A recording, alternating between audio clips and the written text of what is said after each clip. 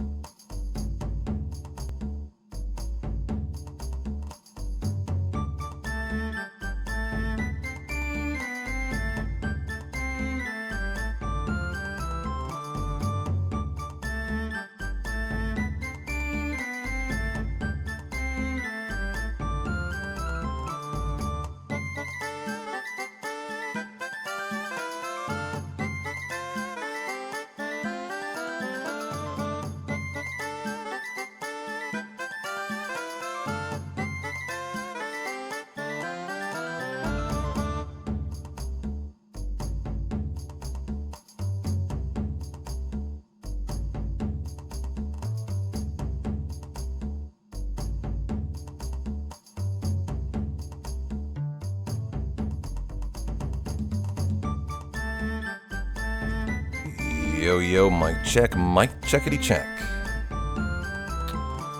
1, 2, and 3.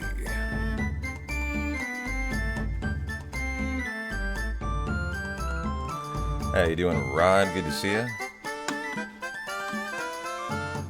Got my Moogle slippers on today. How you doing, Tezzeret? How you doing, Pinkman? Thanks for the tier 1. Jam, Bond, Dizzle. What's going on, everybody? Happy Saturday. Have a good class, Halo. Good to see you, Maverick. Cheers, brother, whenever you're cracking that first one today. New cats arriving this week. What's going on, Rocket? How you doing, brother? What a fun day yesterday. Hope you guys caught it. Of course, we were on the front page of Twitch for 8 hours from 12 to 8. And had a lot of fun enjoying the front page. Chrono Trigger, 100% casual. Just welcoming people in, having a good time, getting back into CT. Today's going to be more head under the hood, focusing on the speedrun, and we're going to do a review of the current world record, which is held by B-Dude and set about 9 months ago, and is a minute faster than the world record that I last looked at to review for my notes. So there might be some new stuff. 1 minute faster is not indicative necessarily of a new finding. It may just mean better luck or better execution. So we're going to watch it, and we're going to see what the world record looks like. We're going to edit the note set to reflect it, and then we're going to start running it for a new PB and see how it goes. And we'll see what we get to today. As it's a 4-hour WR, about 4 hours, 3:54. And there really are no breaks in it. We're going to have to watch we're not going to have to. I'm excited to watch the entire thing. See what all the new fancy strats are. Pause it. You know, do extensive note edits when needed. I don't expect there to be a lot. What I'm looking at for the most today is going to be battle speed. I'm looking for battle speed. As the ability to do fights in a higher battle speed, I believe, has been refined somewhat to allow for extra time save. And one thing that is not, I'm assuming I'm not going to see today, is Jarikandra tells me that they now can glitch the Magus fight for 3 out of 4 fires by doing a save and a hard reset or something based on a certain seed. There's no way that's part of a glitchless route, because that's a glitch. So I'm assuming that's not part of this, is my hope, because that can't be glitchless, right? Chris, you're a CT guy. Have you watched any of the glitched runs lately of Magus? As my assumption is they can't possibly be part of this. And if it is, I mean, hey, great, more power to us. But I don't think that would be allowed under the purview of glitchless. Hey, Kesu, how you doing, brother? Yeah, exactly, Rod. However, you never know what these people sometimes allow. Like, you kind of know. It can be kind of weird what people can talk themselves into and allow into categories. So I haven't looked at the Magus fight yet, so we'll have to see together today. However, the question's going to be, like, this guy's going to be talking a lot. This guy just won't shut up when he streams. And so I think we just are better off probably playing a Chrono Trigger soundtrack for the background. And we take it away. And enjoy the Chrono Trigger OST today. And enjoy our Saturday of vibing and thriving and note editing. Oh, perfect song to start off too. Nice. CT speedrun. Yeah. It is a little more lenient on the boards, potentially, yeah. Well, how are you guys doing? Hey, Kesu, thanks for the tier 1, brother. Just gonna be a very fun day of Chrono Trigger OST, good vibes, and starting tomorrow, nice PB attempts. Salting the driveway before the storm comes in 2 hours. Oh yeah, shit. So very first thing about the speedrun here. to take note of is weight, 2 on the battle speed. That indicates, okay, never mind. We already have some time save. We're going back to 3 now. And 1 and then full. And that's what I have too. Yeah, I should pause it for a sec though. You guys are getting ready for a massive winter storm. How you doing? Hey Reservoir. It was a fun stream yesterday, man. How you doing? And now today we're going to enjoy the world record review. So get comfy. You know, one of the things I find the most not difficult, but like unorthodox about Chrono Trigger, the very first shop. I've always found it to be very irritating. So also notice here, we talked to Marley before getting the pendant. This is actually important. It could be time save on PC.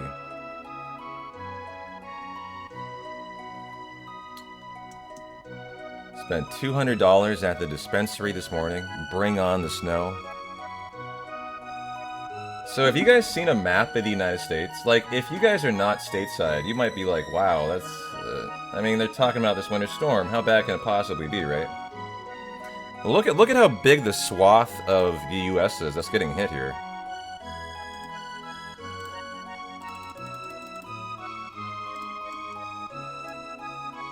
Like, it's going from Phoenix and all the way north is Montana to New York and Maine. Like, that is pretty much over half of the United States is going to be blanketed by ice and snow today. Tomorrow through Monday. It's a huge storm. And it's just really rare in the United States that you get a storm in the south. Like, the south is a very... yeah, the size of all of Europe, exactly. Like, the south is a historically, like, very, you know, warm climate. You never see this in the south. They're going to be, like, shocked to be getting all the snow. Alright, take it away. New York City here, bracing for the impact, yeah. 26 inches tomorrow. Jeez, 2 feet. Where do you live? And this shop I was talking about, this very irritating shop. 11 and 3, right? That's what I buy. Yeah, 3. Okay.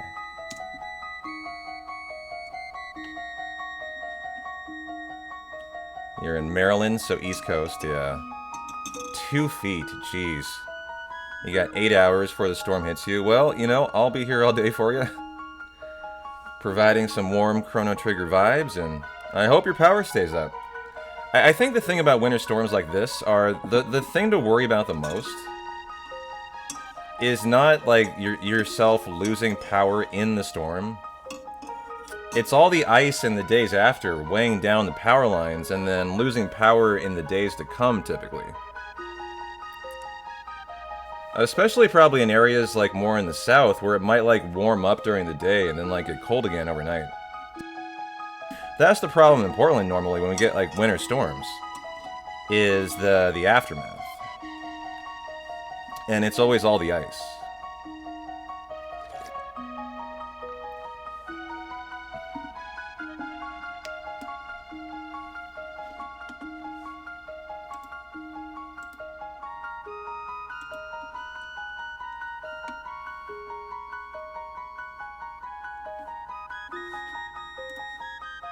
Here, this is the Millennial Fair. Put it on the right scene. Perfect. What the hell is Gonzalez's song? Is that Robo? That's the next track, Gonzalez's song.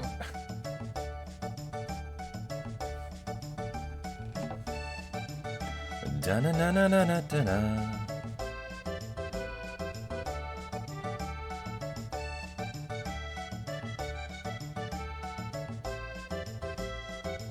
Alright, we get the pendant. Hey Dave, how you doing, man? You're also in Maryland. You've seen 1 to 2 feet plus icing, making a big pot of stew. And staying in, yep, great day to honestly just get under the hood and de-rust CT. Perfect day for it.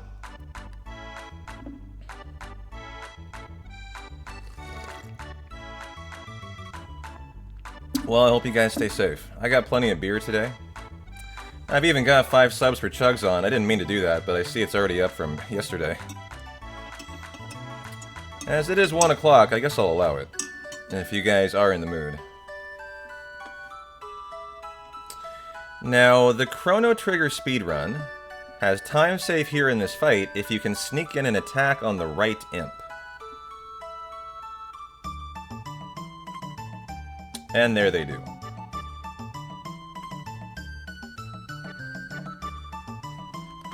Da-na-na. Da-na-na-na. Da-na-da. The worst time to do Dry January. Are you doing a Dry January right now, Reservoir?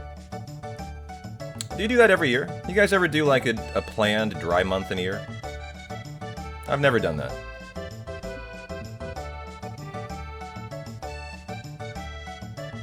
Okay, we get this strength capsule.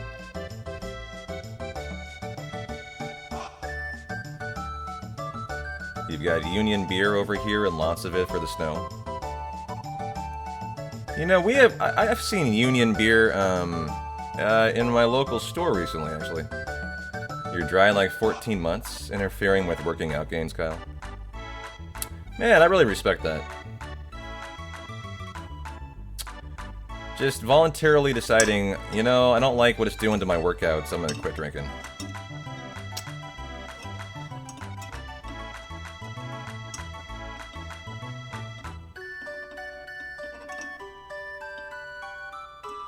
You do maybe don't drink as much as you did over the holidays, January.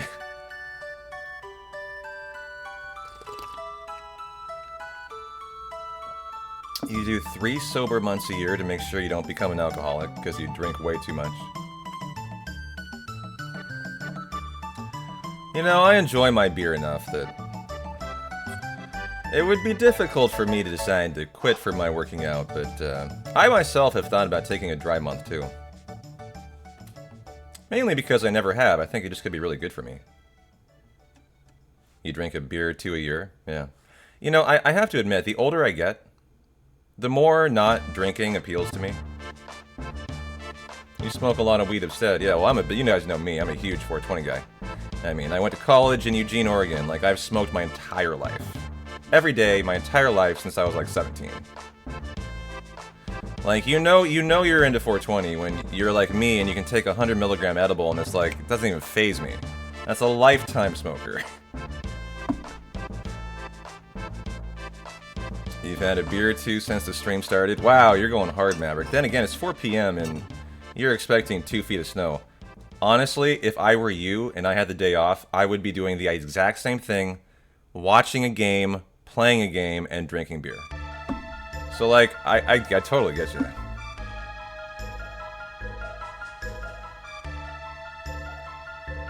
Like, to me, when I get a snow day, that is the epitome of, like, perfection. A day when I'm forced to not leave the house. I've just got some beer and some weed and a game, and I can't do anything else. Oh, it's so great. You need to slow it down up to like 750 milliliters a day most days. So we use the little inventory management here. I do this outside. They do it here. And so you put on the accessory, the power glove onto Chrono. That gives Luca the headband. And then you switch your potion for shelter and strength capsule to Chrono. Standard menu. Same as the one I do.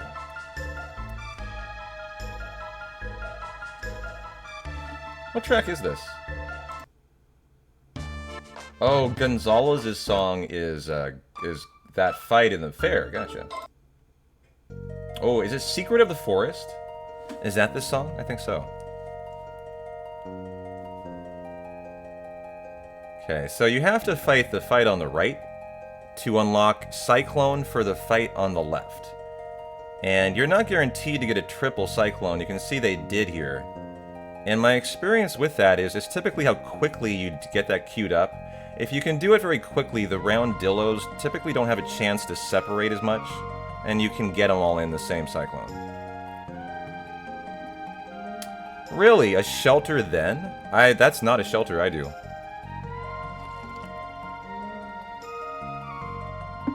Interesting. So we have our first difference here in my route to the world record route. That cursor, though, oh, I can move it. Sorry, man.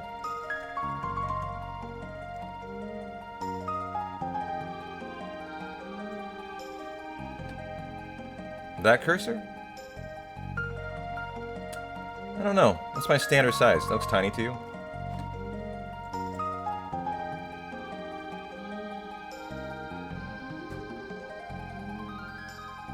Okay, shelter it is. I want my route to reflect the WR route, so we'll add that in.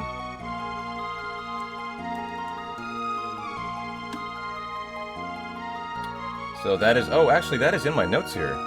So I already do that. Interesting. I just don't remember that shelter at all. Now, I want to watch this fight. If you're brand new to CT, the Naga-et fight, this one here, is actually the biggest RNG in the section a lot of the time. You can lose or save like 45 seconds in this fight. Based on your ability to get 3 of the Nagas in one fire whirl here.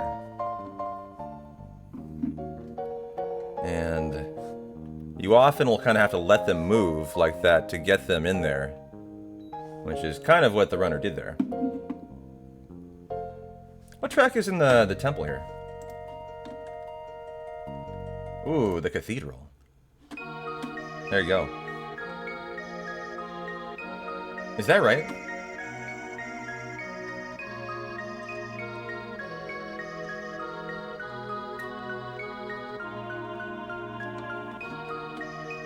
Can you get all 4 in there? No, you cannot. Good day for questions. Feel free to ask away.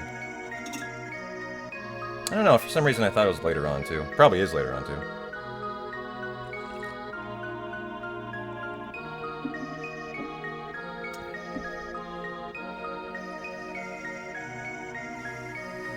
Until you go in the back door, then it changes.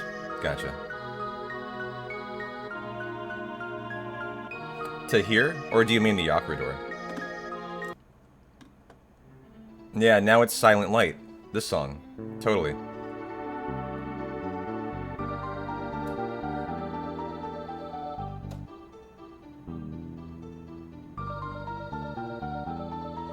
Get the power capsule there. Capsules that you route in are really one of the most important things in the run. And they target the bottom side of the Viper. I always would run around them to the top side. Up here. And target him, but it looks like that's not necessary anymore.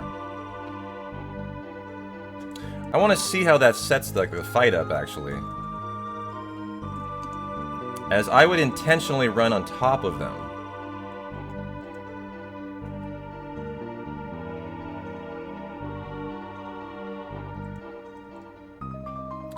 The rationale for where you trigger this fight is basically like where your characters run to.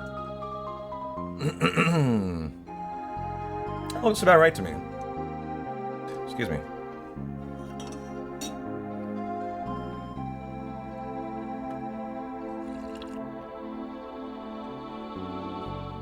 And then we're going to do this fight so we can unlock Cross Strike for the Yakra boss battle.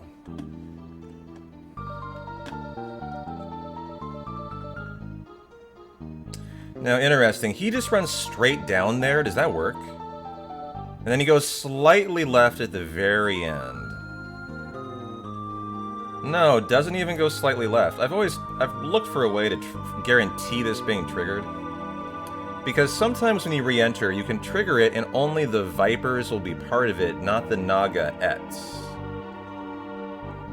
So I might try that out, just running straight down, actually.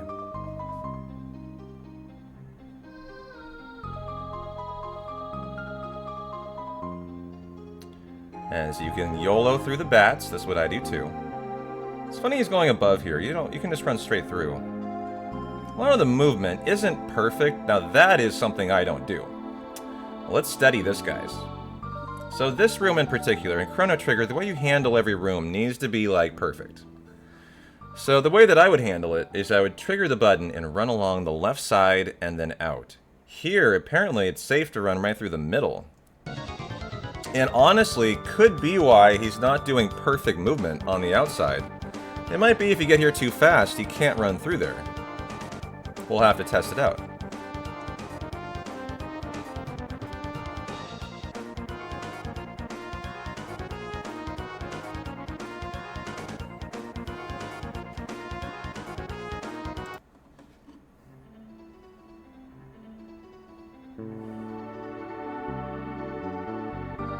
Hey Deva, how you doing? Very good to see you, my friend. Yeah, what is that? Is that flea? Flea slash in Aussie, yeah.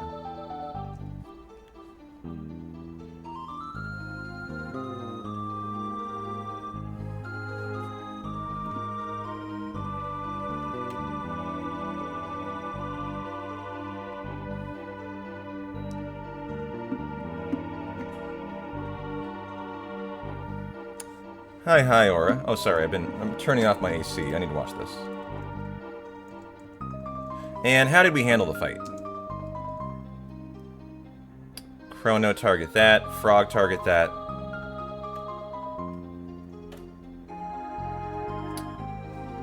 Triple flamethrower for the triple kill. Excellent.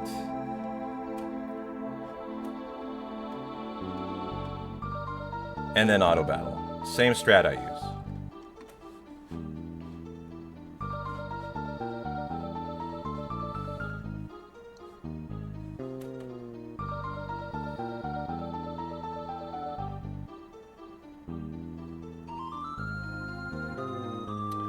Does dodge the bats left that way?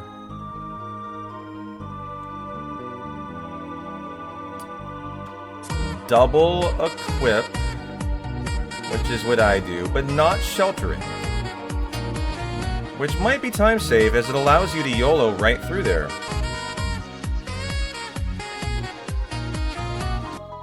We're gonna be iced in.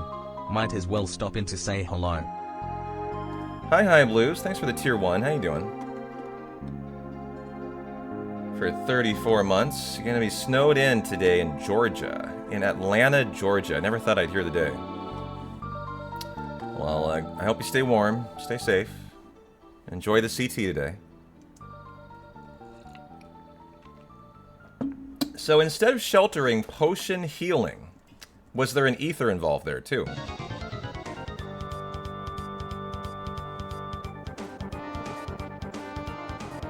Also notice this, they are not healing Luca. So they're healing Chrono, skipping Luca, and healing Frog. The reason for this is they want Luca to die, actually, in the Yakra fight. It's a setup for the following Dragon tank fight. You're just south of Atlanta, and you suspect nothing will happen there. Yeah, Chris, it's weird to hear about snow in Atlanta. And then the ether on Chrono as well. He's at 2 MPs, that puts him to 12. Crazy that an ether only does 10 MP in Chrono Trigger, huh? We rarely use them, we always shelter, I've never seen that. So I was surprised it only does 10. You know, the OG JRPGs, God, they were stingy with their MP, weren't they?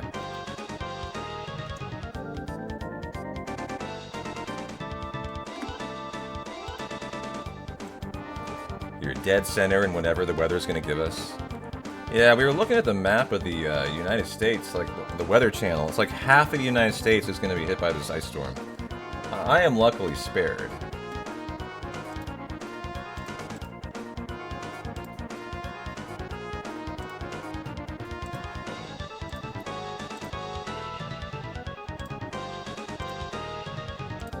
But here is the storm coming their way. So you're in Georgia, so you're right here. Where exactly is Georgia in the state? Atlanta, sorry. Like, I don't know geographically if it's north or south Georgia. It's north? Wait, Atlanta, it's like center, huh? So you are like here. Yeah, so like, you are right in the middle of it. Of whatever green and purple is. Yeah. Slightly above center, so like here. I wonder what purple represents on this map. Is that the worst of the worst? It is the worst of the worst. Oh god. That's the no mix. So like wet and snow is the worst, because then it freezes. Yeah, heavy ice, and then no one knows how to handle it in Atlanta because they never get ice. The whole town is losing their minds. Your boss lives outside Atlanta. I believe it. I mean, it's the same as Portland. Portland gets so rare snow, like, when we get an inch, the city goes crazy. And, like, shuts down, and people can't drive. It's dumb.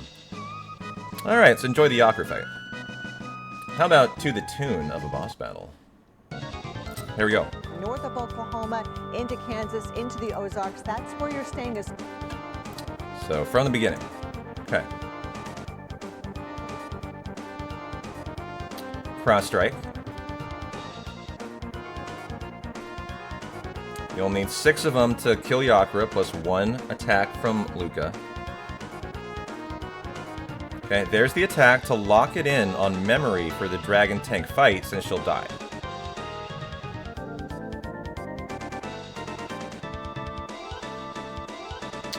Really? Chrono dies here? Very interesting.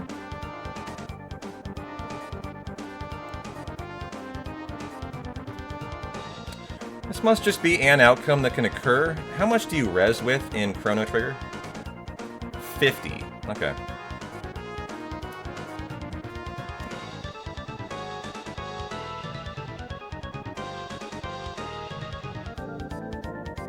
He's settled up next to Frog, meaning he's not going to counter.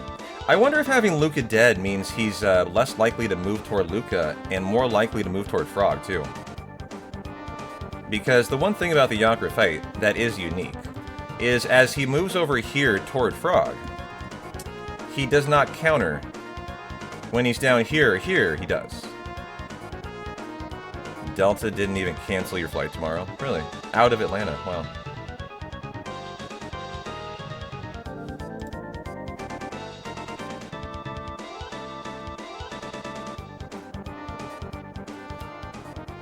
And so it's essentially an all cross-strike fight, which sometimes can kill itself, but you usually need that little attack from Luca to put it over the top.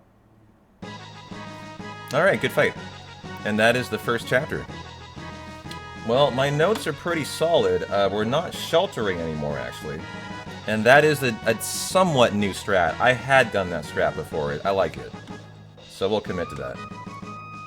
Luca attack and die. Heal if necessary.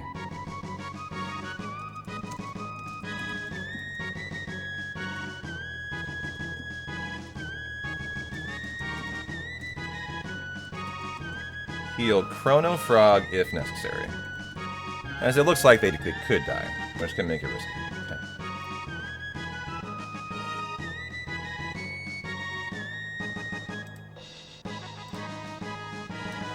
And potion heal Chrono Frog, not shelter. Da-na-na-na-na-na. You know what's funny is in my tech it says Frog Slurps, which is his heal move. But it looks like we've pivoted to potions instead, which would be faster than tech. Hey, how you doing, Maristem? Yeah, I love the Frog Pog theme.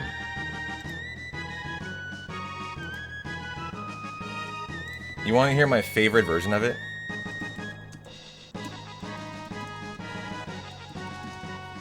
Here you go.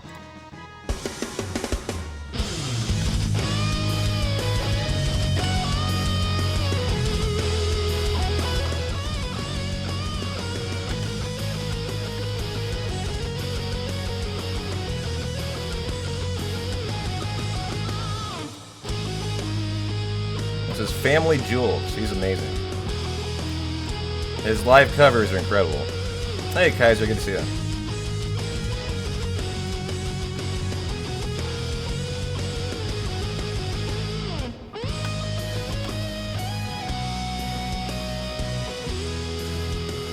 I was focusing on this. I just want to make sure I didn't miss like a menu.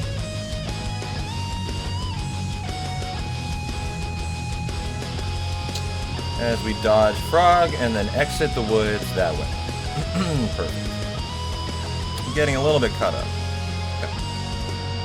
I have to admit, his movement's not ideal. Like, he went too low below the house there, he bonked there. B-Dude's movement could be cleaned up. I mean, it's just... Definitely can. It's not like it's awful, but he's not being very careful. I mean, I know he can do better than that.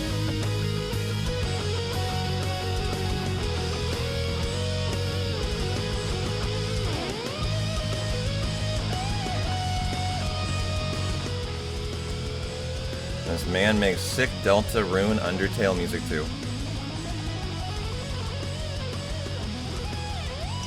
Yeah, he covers a lot of stuff. All of it very good too.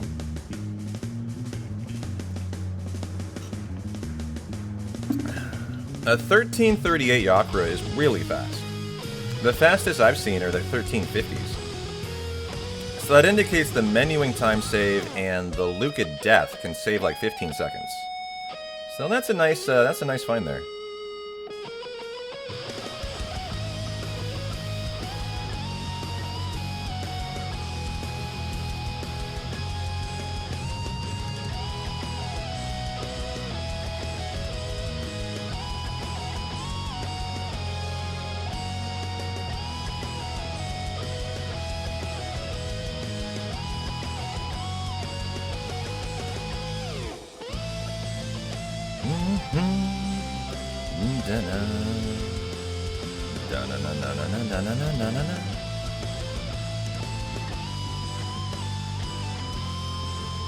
Alright, trial to century time.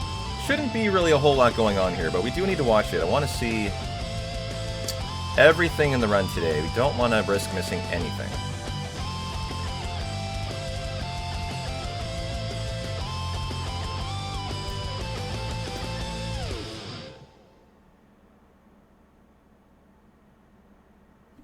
There you go, my favorite Frog cover. You need to learn to play that song? That would be awesome. Do you play the guitar, Airborne? I didn't know that.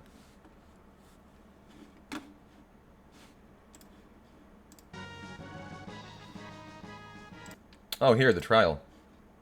The trial is good music. I'll try to match it as we go today. If I play the VOD, he talks a lot, so the problem is I'm going to be talking over him. It won't work. So I'll just do my best today. Just kind of like, you know, match the mood, and if you guys want me to change it, let me know. Just not terribly well. You learned the FF1 intro last week? Oh man, neat. That's really cool.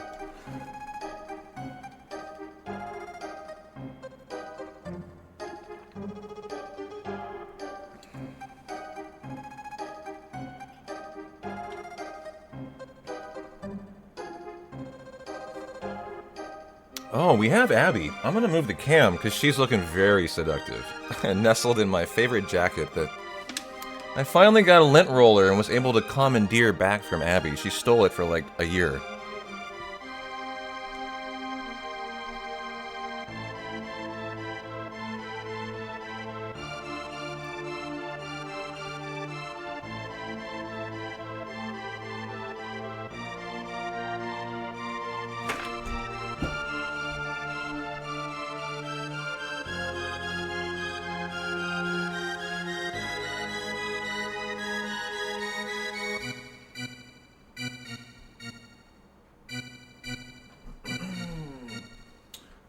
Oops, no Abby cam. I tripped over the power cable and unplugged it.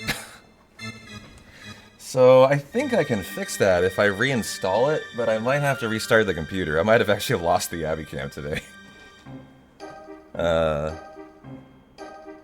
It's off. Shoot, sorry guys, I tripped over it. There might not be a single bad song in this game. Oh, 100%. Well, it's a good time, because luckily there's not a whole lot going on here but narrative. So let me see if I can fix it again.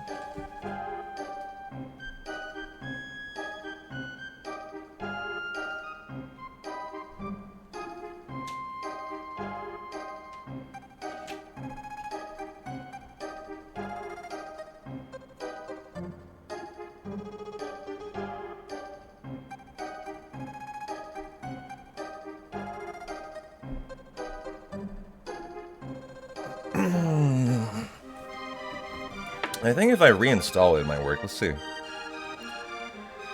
It does not have a bad end of sentence. You know, Crack, I agree, brother. Deactivate. Oh, there it is. I just had to reactivate it. Nice. Okay. Perfect time. Let's fix it. Focus on the run.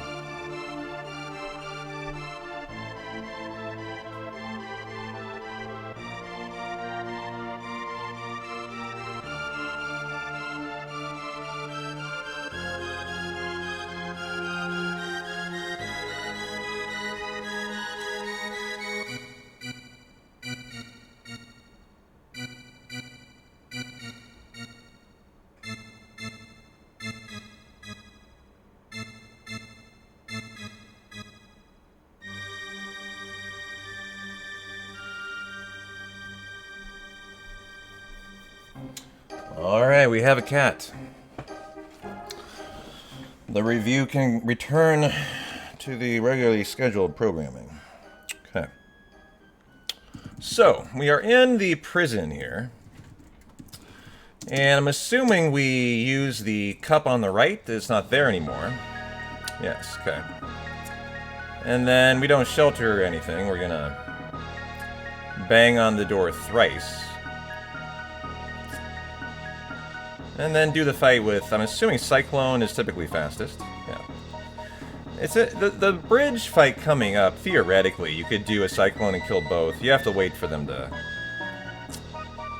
get close, and it takes some time, though.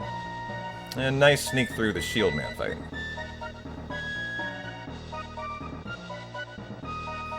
So we're going with the double Cyclone.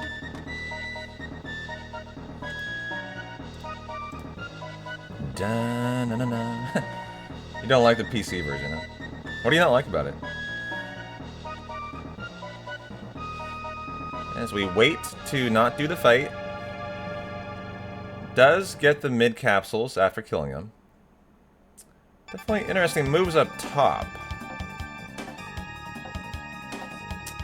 Again, a little unoptimal movement, but that's not that big a deal.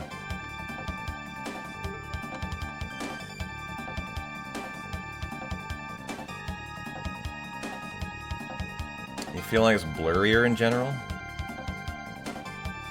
Yeah, I wouldn't describe it that way. The runner here is running in the original graphics, though, but is that in... It was funny, we can see that right here. No, you can't change it after you started, really. Maybe you can lower down. But they're running in the OG graphics, not the high res. And I wonder if that might actually mean it's faster.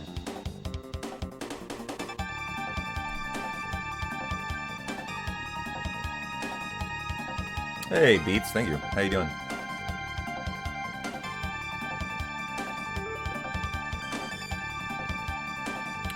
So the guard has 5 mid potions, decides not to get it. Now the most important thing here is what battle speed are we going to do the fight on? Have we adjusted the battle speed at all yet? As the number one thing we need to analyze today is particularly battle speed. So he's going on to 6, that's what I do it on to. When I'm rusty, I do it on 5 because I'm scared.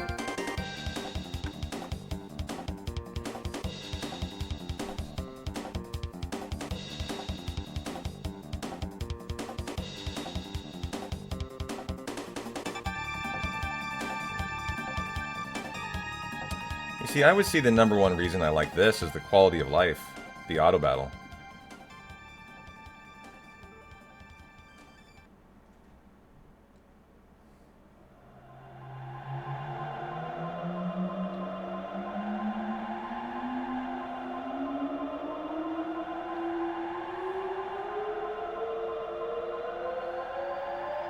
Okay, so on the Dragon Tank fight, typically, we are going to attack the head 4 times with Chrono and Luca, and we're hoping for crits out of Chrono and Luca for a cycle save. And let's see if they get it. That would be the time save in this fight. And so it's looking like a very standard Dragon Tank.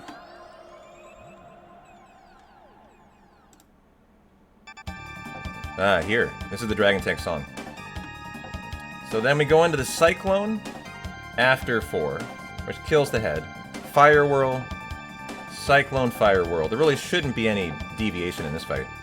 It is a pretty technical fight, though. The only thing left is someone can die in it, based on who's attacked here, and it's not Chrono, who, well, Luca almost dead too. But how much damage did that do? That little shot there.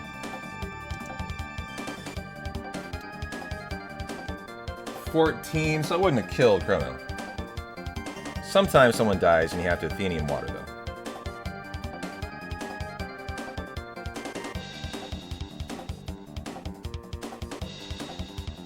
For a very nice Dragon Tank fight. Pretty standard, no time saves in it though, no crits or anything, but didn't have to res. Which you often will do.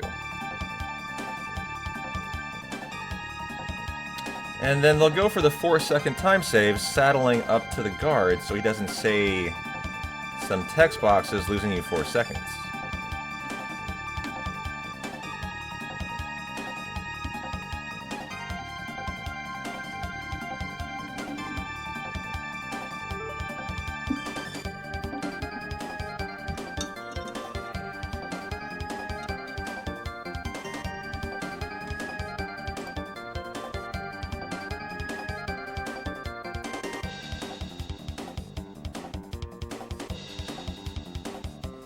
Hey there, Pine. You hope some of our 2,000 new friends from yesterday come back?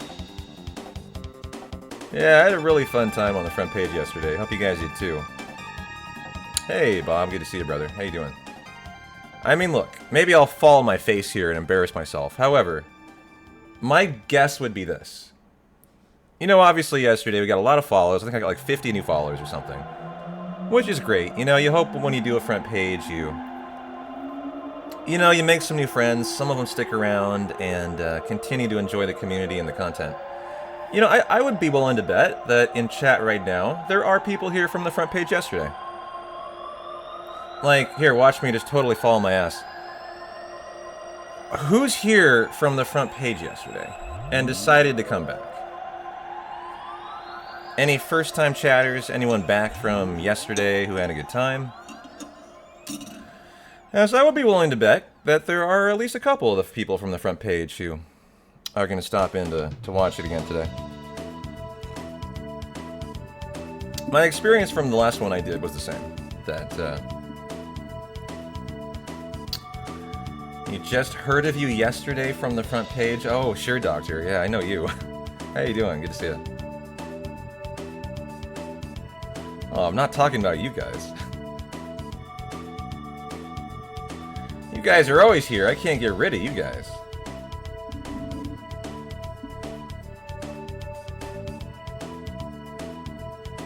As we do the potion. Oh, look at that. I never go through that side of the plant. That's time save. Like a half a second, but hey. You see that? I run around the outside here of this plant. So yeah, obviously that's better. Nice.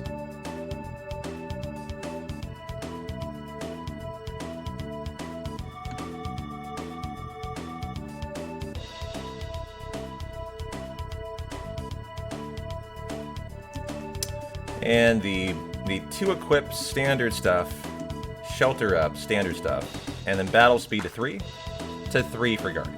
Okay. And I do the same strat. This is your second day, great front page. Oh, thanks, man. Really drew you in, yeah.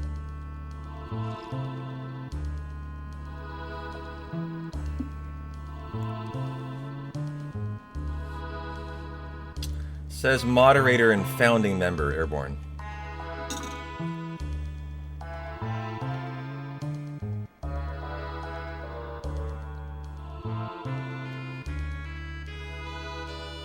Just perfect music for here, but like when it gets to the Guardian fight, it goes right? Right here? Is this it? No? What is the Guardian song? Is it just boss battle? It might just be boss battle, huh? Yeah, it is. Here you go. The rat is a lie. Yeah, he looks like a statue, actually. At first.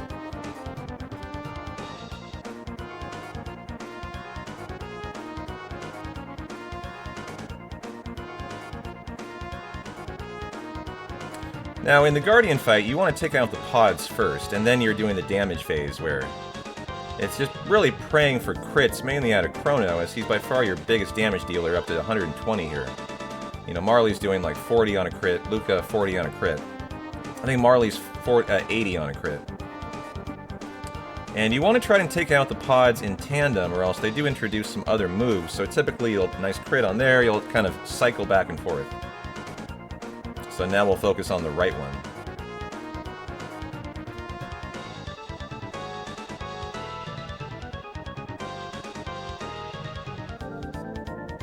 And then you're praying you're gonna win in this cycle, or else you're in trouble.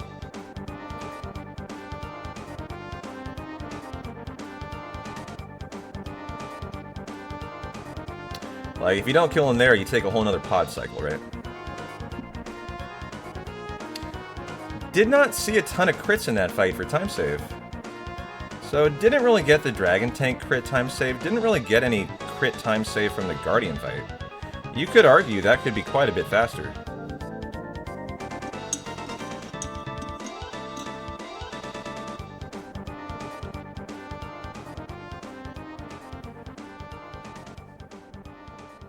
Talk to him 3 times, and then get out, and that's not the optimal route. Well, I have to admit, his movement's been not very, like, I know B-Dude well enough. His movement is better than this. Like, he's a good speedrunner. However, he doesn't seem to be trying to have good movement. Like, obviously, well, maybe going that way is identical. I mean, you would think going right and down here is faster. It is faster. Yeah, that's just the wrong route to exit that room. You don't expect, like, movement mistakes in the WR, typically. Or it's just, like, obvious not to go that way.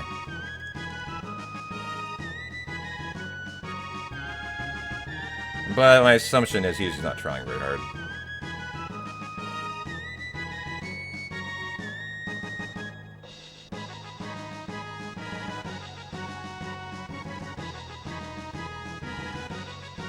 And we talked to the rat right at the end, which I don't know if that should matter or not, when you talk to him. And we were talking about the fast rat cycle. The time save in this room.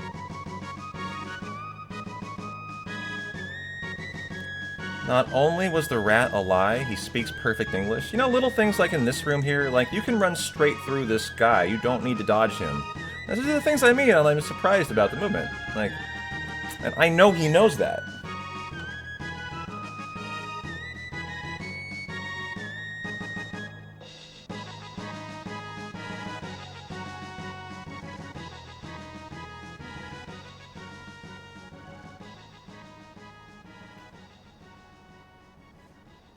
As we now figure out how Lavos rained destruction on the world. And it's kind of a weird track to enjoy this scene with. Here, Ruined World. Is that this? Is it Dome 16's Ruin? No. Is it Lavos theme? Yeah! I think they play Lavos theme during this, definitely.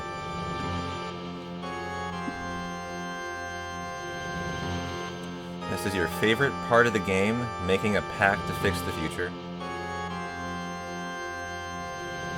Yeah. First we make a pact to save Marley, then we make a pact to save the world. As we learned, we can change the future.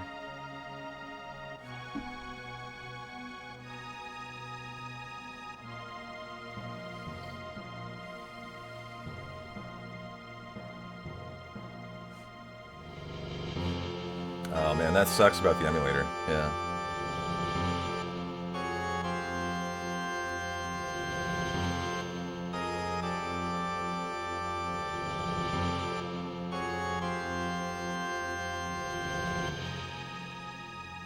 So we'll see if he can get the fast rat cycle, which I would assume he should. It's not that tough.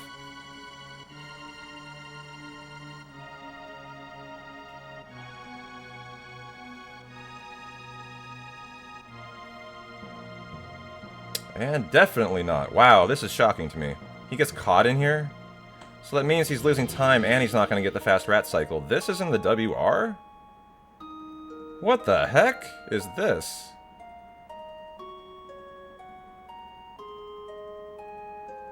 Just gonna be honest, if that was me, I'd be a little embarrassed that I got caught there.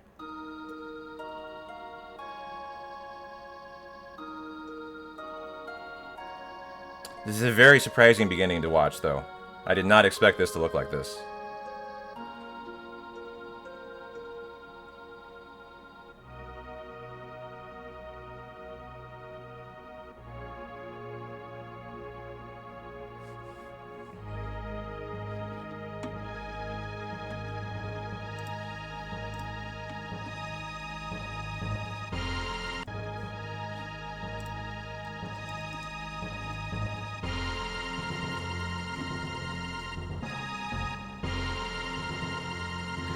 Again, very unoptimal movement, leaving. I'm just surprised. Like, why?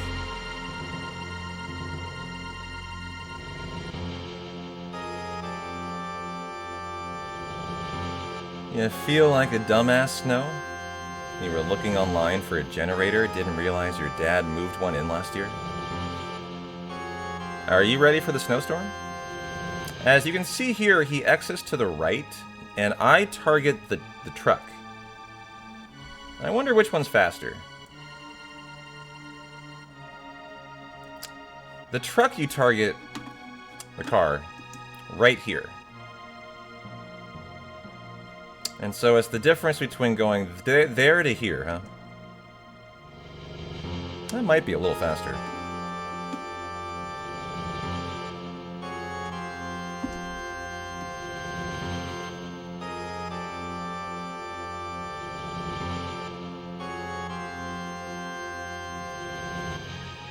Yeah, 5 pounds of salmon and an ounce of weed. Bring on the storm. I like your priorities. Like, you know, worst storm in, like, the history of the world, and Snow's like, I need 5 pounds of salmon stat.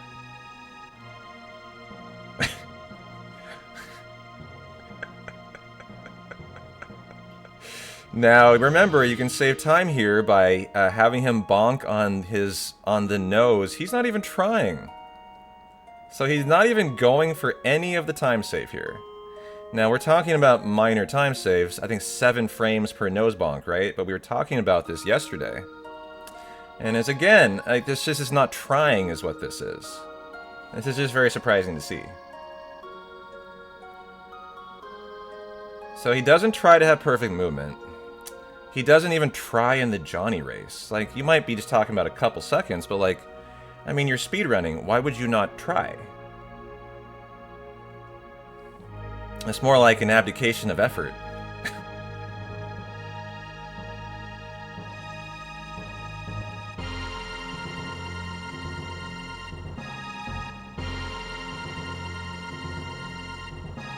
Now, how are we going to handle this fight? I just auto-battle it.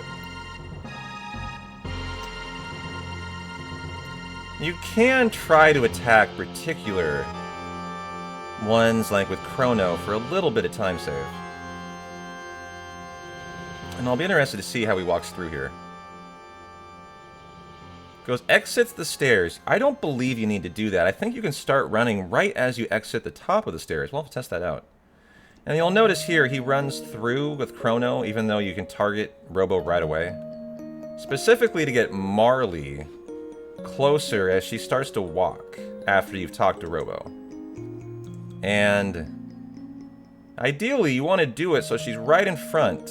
And, you know, not perfect. Definitely has some walking afterwards there. Quite a bit of walking, I would argue. That can be done better as well.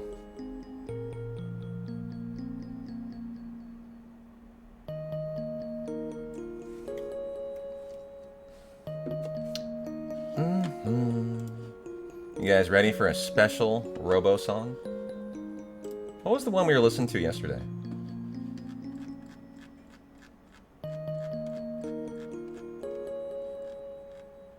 I found it.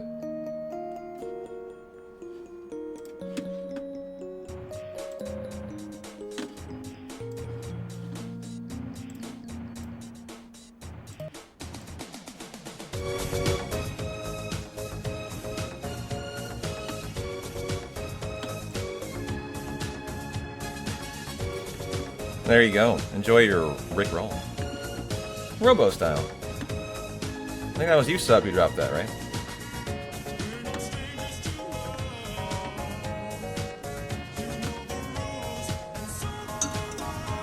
How you doing, Alpha? How you doing, Level Up?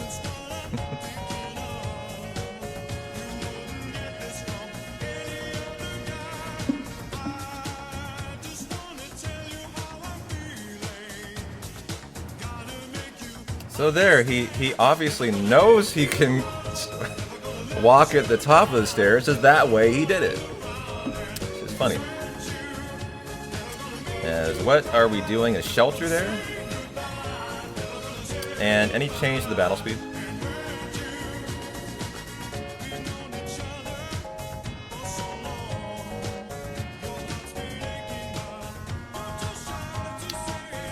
The accessory on Robo and the shell. I do the same thing.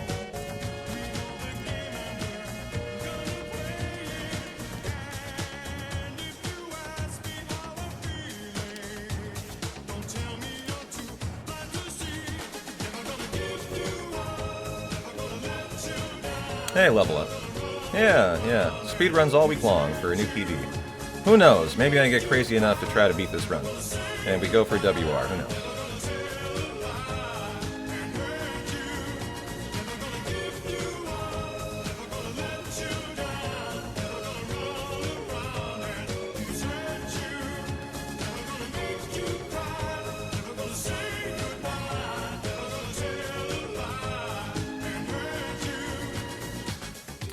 Now, we're avoiding encounters here. Just want to call a couple things out as I'm literally roasting this guy's movement, but I have no choice as I know this. It's very sloppy. You do not need to go that high, and you can run right through here. There's no need to go left. I'm just very surprised, that's all. This WRs look better in this, typically. And Fellwanger's time, when I last watched it, I considered very good. So I just can't believe this runs a minute faster. As Fellwanger is like way more expert at like just what you watch. You're just like, wow, this guy's incredible. Makes no mistakes. Like just so many mistakes here. I honestly wonder if they've sped up a patch, meaning he got a free WR and didn't really need to try very hard. Is what I'm actually wondering. As they often will fix patches that make the game faster. I'm kind of curious. And so you can just get, you know, it just becomes very easy to beat a time, sometimes.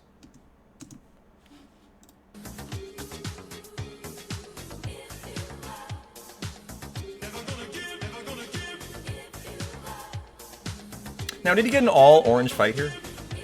If he did, that's interesting. As in this fight, this is the biggest RNG in the section. Wow, it's amazing. I can't believe the mistakes I'm seeing here, Jarkandra.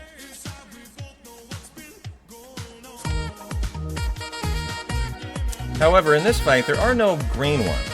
And that's interesting for one reason. The orange ones counter around the green. And I think the orange ones have lower HP. Is that not right, Jarkandra? It's like 9 instead of 10 or something. So the orange ones, like, the fact that there are no other colors is good in this fight.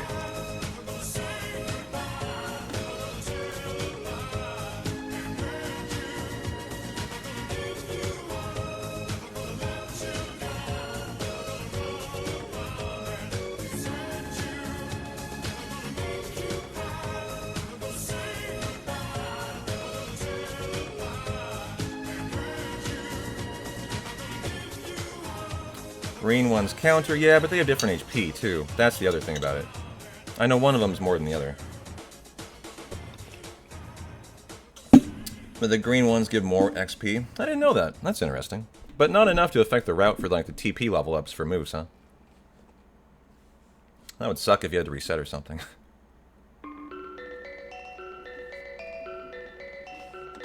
Oh, hold on. Are we on a different... Oh, yeah, I went to a different, Here. Song. Here we go. Robo Gang Johnny. Bike Chase. Robo's theme. Remains of the Factory.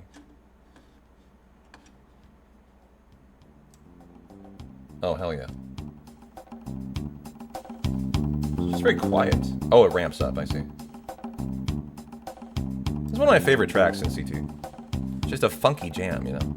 Now, there should be a menu here.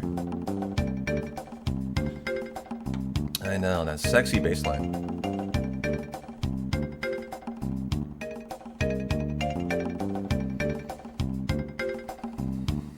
Good to see you, Seraphis.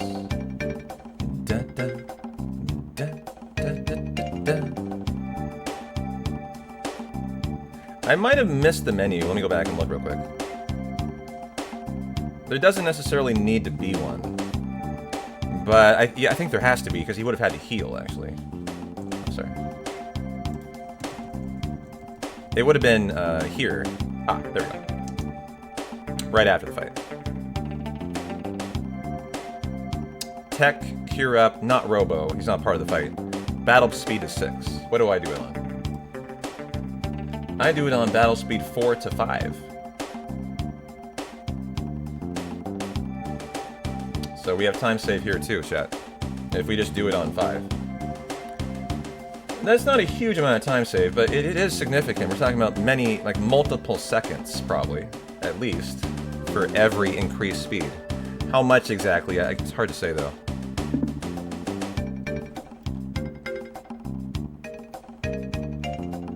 It's just very intriguing. When I do WR reviews, I'm always really like impressed by the run, and it's always really fun to see the expertise. It's just interesting today that I'm not getting that from this run. It's a very different feel. It's a very safe speed to do that fight on.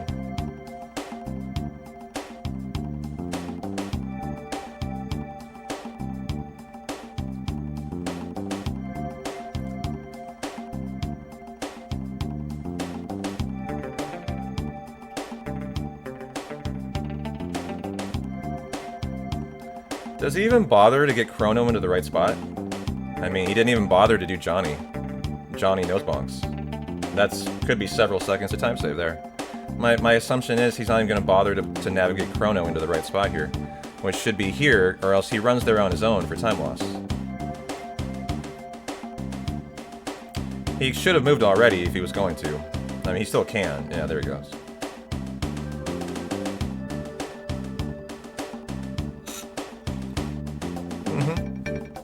Yeah, but if you're really... I mean, that just means you're leaking too much time on Battle Speed 5, though. It can definitely be done, it's just tighter. And that's like I said, like, it's safer. Yeah, it's much easier to not allow the back row to go on Battle Speed 6, but... it's just surprising, because that's the safe move, I think. Like, you can definitely do it on 5. Do we have an R-Series fight? Theme? I bet it's the battle theme. The general battle theme. Here we go. Yeah, it is. How you doing, Joe? Good to see you. So in the R-Series fight, the reason why we go from the front to the back to the back of the front is when we cyclone each row, it resets their ATB. So you'll notice here, like at the start, the back's gonna go, and we took away the turns from the front row, right? They're not gonna go. And now we're gonna target the back row, they're not gonna get their turn. The front row will go, and will kill the back before they even really get a second turn. Hey, Red, yeah, how you doing? Had a fun front page yesterday, doing a WR review today to prepare for the week of speedruns. It's been a fun day so far. Hey, Jay, good to see you.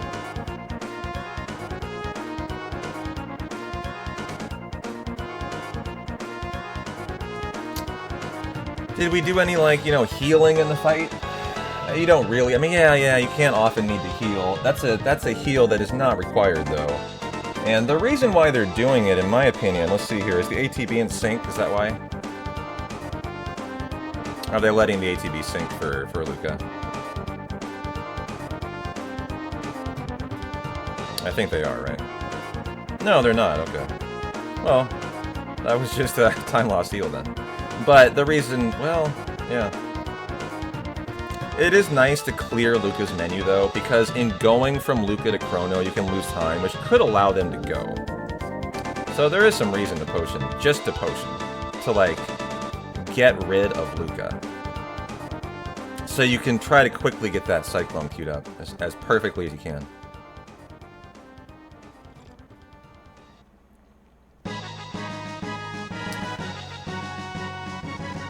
Now the walk back, huh?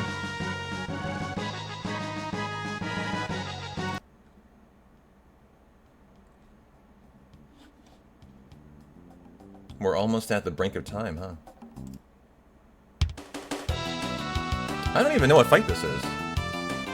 This is called Battle 2. Chrono Trigger. Can anyone place this?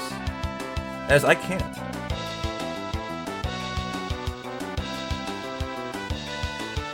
Wait, it's an unreleased track?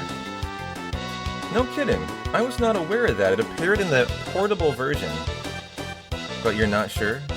An unused battle theme. That's really interesting. I just didn't know that was a thing. It's 2 minutes. Let's listen to it.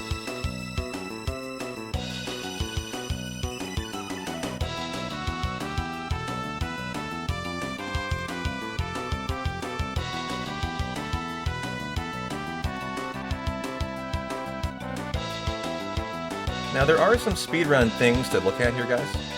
If you note, what's going to be done here is the runner is going to attempt... Keep your eye on Robo. If you just talk to this guy, Robo will really slowly run down here into this area after like going over here and then walking back to here. What the runner, I would hope, is going to try to do, I think we're not sure he is at the moment though, we'll find out, is he's going to run around for a little bit to allow Robo to get down here before he talks to the old time mage. That will save you multiple seconds if you can do it nicely. Let's find out. Yeah, so they have a setup for that too. And look, they did it really nicely too. Where they talked to them right when Robo got there too. Actually, I want to use this setup. This is nice. So you run down, right to the left, and then straight back. What I do is I just run in a loop, like a little circle. But this is a little straightforward, more straightforward. And arrives right at the old man, right when Robo does too. So it's like he hits the fence and then comes back, and perfect. So I like that. I'm going to actually add that in that setup.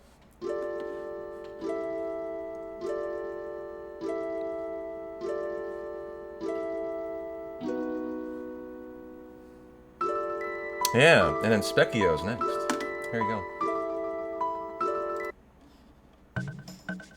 Delightful, Specchio. Now note here, he talks to the little thing, and then the old man, and right into the door. Just gotta do that. Yeah. Okay.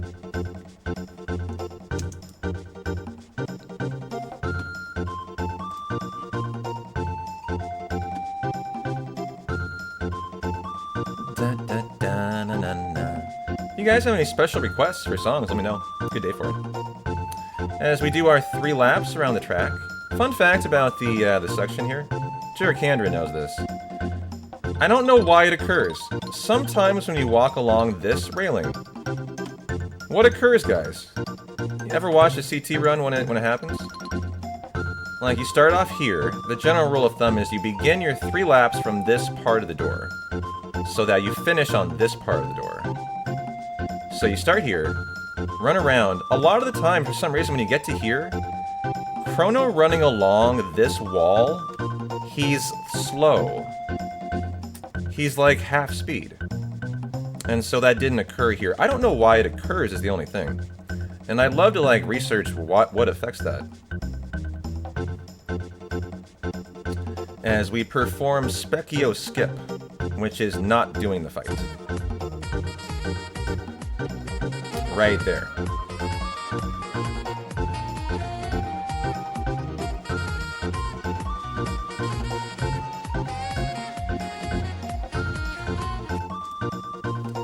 Hey, Gun Ducky, how you doing, brother? Thanks for the tier 2, man.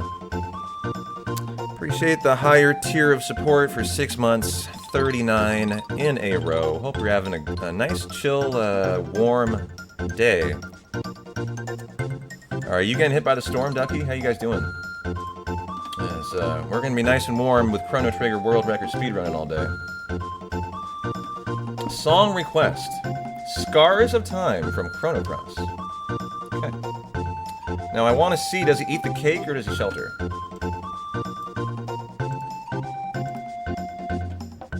Are we ready for this? I've never heard this. Here we go. Pine's song request. Scars of Time, high quality from the Chrono Cross Intro HD. As I need to review the house here. And does he shelter? It's faster than eating the cake.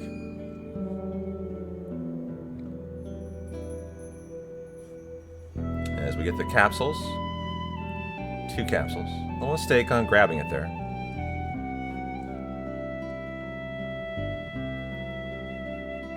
I have not played Chrono Cross, no. I get asked about it all the time. And frankly, it's brought up so much by the community, I probably ought to just play it. However, I don't. And the reason is, I find a particular graphic style to be a turnoff.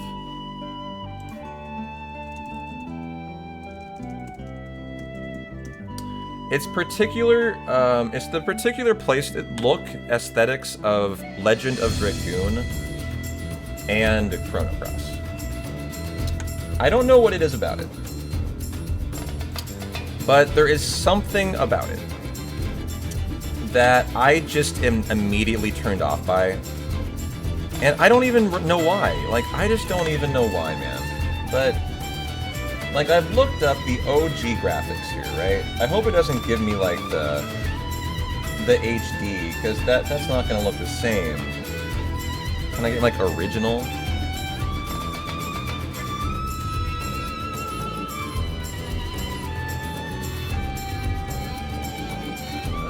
You hear Legend of Dragoon. I just don't know if this is the HD version or not.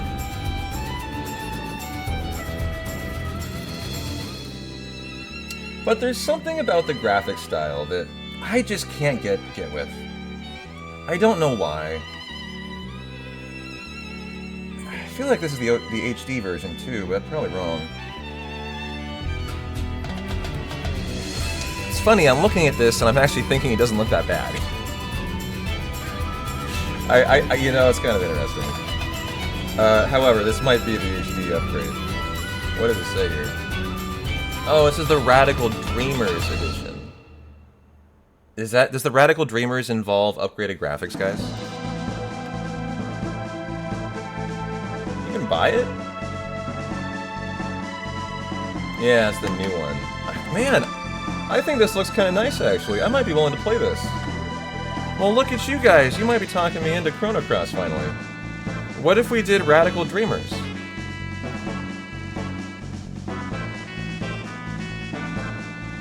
I mean, I'm not, like, I'm not throwing up over this.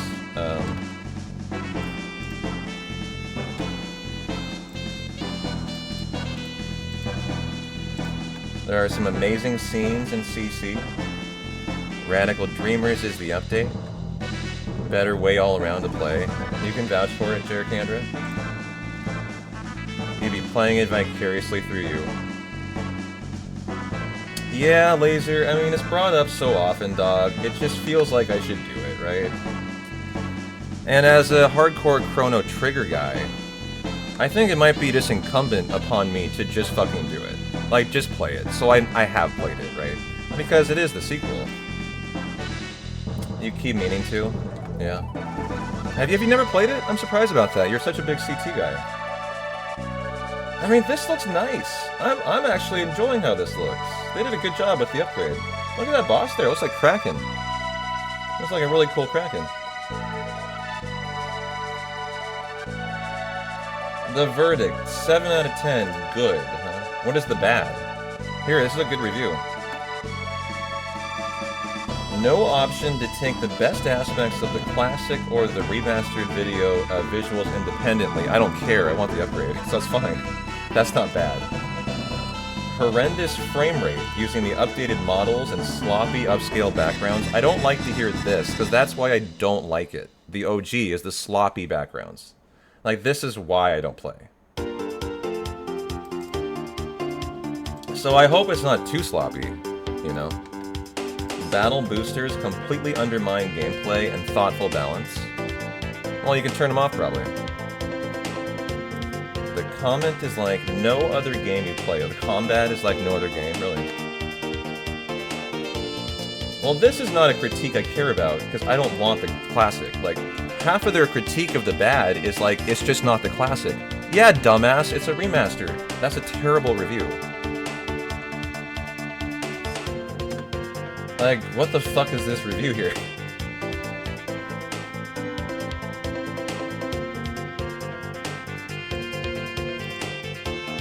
Grind-proof battle system, highly flexible, strategic, huge cast of characters. And Yasunori Mitsuda did the OST. Yeah, that's the point of it, exactly. They don't understand how a remaster should be played, I think. Okay. I like what I'm seeing there. I have to say. Maybe we're doing a Chrono Cross playthrough soon.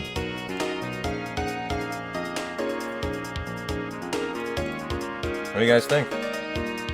I mean, I've talked myself into it, I think.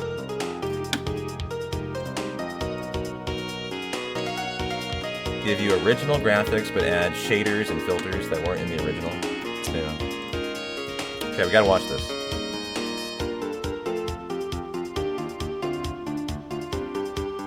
If you guys want to watch my notes I'm doing, I can leave them up too. Let me ask you this, like, I'm on my monitor, this is very small. Is it pointless to put my notes up, or can you guys read that? Can I get some input, please? Like, is that so small that it's worthless? Oh, sorry, that was your, Oh, this is Chrono Trigger, original soundtrack. Let's go back to our OST, though.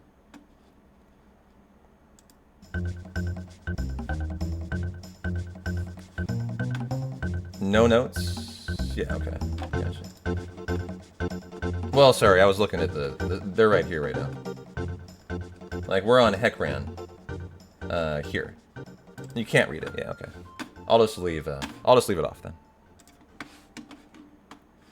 I mean, would you like to be able to read it? Like, would you like me to make it bigger? It just kind of blocks the screen, right? Like, does that provide any value for you guys to watch me edit notes? I just don't know if you would like that. That's kind of what I'm asking. Not really? Okay, that's what I figured. Like, I don't think you guys care, really. And frankly, the note edits I'm doing are very small. Like, they're just battle speed edits today. Still can't read it? Oh, wow, okay. Definitely not a good idea, then.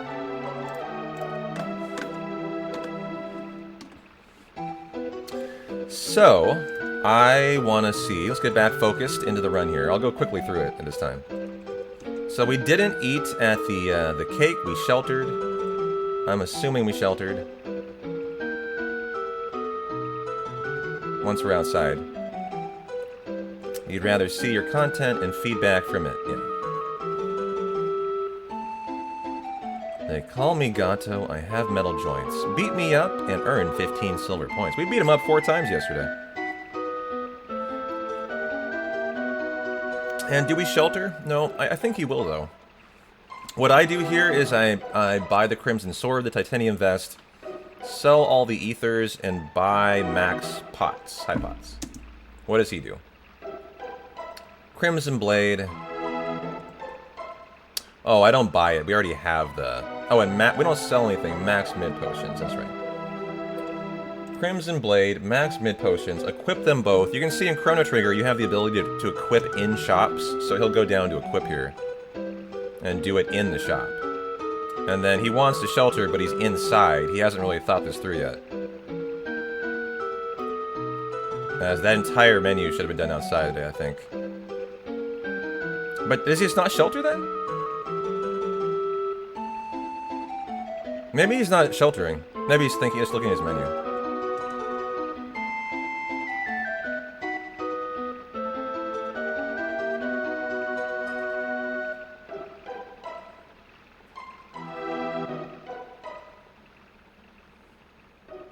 Ah, yeah, the bucket at the end of time.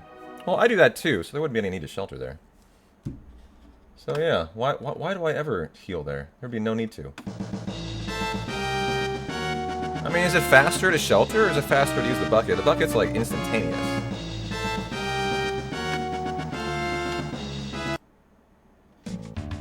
We're getting a little ahead of ourselves here.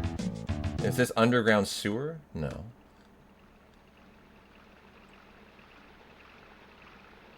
It's funny, I'm not sure which one this is. What song this is. It doesn't need to match up, though. I'm probably thinking about when you come back here twice. You're probably right. And none of these fights are skippable, other than the bat skip coming up here. I have been told I think you can go the upper route. I tested it out yesterday when we were just enjoying our front page. And there's an upper route here. I do this. I'll show you what I do. We'll see what he does. I go here, and then down here. And then around, and through. You can go this way, though, which is a little bit faster. And he does that way. Okay. I mean, we're splitting hairs here, like quarter, half a second, right? But there is a slightly better way to do that. And he did his battle speed change back here, which I believe was to 4, correct?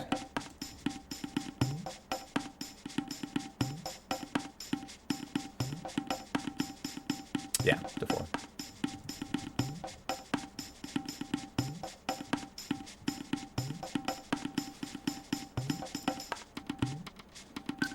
Which is what I have too.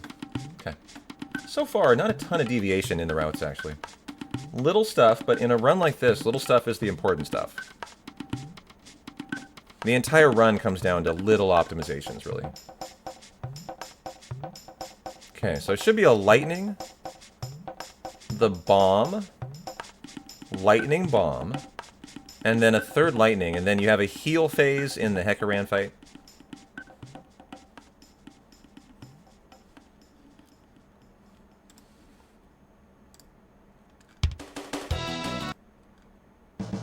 Get an intense boss battle going.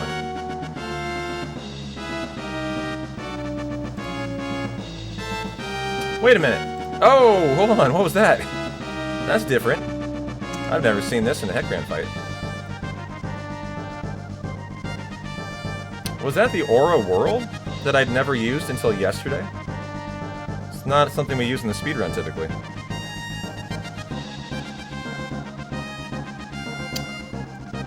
Interesting. That is nice. Wow. AoE heal, huh?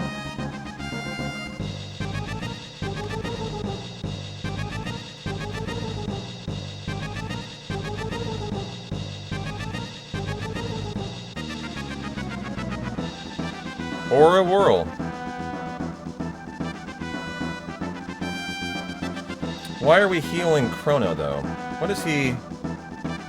Yeah, that doesn't full heal him. So he does need a little extra on top. I think I might try that out, actually.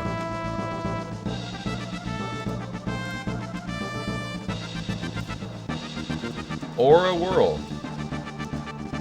Mid potion. If needed. Which would be needed, I think. I think someone probably has to have it.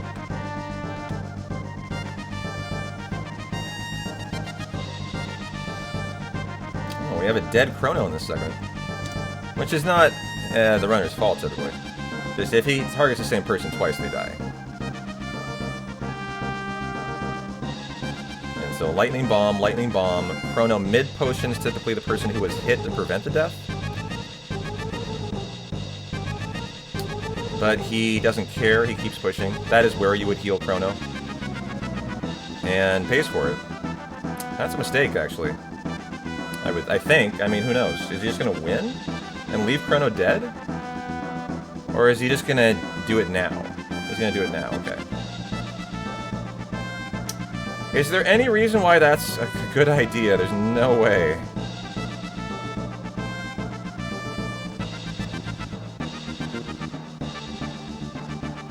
You're thinking of the next round? So you're letting him die?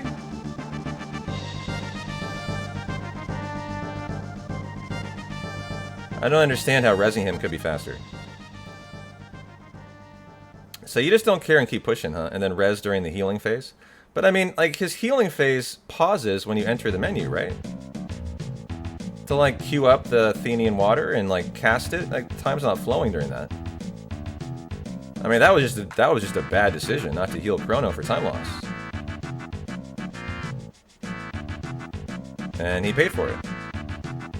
I don't see what you're seeing there, but... I mean, correct me if I'm wrong.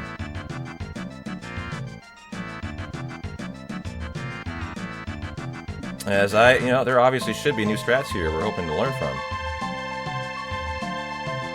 I don't think that was one of them, though.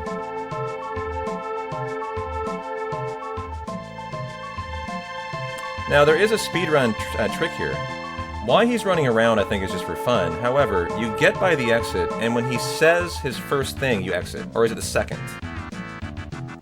It may be the second. The first, okay. And then that triggers the next scene, so you can move on.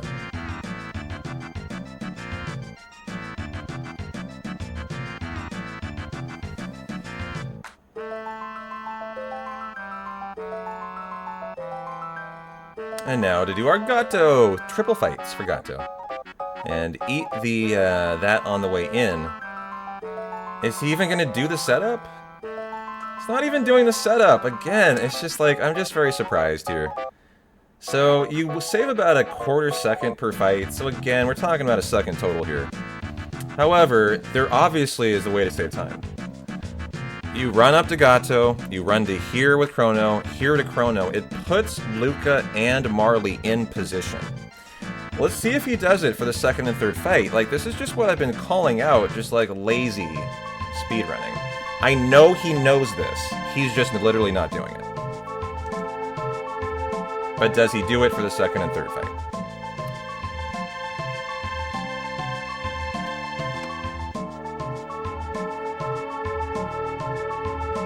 So like, look how far Luca's gonna run here. All of that is the time save. That was a 2-second time save in that fight. And that's just being lazy, because that just means he's not trying to do the setup. It's just surprising to see this stuff. Like, Fellwinger does all of this.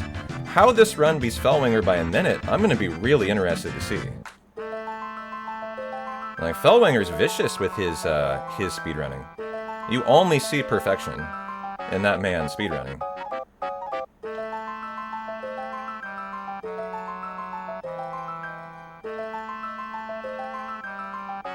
Yeah, I mean, Fellwinger is an incredibly good speedrunner.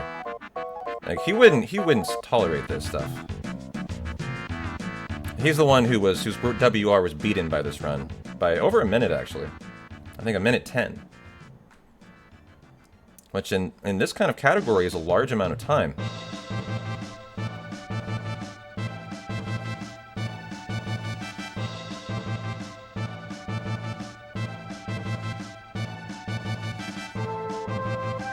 Okay, bird skip. Nice. How you doing, Colton? Good to see you. Sometimes runners will kind of go like a zigzag, because diagonal's faster. I've always, like, really been 50-50. I don't know if it's better to zigzag everywhere, or just to take the straight line. Like, B-Dude sometimes himself, when I watch him, will zigzag, because just he's also, I think, of the opinion, he can't tell. I think it's kind of 50-50.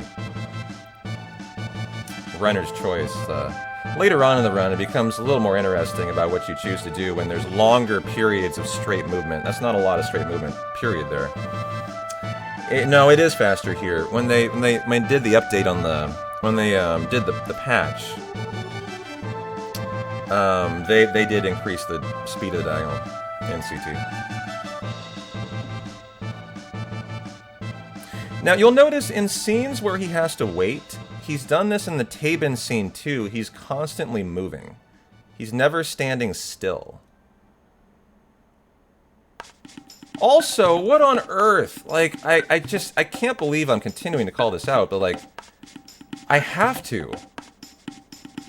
Look at how much time he's just lazily leaving on the table here.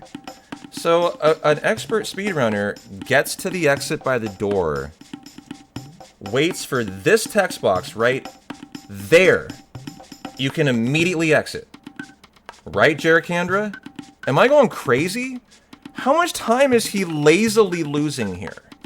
So from this moment on, a perfect screen would be out of the room, as this text box is the end of the segment. So, 1, 2, 2 whole seconds to laziness. I just am shocked by this. This beat Fells WR? I am floored by what I'm watching.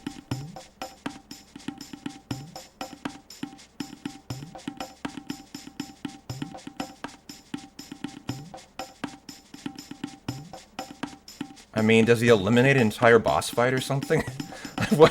What? How does he get ahead of him by 1 minute and 10 seconds with this kind of effort?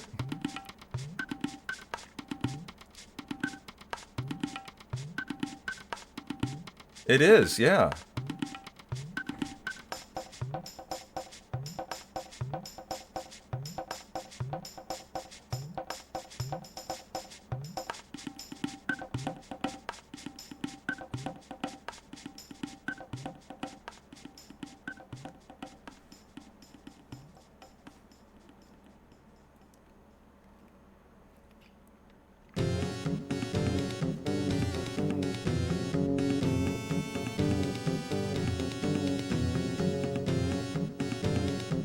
As we attack Ozzy thrice for each fight.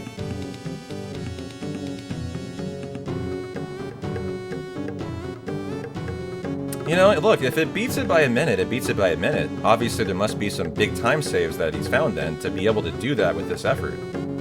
However, what it indicates, though, is there's a huge amount of time save to be had here in this run. Just to a runner who wants to try harder. Yeah, battle on the big bridge. Here, should we channel our Final Fantasy 4 big bridge for this scene? Let's get some cross RPG going. 14 OST Gilgamesh theme? No, we want the battle on the big range. Take it away. For the Zombor section. Do the 14 one? Okay, here.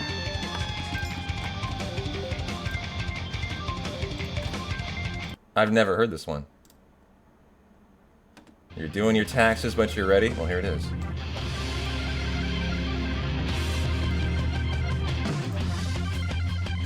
So we have a menu, too.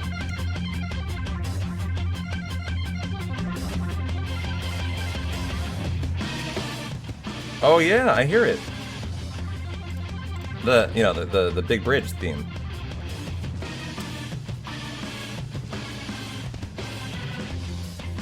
Okay, we're healing up Tabin's gun, Tabin's vest. Yeah, the aura is correct. That's what I do too. Party change to bring in Robo. He did not equip the Tabin's vest there. He made a mistake, and now he's going to do the magic and the strength capsule and the speed. Yeah. You might notice he exits and re-enters the menu. There's a reason for that. If you exit, you can exit right away. If you stay in it, there's like a 2-second jingle, like da-da-da-da-da, you know, like giving the capsule to the person. So it's faster to exit out and cancel that and just redo the next capsule.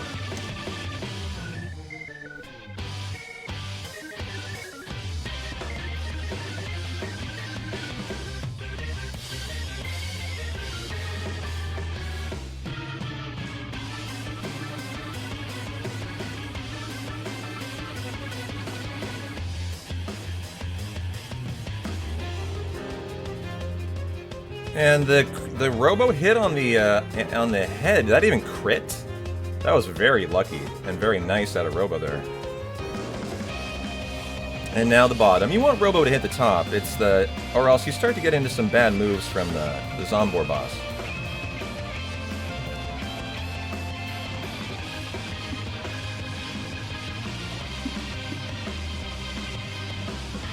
Cyclone and attacking with Luca.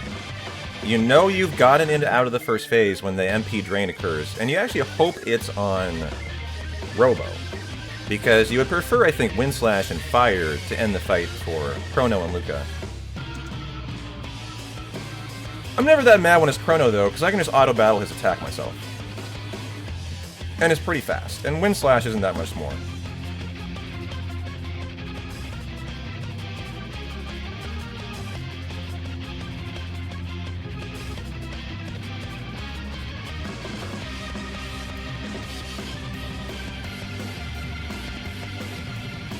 Well, that was a little fun big bridge scene. Okay. This is the next... Oh, this is the Ayla section. What a primitive mountain. Is that this section? I think it might be... Oh, that's actually Ayla again. The tracks in this section, I'm not really sure what they are. And they're not here, like, in order. So we'll just enjoy some early Ayla tracks. Okay. Now we should get the Guardian Bangle and equip it on Robo. Before this, I'm assuming he did. And actually, I want to see the shop, too.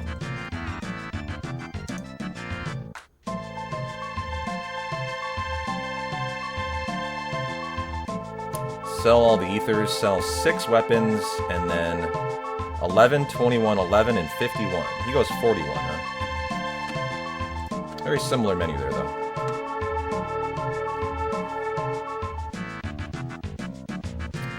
Quick question, playing GeoGuessr, is there a Toledo in Oregon? Not that I'm aware of, brother, but who knows? Not that I know. Toledo is in what? I don't even know.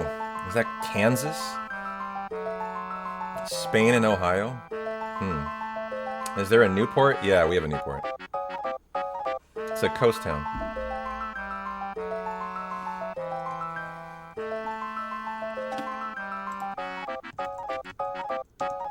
Mirage Hand, Guardian Bangle. No Guardian Bangle, just the Mirage Hand, huh? Okay. There is a Toledo, Oregon? It's near Newport? Yeah, see, that's why I said I'm not confident, because, like, there could be very small towns I've just never heard of. Like, fun fact, I believe, and it's probably not the case anymore, but when I was growing up, I believe French Glen, Oregon took the record in America for smallest town in America. French Glen. If you drive through it, it's a town of 5 people. And it has a hotel. That's it, and a gas station. But, like, you know, those towns no one knows of, even if you live in the state. They're just so tiny.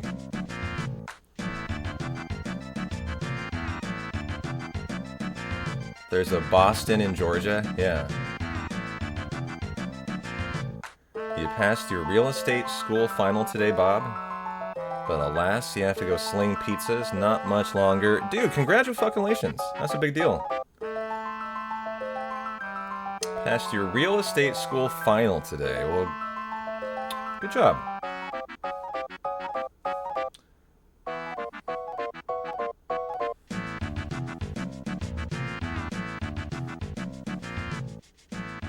Now, I should be watching this section. I just want to be noting the fights, and does he get the bird skip coming up? This is a very tight fight, actually.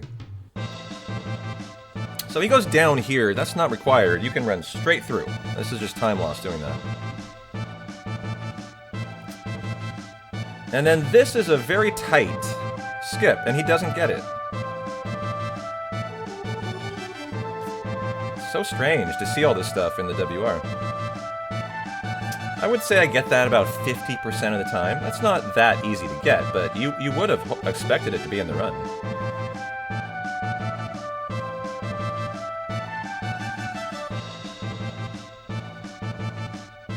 You could be a little more optimal there, but that was pretty good. Up until 1997, Wagon Tire, Oregon had a population of 2. And then it exploded overnight, and now there's 4. Fastest growing city in America.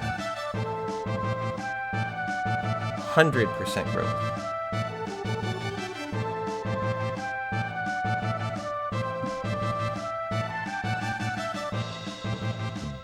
That's a raging metropolis now, probably with congestion and traffic issues, and I don't know how they even live there anymore. So you get the source from Specchio, the capsule.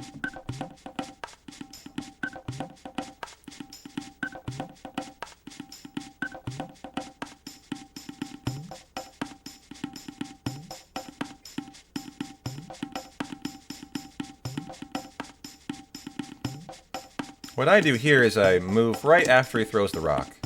I go down to there, and when he throws it, I go. Yeah. It's a pussy bird. He's scared. He just runs away. Alright, for the Masamune fight. This is the first fight that's, like, I find a lot of fun. Challenging. It's just a lot going on. A lot of intensity. Gotta be focused.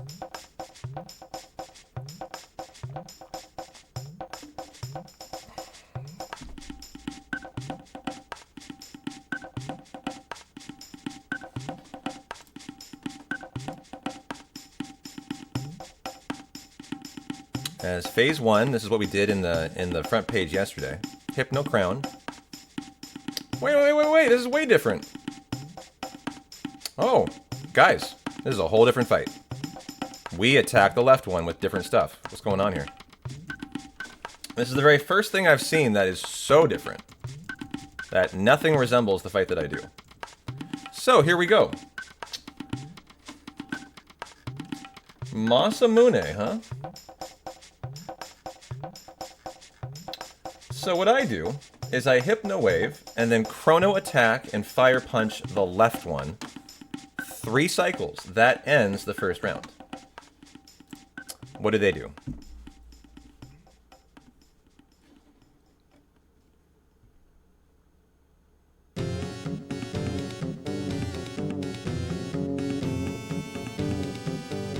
So Robo still has the Berserk ring on. Really? So he's attacking randomly. So he could hit anyone, couldn't he? So are we simply following Robo's lead? Yeah, then he attacks that one. Puts it back to sleep. What on earth is going on here?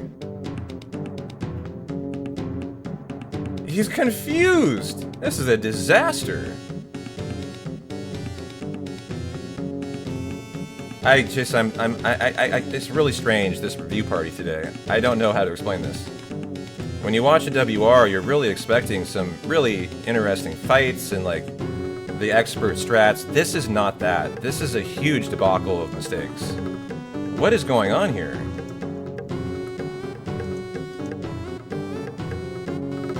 Which really makes me curious of how this guy gets the WR beaten. This has been a mess today, really.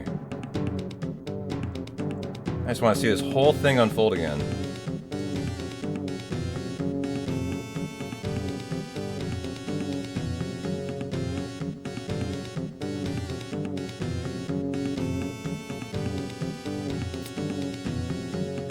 The Berserk ring on Robo obviously is for the second phase of the fight, and maybe you're hoping he hits the same one twice and it can give you quite a bit of time save, but as you can see here, if that's what you're hoping for, that's not what he got, and it went sideways really badly. As he's cross-striked, Hypno Wave doesn't work, and he's confused. Right here. As you saw the brief star above Chrono's head, he is actually confused at the moment. All these attacks should never be occurring from the boss. He should be asleep. The left one only attacks. This cross-drag is just ravaging the fight.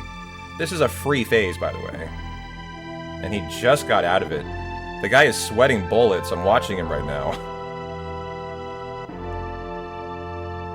I mean, I'm almost at the point where if there's not a free time save he got from the auto battle being quickened or something that they patched being faster, I'm really confused how this beat Fell's time.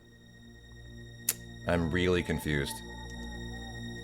I watched Fell's run. I came away from it thinking, man, this guy's a god gamer. There's no way I'll ever beat it. Was my watch party of Fell last year. This beat it? I mean, he's entering the fight with 24 HP too, so instantly having to lose time by healing. I mean, there are reasons why you do phase 1, like, not that way. Okay, well, we're into the fight now for phase 2. That is big damage on Robo. The theory here might be that if you just survive phase 1, maybe Robo does so much damage it makes up phase 2. It's possible. Because that's a huge amount of damage, 298. And so maybe what we're seeing here is a tolerance for risk in phase 1 in order to try to just brute force phase 2 with Robo. What makes you kind of brute forcing phase 1, really, to just get to Robo's Berserk in phase 2. However, he's going to counter every time in this phase as well. When he is hit in the Wind Slash in the vacuum phase, he counters, guaranteed. So you're also allowing the counter for time loss. This is very intriguing.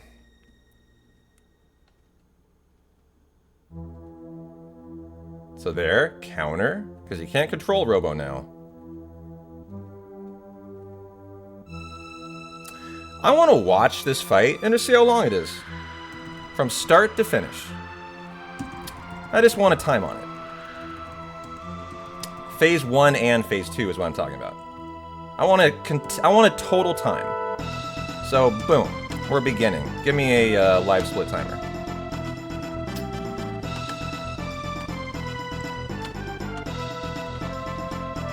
Okay. You guys aren't going to see this, but I'm just going to time it. Oh, here, I can put it on. Okay, we'll just put it up here. Close, and there we go. What the heck? Where did that go? Sorry. I went to a weird spot. There we go. Close. There we go. Cool. Okay, let's time this fight. So, start. Maybe Robo makes it faster throughout the entire thing.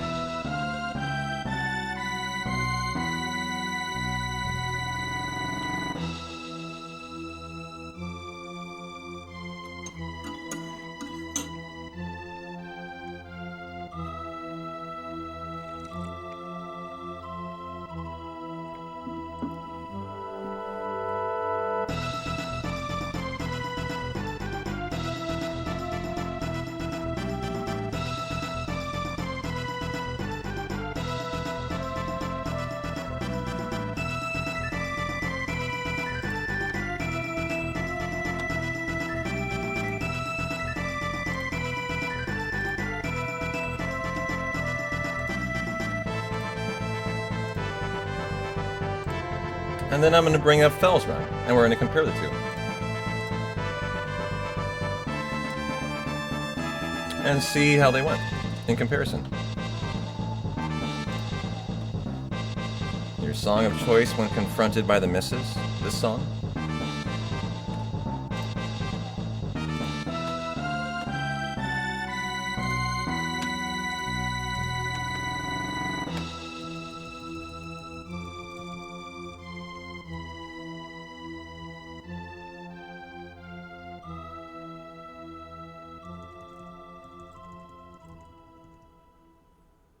So it'll be very interesting for you guys to see how this fight used to be done. If this is the new way, you're gonna see a much different fight here.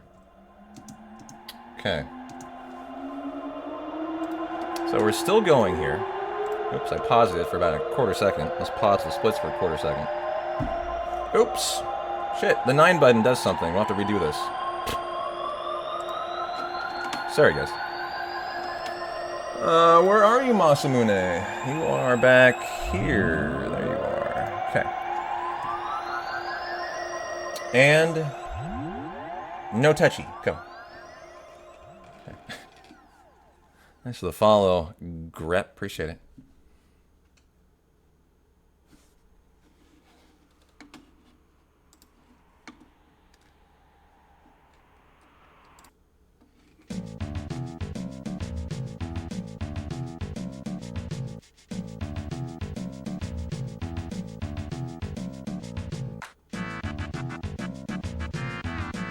So phase 1, how long does it take him to get out of phase 1?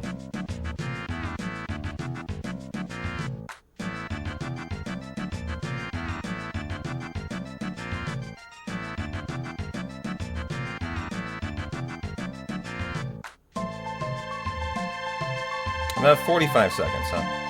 Okay. So now we see the phase 2 part.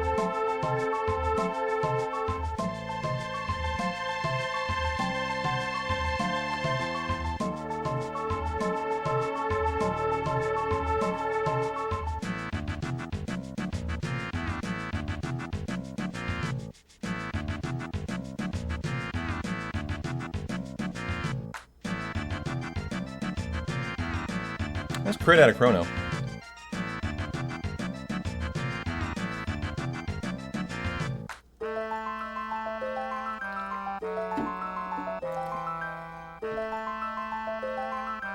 I'm loving the damage out of Robo. I mean, that's very sexy and seductive, but...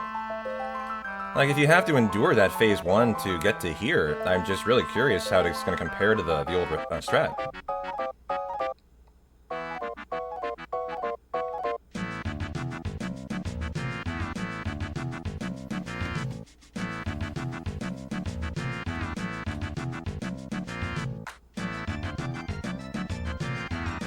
I'll be also be interested to see what the Fire Punch, the combo, what we used to do here is a Fire Punch dual tech between Robo and Luca, while Chrono attacked. That was the old strat. So we're doing 136. I seem to remember doing like 220, 250. The Fire Punch. Oh yeah, they're totally different categories, the OG and the remaster.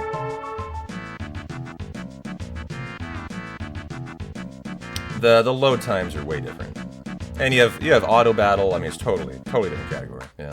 So there, sorry, probably a little bit too late there at 2 seconds. So about a 2:33, 2 minutes 33 seconds.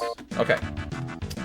So now let's watch Fellwanger's fight and see how it looks. Okay, this run.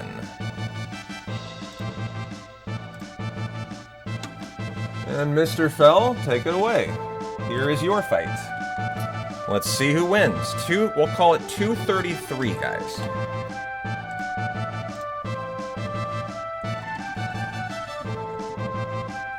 Sorry.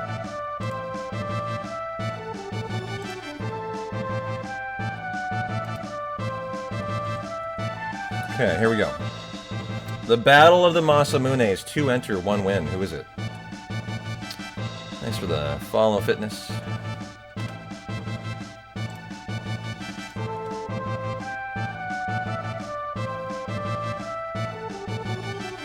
Okay. And go.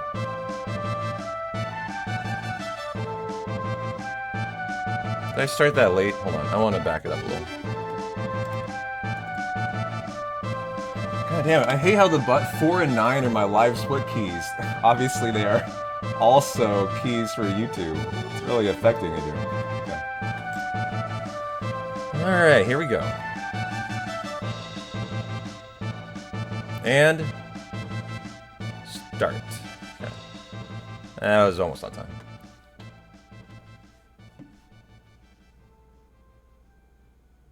So here's the normal strat for phase 1. You won't see any confusion, you won't see anything else than this. There's 3 phases of this for the win. I forget what I said the first one lasted in terms of time.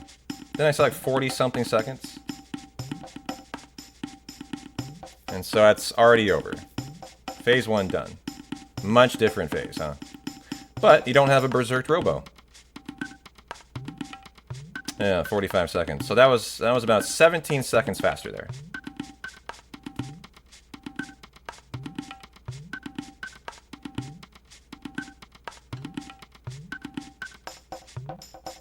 But you'll see the difference. This is the move that you use. 282 actually. So it's doing almost the same damage, but you can notice it's a much longer move as well. Like Robo just punches, runs in, punches, back out, right? About 272, 280, okay.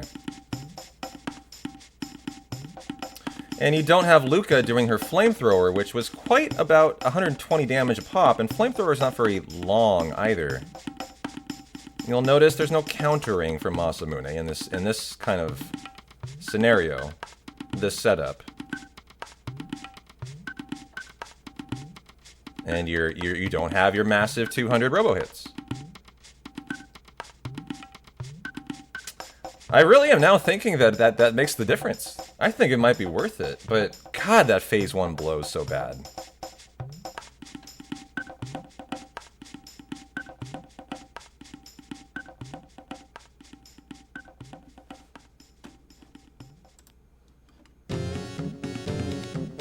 Jungle Juice theme for the Masamune fight.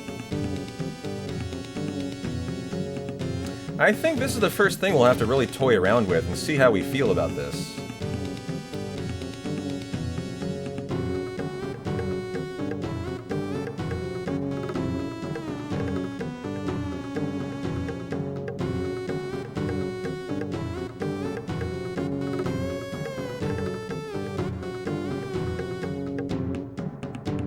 And the win. Faster than the other fight, by about 4 seconds.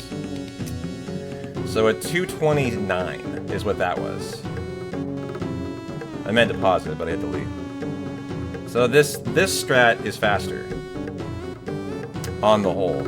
But that phase 1 could have gone differently for the other runner. As I suppose Robo could have hit the same guy twice, which might make it a free first phase as possible. I think that'll be one we really need to test out and play around with ourselves. And we'll probably spend a couple hours working on that fight, guys. And see what we think about that, and which way we want to go with it. As we see, it's slower than the WR, actually. But I think I can see some reasons why it might be actually faster. I'll just have to test it out ourselves. And an interesting comparison there.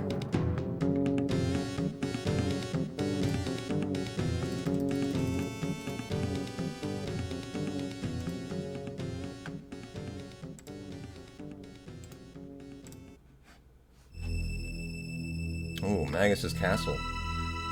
Okay. Well, we've already seen the fight. Let's rock and roll through it. Okay. Onward, guys.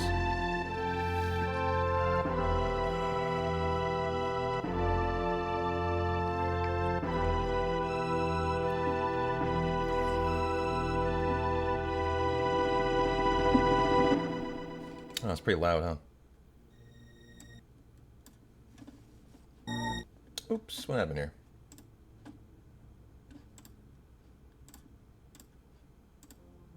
Okay.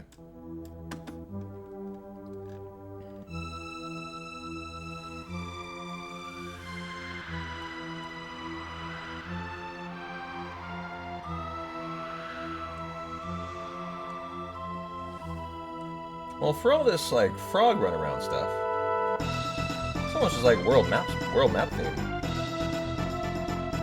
What is Secret of the Forest? Oh, that's a nice one. I'm feeling some millennial fare. Just a nice track.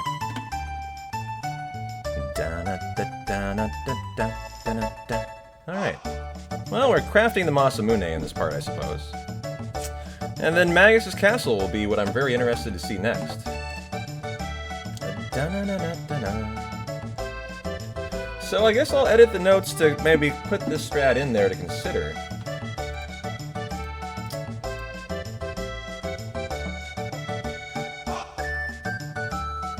And that is why he didn't equip the Guardian Bangle on Robo in that section. Okay.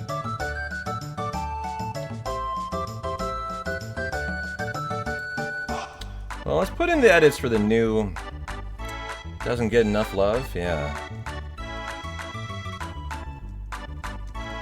The new strat, that may not be the new strat. It might be a poorer strat, but we'll try it out. Berserk Ring on Robo. We saw a menu there. Just a healing up, I think. And I do actually want to see his movement through these screens. So you can run straight through there, but you do need to dodge it eventually. Whoa, what on earth is this movement? This is so not great.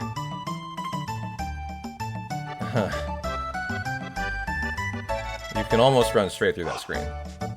I don't understand what that was. What is this here? He must have thought he was gonna get caught and just like YOLO'd it.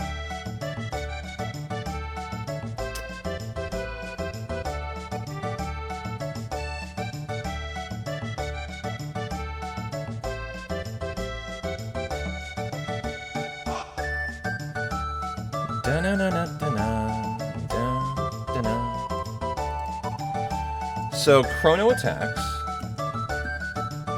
Luca, flamethrower. And that's the entire strat, huh?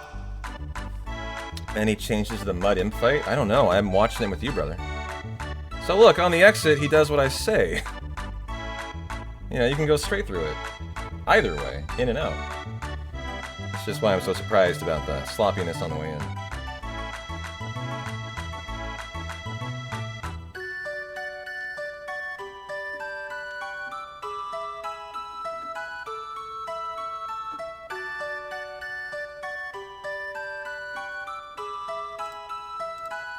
Okay. I'm actually curious how he handles this fight. There are several ways you could do it. You could flee, or you could attack. You can let them attack. And he goes for the attack, which causes a counter, which is why I don't do that. I think it's quite a bit faster, like a second faster to not do that, and to let the enemy attack. What was that? What was that movement? It's just run right. This guy knows that.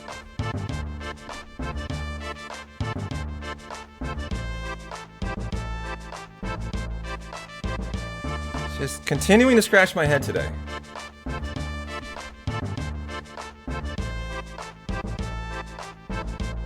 Yeah, a little gato time. As Melchior sends us to the land of Ayla.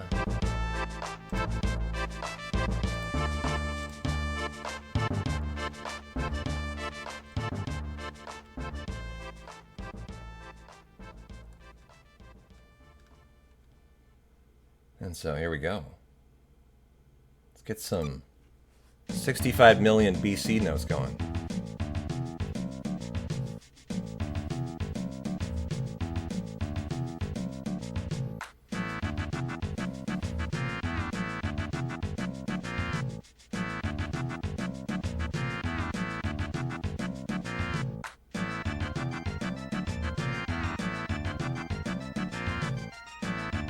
Okay, laser from Robo.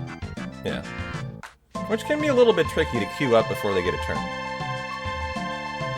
I guess the nice thing is you know he's on attack because of the Berserk Ring. Cancels out the first FMV. There's my girl, Ayla. She's your girl. She's a cutie.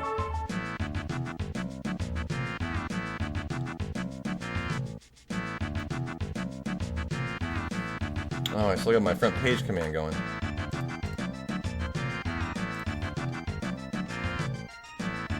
I know. You know, I have a set of splits that actually do the FMV watching, Sarah. And I'll do PB attempts with FMVs. I think I'm the only one in the world who does it. And I've always said it should be a category that people can run. But I guess I'm the only one who feels that way. As I consider it to be a better speedrun with the FMVs.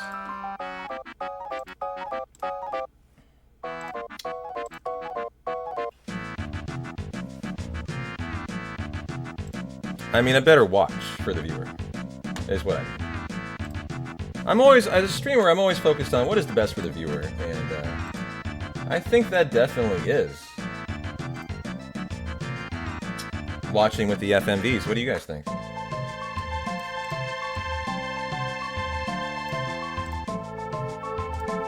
Hi. Hey, Moogie, how you doing? FMV %.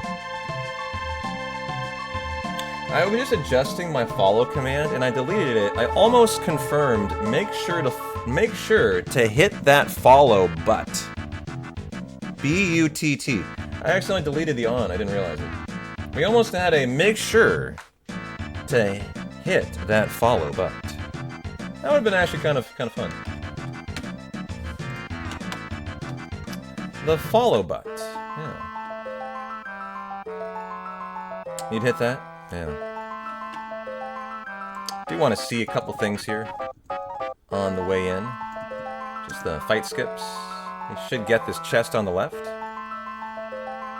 And avoid that, and then he has to take this. Avoid that, and avoid that. Running straight out. Spank that follow button, yeah. So that's not optimal movement. Obviously optimal is here. What I don't understand is that I know he knows that too.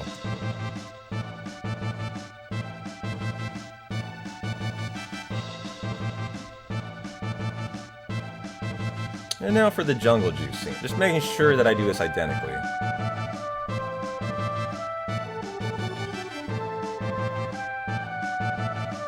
What was that running through Robo?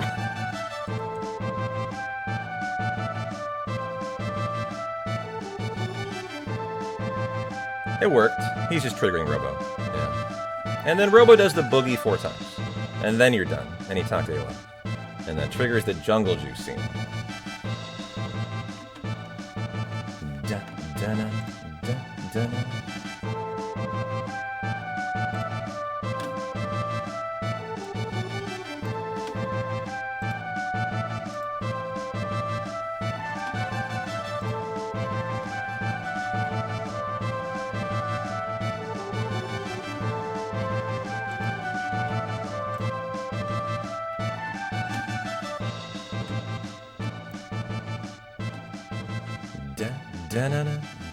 I can't wait to get into speedruns tomorrow, guys.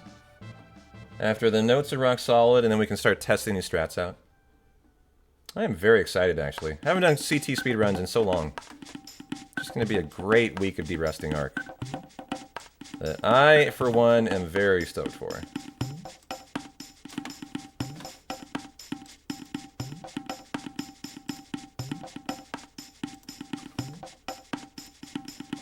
I gotta do a sponsorship, too, at some point. Over the next, like, week. You guys remember that one I did for TED? It's the exact same thing. Twitch is doing, like, these little tiny sponsorships that don't take anything. It takes, like, 5 minutes of your time. Just, like, show a promo. Kind of a new thing they're doing. I've actually been liking them, because, like, it's so fast. It's like 5 minutes, get paid $100, you're done. So I picked up another one after doing that TED one. What was it? Manage. Here, for 2XKO. What is it? It's a free-to-play fighting game with explosive 2v2 gameplay, huh? Promo details. You can only activate while streaming. Oh, really? I have to stream it? Oh, I don't want to do this then. Fuck. How do I cancel this? I don't remember it saying that. God damn it.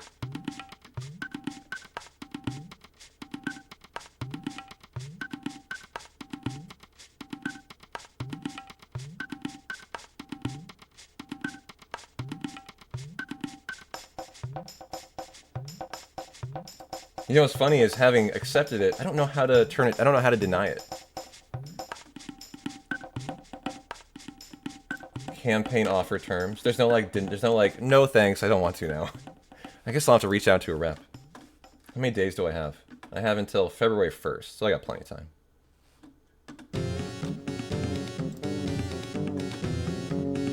Snow Day WR incoming. Just to be a shill. No, I don't want to play. What the hell is that? 2XKO? I don't even know what that is.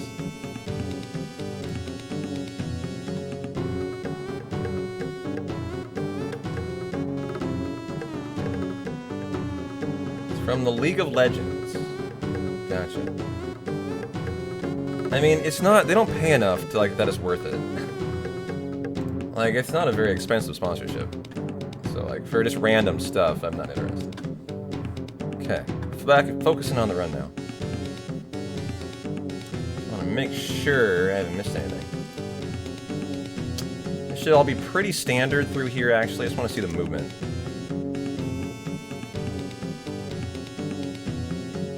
You can go above or below the tree here in this part. And he goes above. That is a little better. It's just kind of easy to get stuck. And he does a nice job of avoiding it.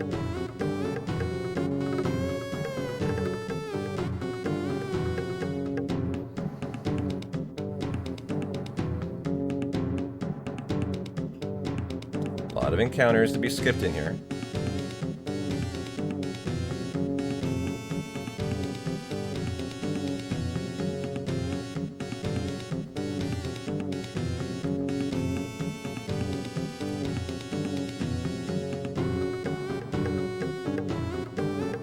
You know, we should try to see if you can do this. If you can go this route right here. If you can come down the stairs, sneak along here, and go right here. guy always has identical movement.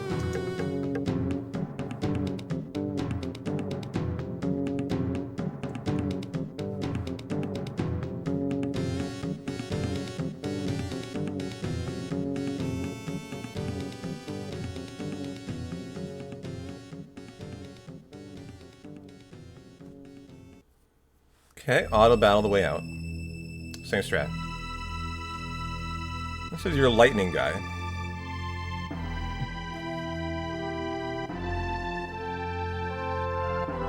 Gotta soften him up. Ayla, best girl. She's great, yeah. And now we're into Magus's theme already. Yeah. Give me Ayla's theme. There you go. The best girl. As we go down and get that. Buffer upright to not get caught. Interesting walk strat to get through there quickly. I always just run up and then... Oops. And then, just wait to sneak through. It's not a bad setup, though.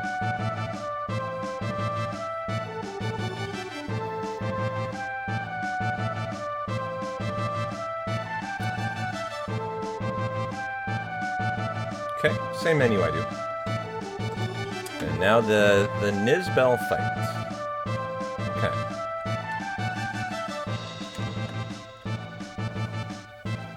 You gotta soften Nizbel up with lightning here. Or else he's very high defenses. So it's about hitting him with lightning, doing two or three rounds of attacks, and then healing and just repeat. Lightning to soften him up. More attacks for the win.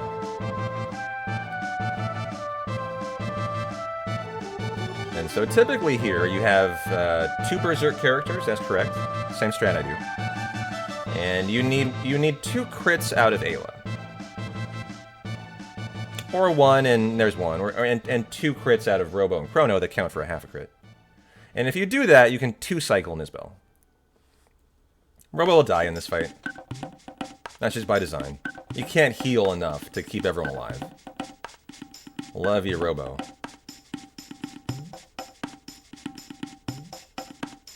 And there's a second crit. So he should be able to push through this phase without healing. And so will he go for it? He'll go for it. Yeah.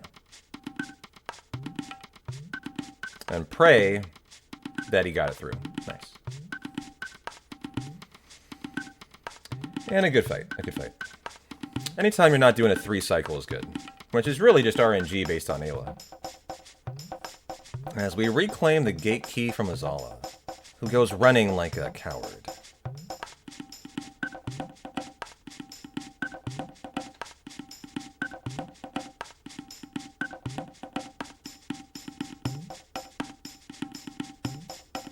Okay, Power Glove on Robo.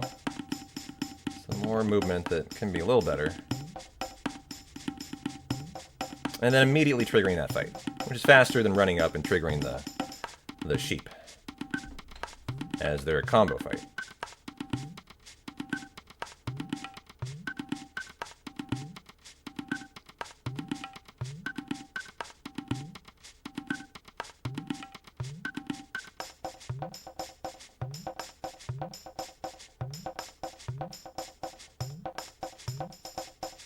So far in the entire, I don't know how long we've seen here, first hour 15.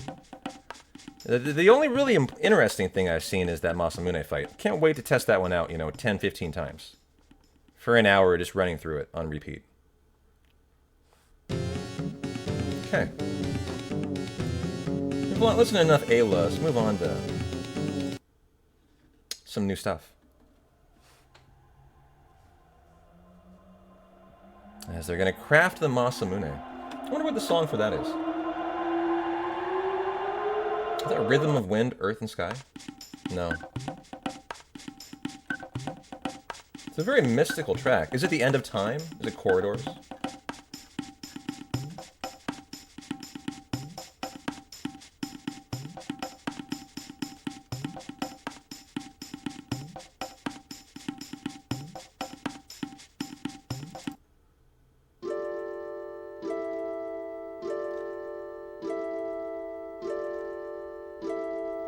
Corridors of Time.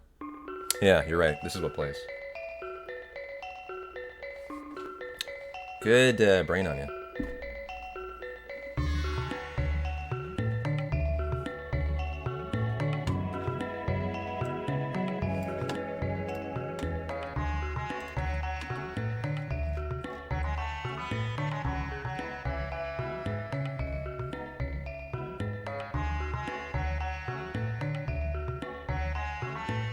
You love the foreshadowing, using the music here and then again later.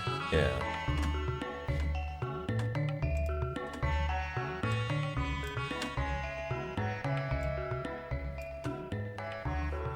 Well, Magus's castle is fast approaching. Very excited to see this. This is where the most stuff might be, where there's new strats. As we finally saw some new stuff in the Masamune fight, hopefully we'll see some new stuff in the Flea / Zeal, and just the lead-in fights will be important too. Your VGM appreciation group consistently votes this as the best VGM track of all time.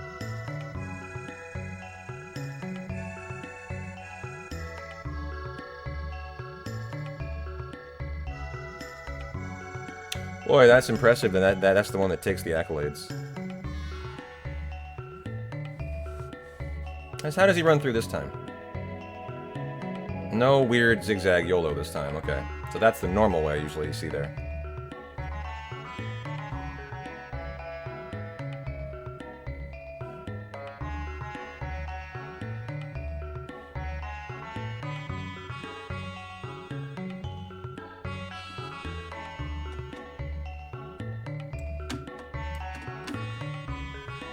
Hey Norio, Corridors of Time is your favorite beat background music? Is that right?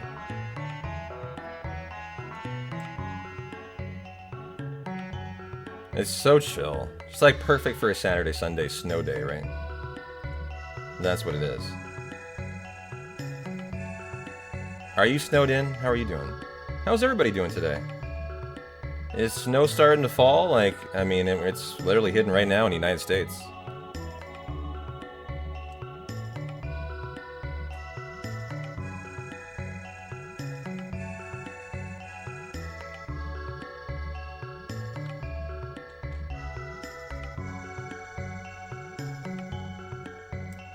How you doing, Croc?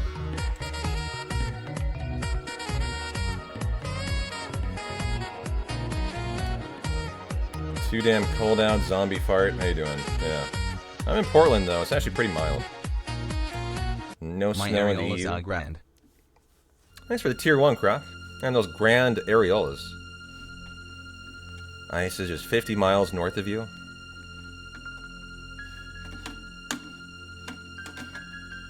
What, all this talk of, like, ice? There's gonna be some major memes with ice and ice over the next 3 or 4 days, isn't there?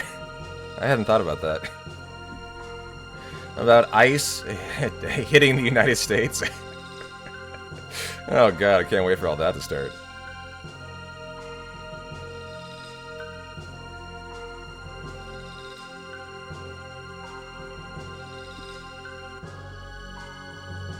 Yeah, especially with Minnesota, another person died.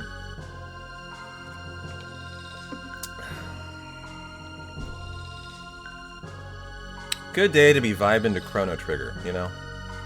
That's the reality.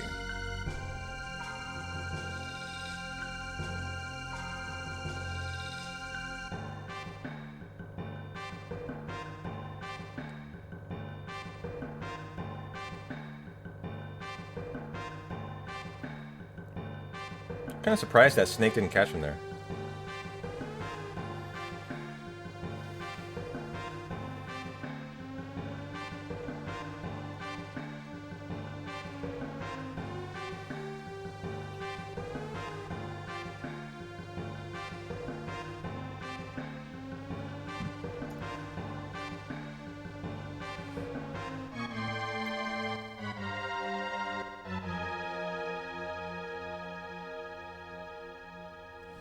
Now, we don't need to see the frog scenes.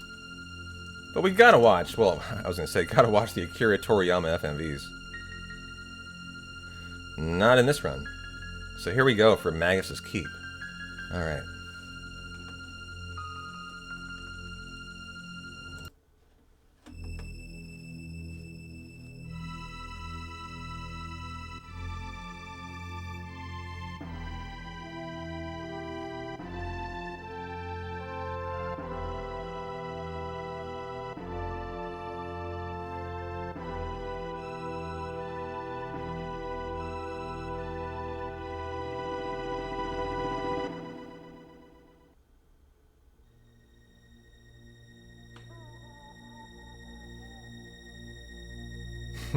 Yeah, very Dracula-esque. It's got a castle. A lot of gargoyles. Absolutely. Alright, take it away to the Fiend Lord's Keep. Show me what you got. Going left first. Ooh. Bold decision, Cotton. I go right first. Shouldn't matter. You gotta do both sides, right? You enter, you exit, you just gotta kind of open the castle up. In a way. Frog Belmont. Well, he is the hero. Yeah.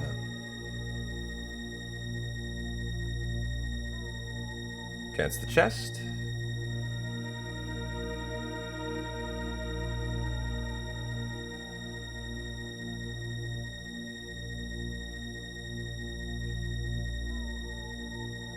And the first Fiend Lord's Keep fight.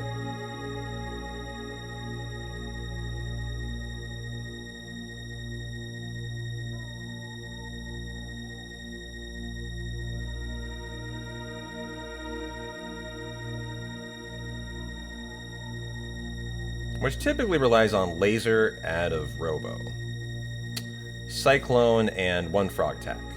And then auto battle the ending. So there's the Cyclone. The attack. And the laser. Auto battle out. Same strat. And then we also do the Barrier Sphere fight. You need this for the Magus fight. You don't need it, but it definitely is nice.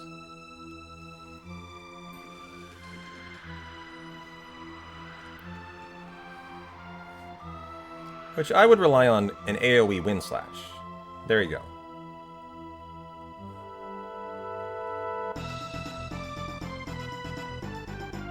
Two equips on Frog. Was that the Power Glove? Hold on. Should have put on the Berserk Ring. I think that's what he did, but I didn't see it correctly. Yeah, Berserk Ring, and heals up with Frog. Although you could also heal up with Robo, I guess. He goes Frog. Is Robo just slower? Probably.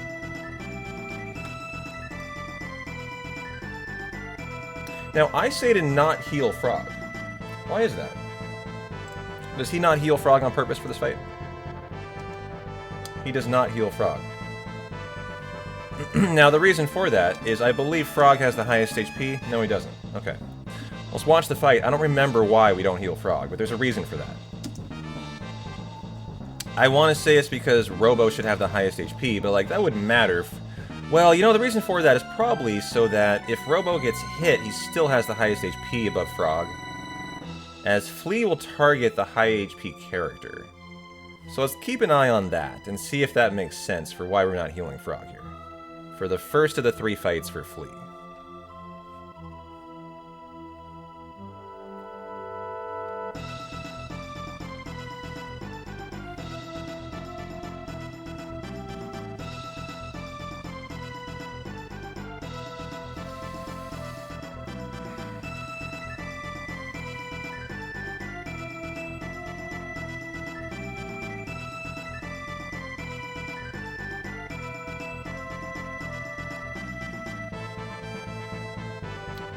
Frog with the Berserk Ring is just going ham. You get increased damage out of that, and just auto battle until... What I do for this fight is I typically will auto battle until I see the look, which happens at the halfway phase, and he has a stun-locked Flea. So Flea hasn't gone yet. More than one time. So what this indicates is, if I believe I understand what's going on here, the Masamune sword for Frog, after this attack, is in sync with the ATB of Flea. Must be just ahead of it. And when the Masamune sword attacks, it resets Flea's ATB. So effectively, they're trying to attack, but Frog is preventing it. Let's see how long that lasts, though. Normally, it does not last the entire fight. It can, though. And there, we have the first look.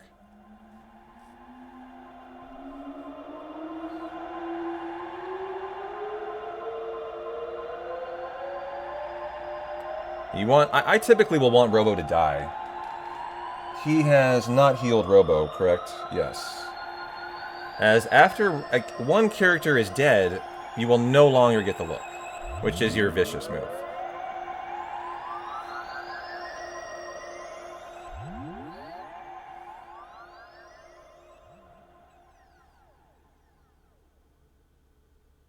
Nice crit out of Frog. That's all you're really hoping for. Just nice Masamune crits for a nice fight. And Flea hardly went there in the early phase. That was a pretty solid fight. Okay. Now we probably need to heal up for the slash fight.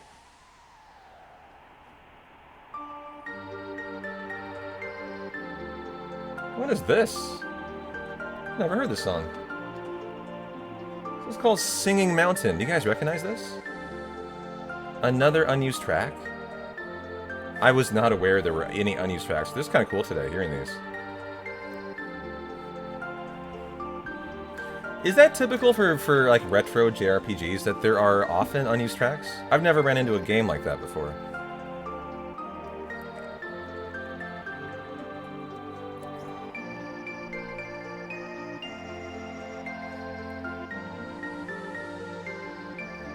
They would fit with the mountain resin Chrono, yeah.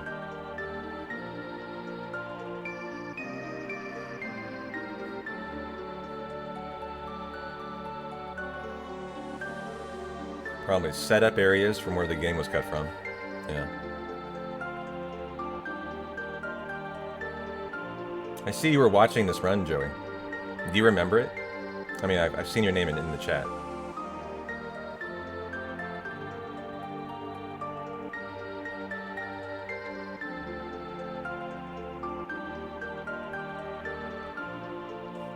This was from 9 months ago.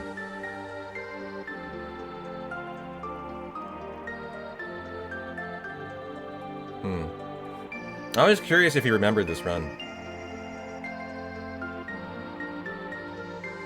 And if he, like, came into it with zero preparation or something.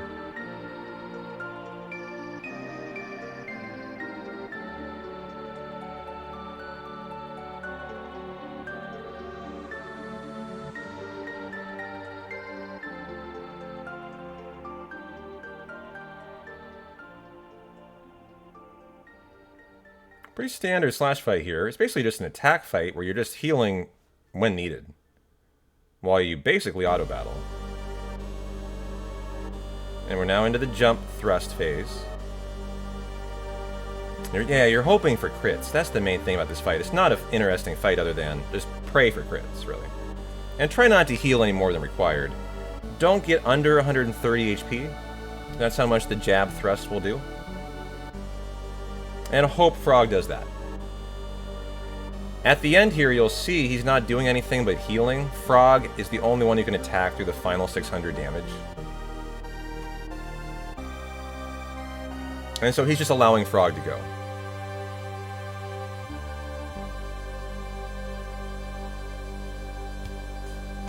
And there you go. Pretty solid slash fight. Not a lot of crits, very nice. And now the party, the slasher, the power glove, the power scarf, shelter it up, magic capsule to Luca. Speed capsule to Luca. Yeah.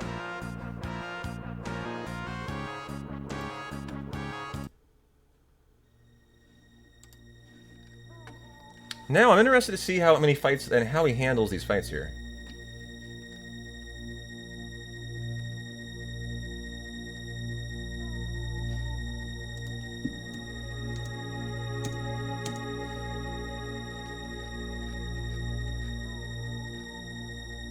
Auto-battling out. Oh, we're fleeing, of course. What am I thought he killed that one, but no. That's an escape, yeah. This one we killed. Attack, slurp slash, and flamethrower. Which we would hope to get in the 2 people on the right, but it's pretty unlikely to get that. There it is, the Not Kuja song. Yeah, they are very similar. The bosses, in terms of the look too, like how they look.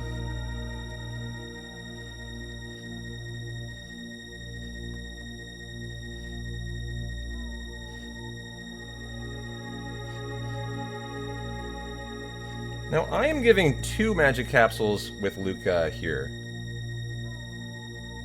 Does he have 1? He must have given 1 earlier in the run then. No, it's 2. 2 and 1. Okay. So he did use a speed at some point. As I say, I give 2 to each there. To Luca.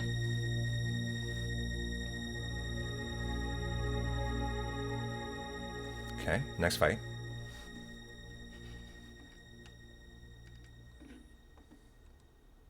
A fight we flee. And we've already done the only fighting here we do.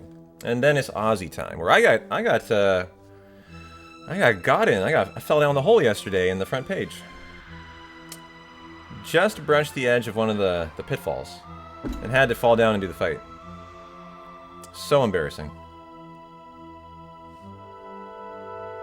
Hey, Scythic. No, I didn't do 1, 2, 3. We did an all-day Chrono Trigger day. It was great. It was a really good time.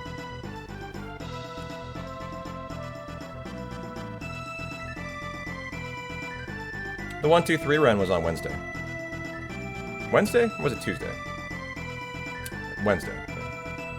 Now you can save a second cutting by that guy while he's running north-south, not east-west, this roly-poly here. Tiny time save, but right here, before he goes down, there, you can cut through.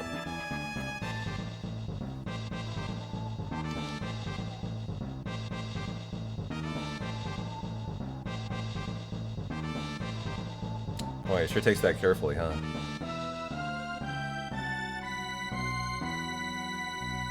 You were curious if you went through with it? I mean, yeah, we did it Wednesday. It was an interesting run. The RNG was pretty rough. The 2 run I made a lot of mistakes in. The 1 run was very good, but unfortunately Chaos took 12 minutes to kill. He was a dick. Could have been a 204. But you know Chaos. He demanded 12 minutes and it ended up at 216. So I was really happy with the 1 run. The 2 run was pretty mistake-laden, and I thought the RNG was pretty shit too. The 3 run, I actually think I could have PB'd in. I didn't actually, in the end, look at the final time of just the 3 segment. But the 3 run actually went really well.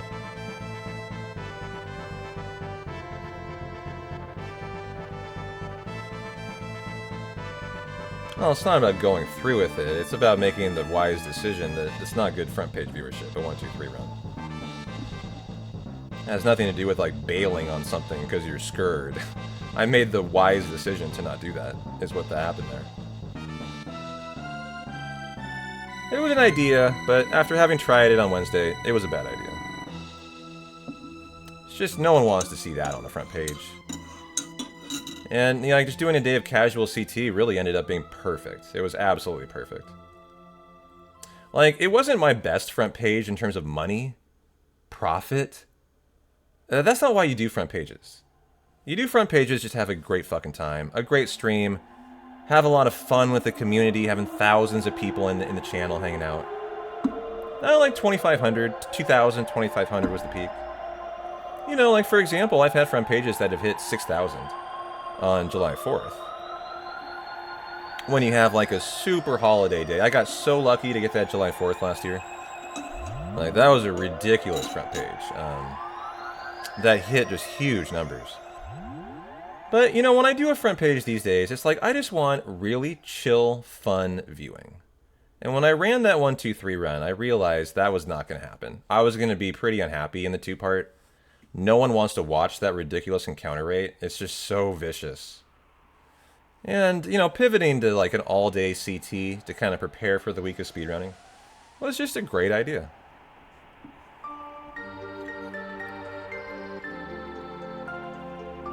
That's a good question. So yeah, 2 of you are asking, like, how does the front page work? I'll tell you. So unfortunately, I find this to be unfortunate. Number 1, you have to be a partner on Twitch. What is that song again? Here, give me like something vicious for the castle. So, unfortunately, you have to be a partner. I think that's a little unfair to affiliates, who you might argue like are also streamers who deserve a front page in their own right. Just want to see that menu again before I continue talking. Hold on.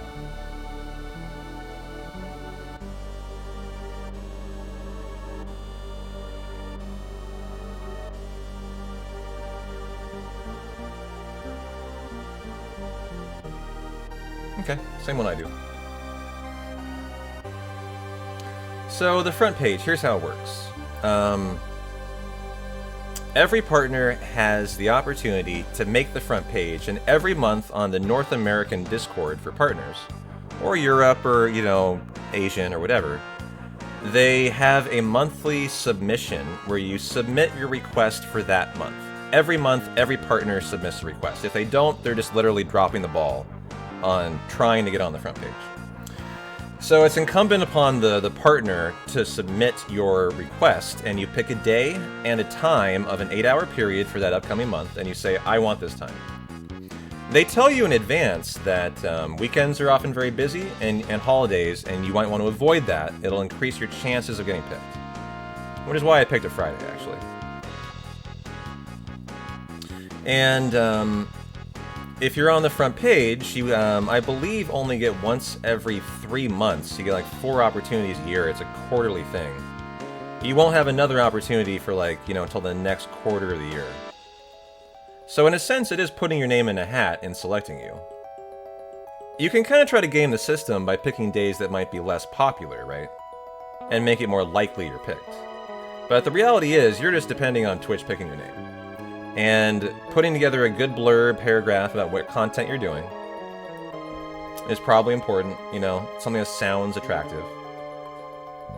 And I want to watch this Magus fight from the top, so here we go. Okay. So in the Magus fight, you're going to typically bury your sphere Chrono for safety from the magic. And unfortunately, you only have 2 things at your disposal in this fight, element-wise. Fire and lightning. As Shadow and Water, we don't have. Frog can learn Water, but it's just too much time lost to go back to the end of time and learn it. Where do you get Shadow from? Robo Shadow, I believe. Not in the fight. I don't think he has any big damage Shadow moves either. I'm sure it is a contested day, July 4th. I was surprised to get that, too. But, here we go. Your favorite outcome is fire. Lightning is about half the damage to Magus. So, what you're hoping for is 4 straight fires. I've never seen it. To get you into phase 2. And so he opens with a nice fire. 25% chance. So that's a great start. So at any time you have to do damage, the Masamune must hit Magus first. So you wouldn't just react with fire. You let Frog go, and then you fire. And then he got another fire! Wow, very nice fight.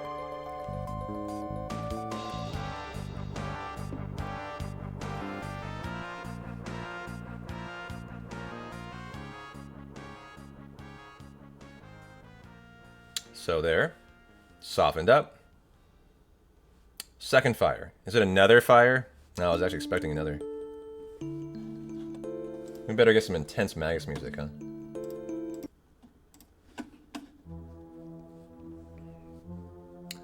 So, refreshed the water. What do we have now? Shadow. So, 2 for 2 and then 0 for 2. And fire. This would be considered pretty solid RNG. 3 out of 5 fires. That's like hell yeah. And what you're looking for here is after this damage is done, what he does. I was actually curious if 3 fires would be enough to get him into phase 2. If he reacts with a spell, you're still in phase 1. If he does nothing, absolutely nothing, he stands there, you're into phase 2 and you hit him as hard as you can with another fire immediately, as you're thrilled as you ended phase 1 on fire. If you end phase 1 on lightning, the damage will double, but it'll go from like, you know, 280 to 560. If you end on fire, it'll go from like 560 to 1,000. as you get like double damage out of the whatever element you hit him with. So he, unfortunately, didn't end phase 1. I was kind of thinking he actually would have. But you see here that optimally, he hopes to end on fire. Let's see what he gets. As he gets a water. So he'll rinse and repeat here. Luca typically is your fire, your shot to change your element. By fire, I mean she's the one who attacks. But anyone can, like Chrono there. I often, lately, have been picking just whoever's the fastest. And we had a viable outcome. I bet Lightning puts him into phase 2 for an unideal setup. The thing about phase 2 is you're entering on Lightning, it can be very viable. You need 3 phases to get through phase 2. Where you'll have to heal your entire Chrono HP twice. If you end on fire, you can go all in, only heal Chrono once, and just bing bang boom, get him out of there. Because of that double fire that I talked about. That's how important that is. So here what happens. He doesn't react. So he's going to continue with the lightning. Right here. For how much damage? 260, same actually, okay. Fire, I think it's doubled. I guess lightning's not. And then in phase 2, you only go with fire. That's it. Chrono has to be above 282 HP. He is. To tank the Dark Will move. And we'll see if he goes for a one cycle. Which would mean after this, he doesn't heal. I think that's way too risky. Let's see what he does.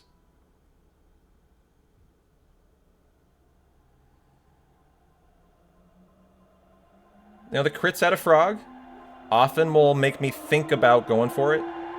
That's a double crit out of Frog. He's going for it, yeah. So he's seeing the crits and deciding, okay, I'm going to go for it.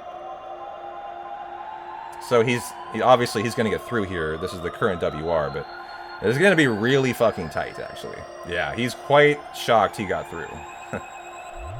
I think he barely did. So it paid off the push there.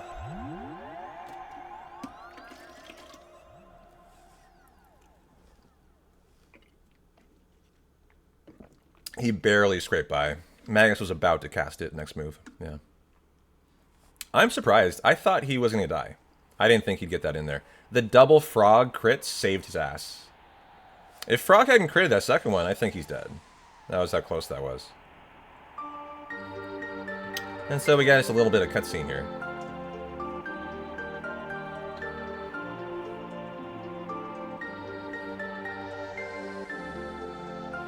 Yeah, carried by the weight of the Frog crit. Where you stopped yesterday? Yeah, we stopped there yesterday. You get to see everything today. And then, of course, the rest of the week will be all full runs for a new personal best.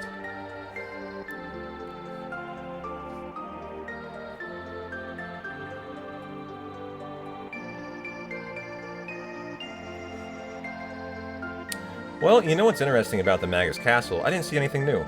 Which is fine. Like, you know, nothing new, great. Just same strats. But the Masamune fight, and hold on, I think you have to talk to her, yeah. That's like a cutscene.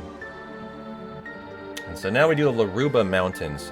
How you handle this fight is somewhat intriguing, as the boulder has an annoying counter. Ah, that. Yep, I don't know how to get rid of that. I've always wanted to find a way.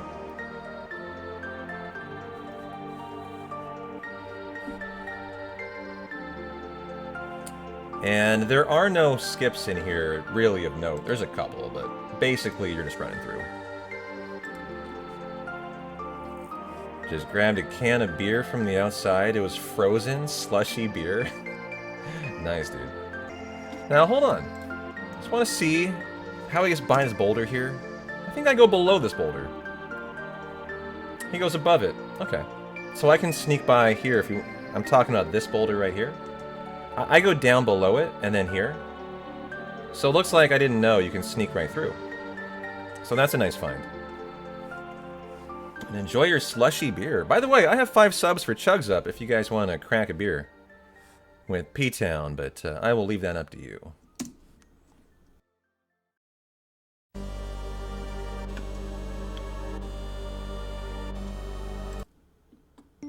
At the bottom of night. Here's Shala's theme. Haven't heard this in a while. Love Shala's theme.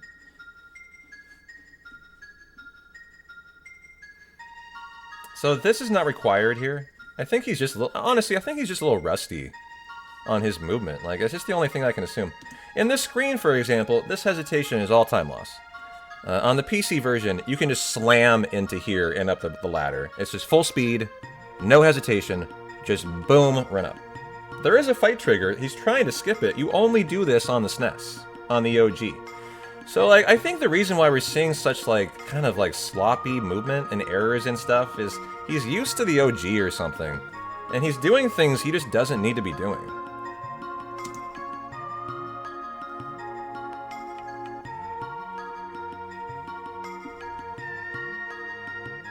This is your favorite track in the game. It's a very, like, brooding theme, isn't it? You're so dark and complex, Doctor, you know? So many layers.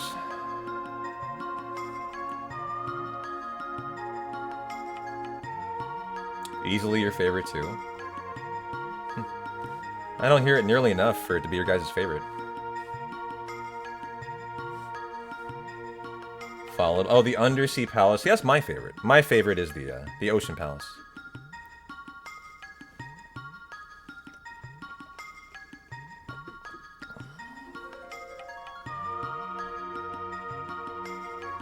Should see a menu outside here.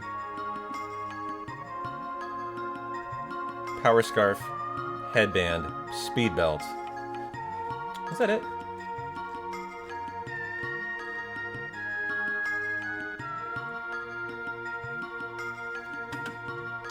I think I have more to that menu. I want to see it. Chrono gets the headband. Mist Robe. Oh, he just does her first. Gotcha. Did I miss the Chrono part, though? No.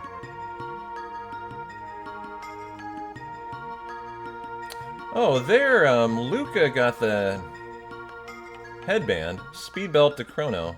Wait, Luca gets the what? Headband. I do silver earring on her. So this is different, actually. Ayla, Mist Robe, Power Scarf. Yeah. Luca, silver earring is already on them, which that's what I put on. And they're going headband. And then speed belt on Chrono. So the silver earring on Luca. Looks like they don't put it on Chrono after the Aussie fight. I want to go see that real quick. Which is here. So Chrono does not get the silver ear, or Luca does not get the silver earring here.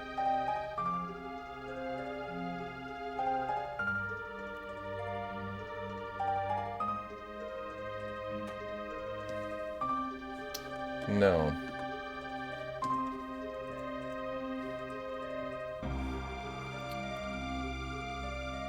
Dark Mail. Was that silver earring on Chrono? Hold on, what is this?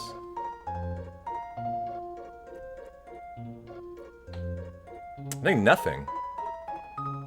No, Berserk Ring? Wait, hold on. He accidentally puts that on. He has to go back. Yeah, accidental. And then silver earring. Okay, so same thing. And then Frog Berserk Ring, but that's not the case. Luca gets the speed belt. Oh yeah, Frog gets the Berserker ring, okay. I first forgot he had it here. So, same menu, okay.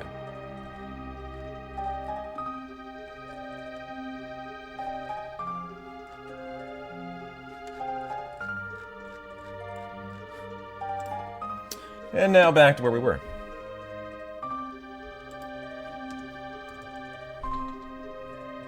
Alright, Tyranno Castle time.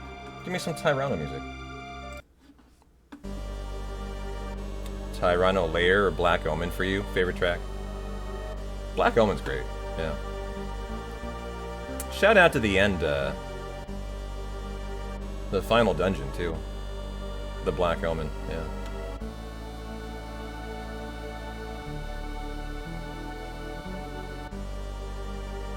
Coming up is one of the most intricate fights in the run too. The Block Tyranno fight, right? Yeah, Black Tyranno.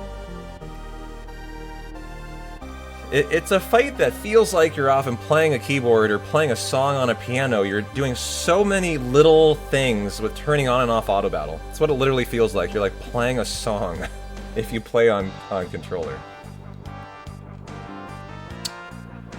Been a few months since you've been able to catch my stream. Last one was the 99 FF7. Oh, you've been busy?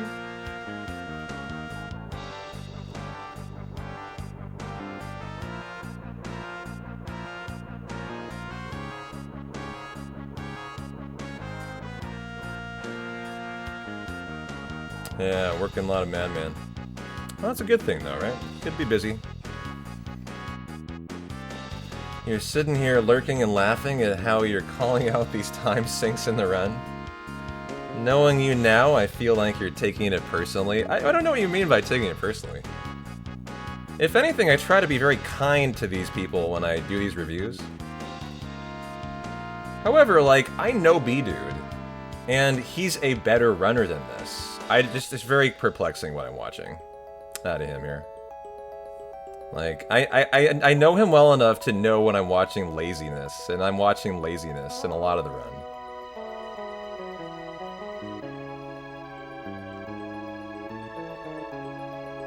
Now, this is an interesting part, kind of. When the remaster came out for Chrono Trigger, we actually really struggled with this fight, as the setup is different than in the OG. We couldn't figure out how to trigger it. So I took about like a couple hours offline, I figured out this setup that he's doing here.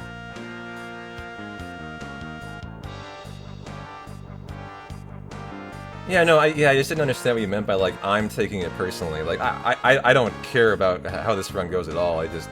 It's pretty funny to watch it, because I was expecting this just masterclass.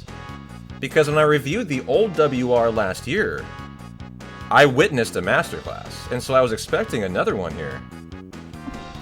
Like, I was really impressed with Fellwenger's run. And I decided to not try to beat it last year. Like, the reason I watch these is like, okay, how hard is it to beat this? How reasonable would it be to come back and go for the WR here? I've done it twice already. Right? Yeah, no, I totally get you.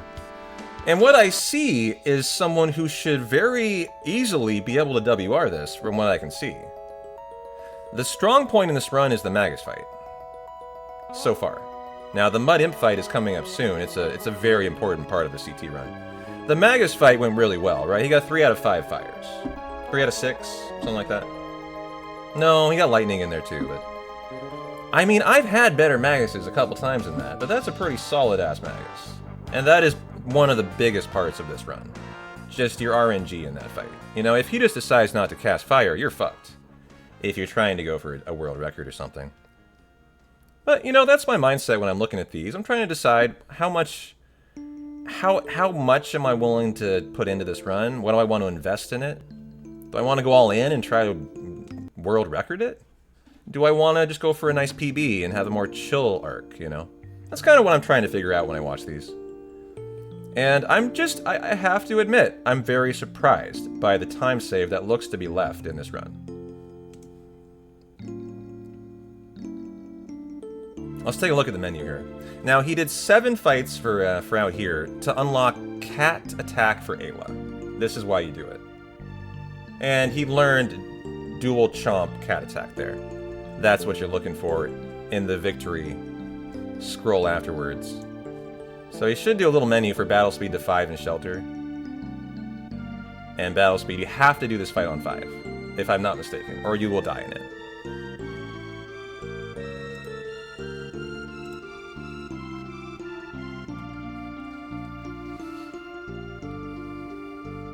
And so it's all about the Thunder Chomp. Luca's just your healer here. Heals herself, okay. Triple Thunder Chomp while Ayla plays White Mage. This is your second coming of Nizbel. Just looking at the HPs here.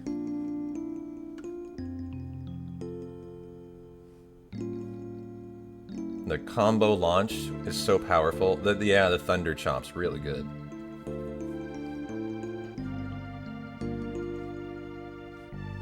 $800, 1,200, 1,800. I'm not sure why the damage gets lower, lower, and lower throughout the damage phase.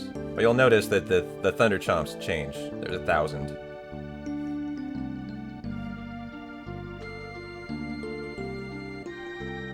Everyone needs to be above about 280 to tank the AoE move coming up.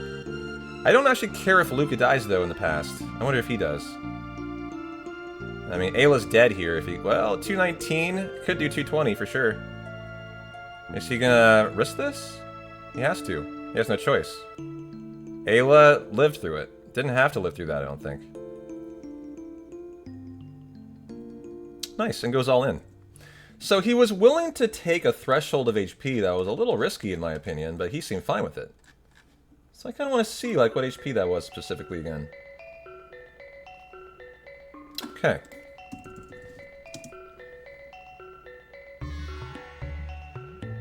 So he's taking a 219, Chrono 255, and a full healed Ayla. What is it doing on Chrono? I just need to refresh on what you need to be like ready for. And you can see I was concerned about Ayla the most, but for good reason. Chrono actually looks like he takes a lot less damage. So it's about 160, 210, and 200 is what you need to prepare for. As you want everyone to tank this, and then you win with a double Thunder Chomp. Oh, or it was... Oh, what was that? A fire sword. Oh, that's in my notes. Okay. Fire sorted. And you would like to set Ayla on Cat Attack. See if he's able to do that. Yeah. For the upcoming fight. For the Rest Tyranno next fight. So that was a well done fight. No healing. Went all in. Essentially knowing that Ayla didn't die there. I think had confidence in that. And that was a very nice fight.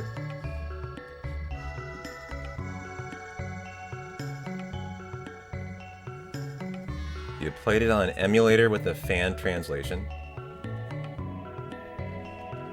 Yeah, hell yeah.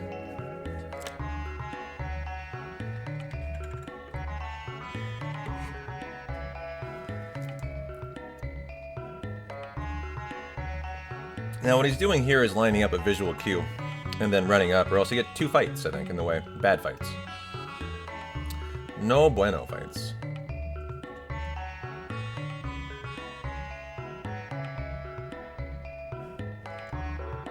And then this is the fight I'm very interested to see. Number one, the battle speed that he's going to do this on. As you can do this fight on one, and I used to.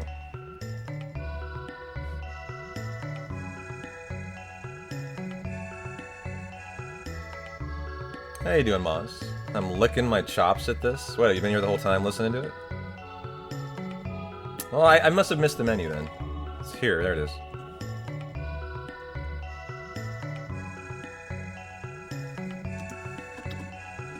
So what do I do?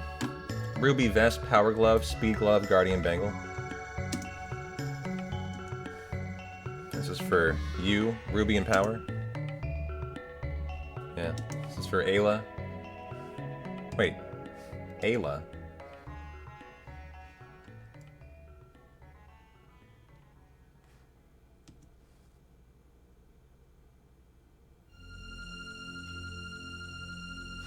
Oh, he was doing a frog equip there. Is that right? Luke against the speed belt, yep. Oh yeah, frog gets the guardian bangle, that's right. But the Ayla part I don't do.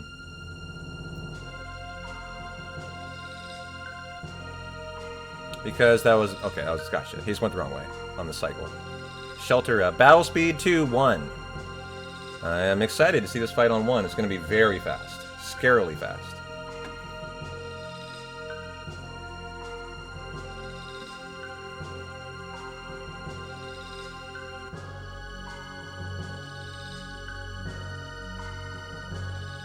So you have to Hypno Wave them first. You need a Zala to fall asleep. So we do that. And then we start basically just auto-battling for time save. As Rust Tyranno has an attack phase here, you can't do any damage in it. And then he'll take a damage phase, and he'll put in all the damage he can. So what you're doing here is just making sure you auto-battle his move for speed.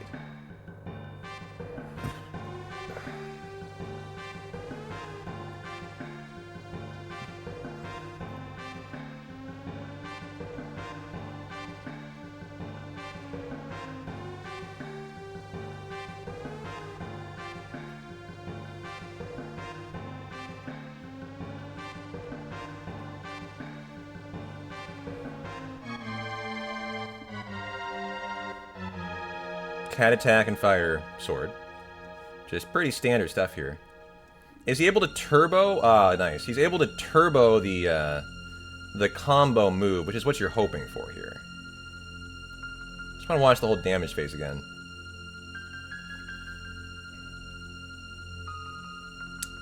And here it goes. Begin storing power. Cat attack. What order does he put these through in? Ayla first, then the fire sword with who? Chrono. Very important. Chrono's faster than Luca. Wow, that auto battle. Did he... Ooh, he caught that. Like, frame perfect, I think. No, he's just trying to troll turbo guy. He's holding down a turbo button and just letting it hopefully put all the moves through. P-Town, I thought I lost 2,000 last night at poker. I actually won 500. Well, that's weird. Why made you think that?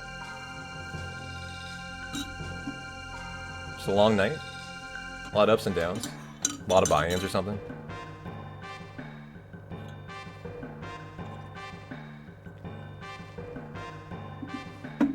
Well, congrats.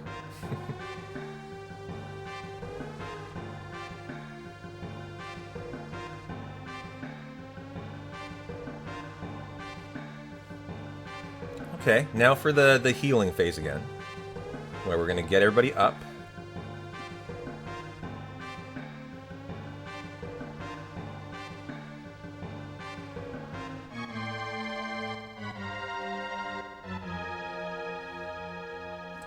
And someone always dies like twice in this phase. It's just you have no HP after the... That big AoE fire move he does is vicious. It's like 200 to everybody. Okay, so now we're in the damage phase again. I just want to see the setup to that. Starts right here. Or no.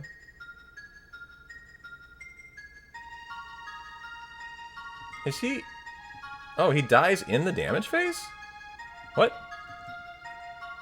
Oh, that's right. In this phase, Ayla is doing attacks, too. I forgot about that. What is she doing? Flame Kick, yeah. For Luca and Ayla. I forgot. You try to get 3 or 4 of these in this phase. While she often will die, yeah.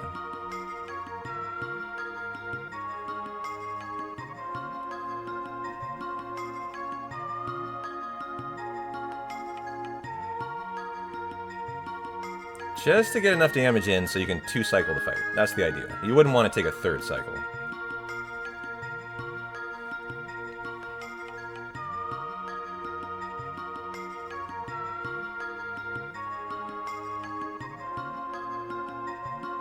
How you doing, Rhino? Good to see you.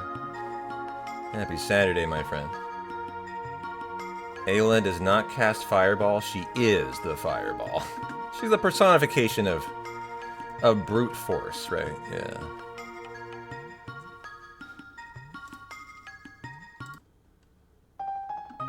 Here, Undersea Palace music. This is my favorite track in Chrono Trigger. We're not that far away from it, too.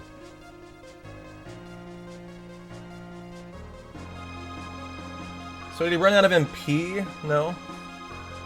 The attack on Chrono. He just threw in an extra attack in the mid-phase, I think, which I often will do, too.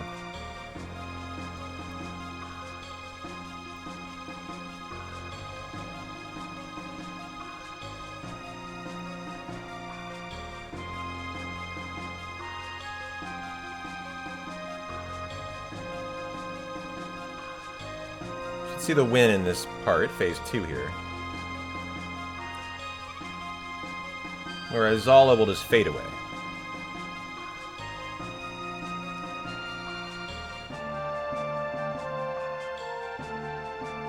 That attack there is just interesting. Why are we attacking? Fire Sword. Cat attack. He accidentally auto-battled, I think. I think that maybe made a bit of a mistake. I'm not sure.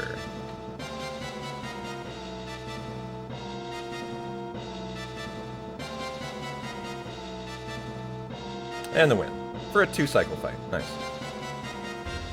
And then we get a decent amount of downtime here. This is your only really break in the run that I ever take. It's kind of a nice midpoint. And you get like 2 minutes here. 2 or 3 minutes. So we can just skip through it.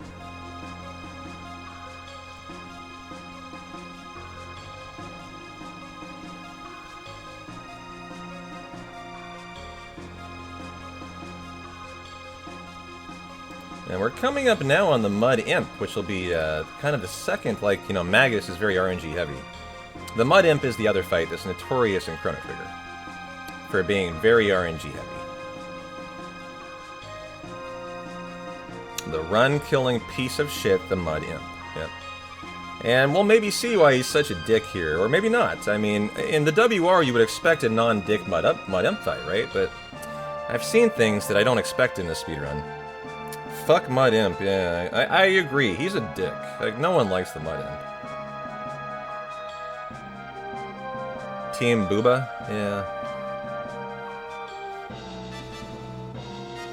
Finally done for the day. We'll kick back and enjoy the end of the WR review, Halo. I think this is going to set us up for some really fun runs tomorrow. All week long, we're going to be going for a new PB, and I don't know, guys, I'm getting kind of interested in maybe coming back for this WR here. Based on what I'm seeing, I don't think it should be unachievable. I've done it twice already. I don't see why I don't come back a third time. There, down the stairs.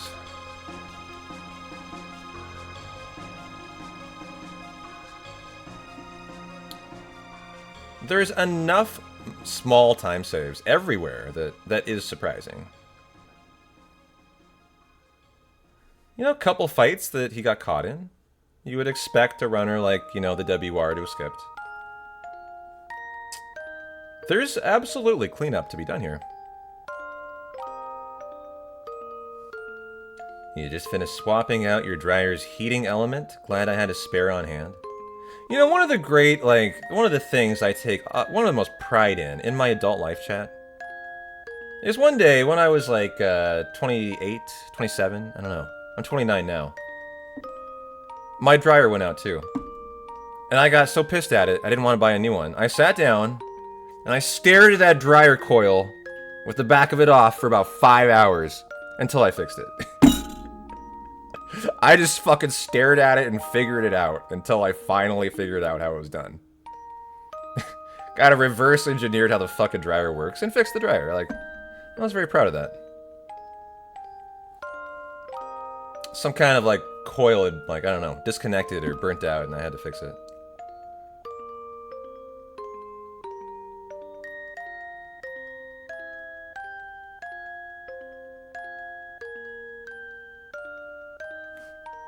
Oh. Did we... That was Shala's theme back there. We better enjoy Shala's theme here. Here we go. YouTube tutorials come in clutch. Yeah, I mean, I just brute forced it somehow. Lasted a good another, I don't know, over a year till I moved out.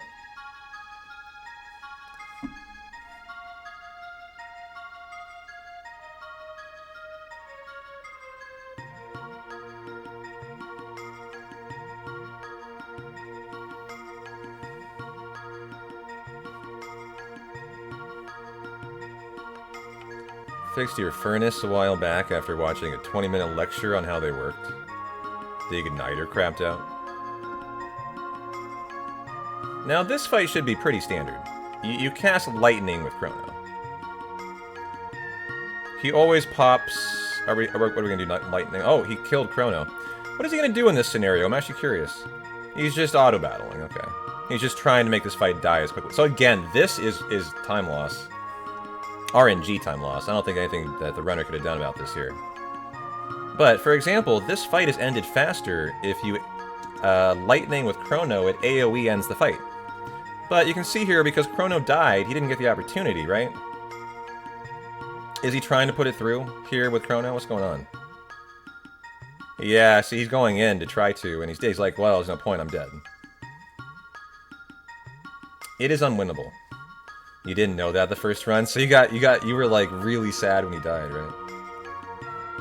But yeah, this is the unwinnable fight in CT.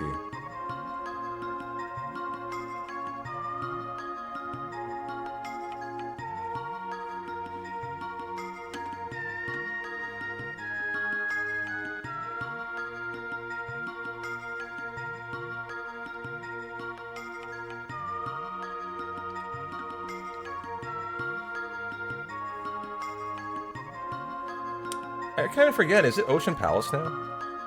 Or is it Mud Imp? My continuity gets thrown off when I'm like... It's Mud Imp next. Okay. I think? We'll see.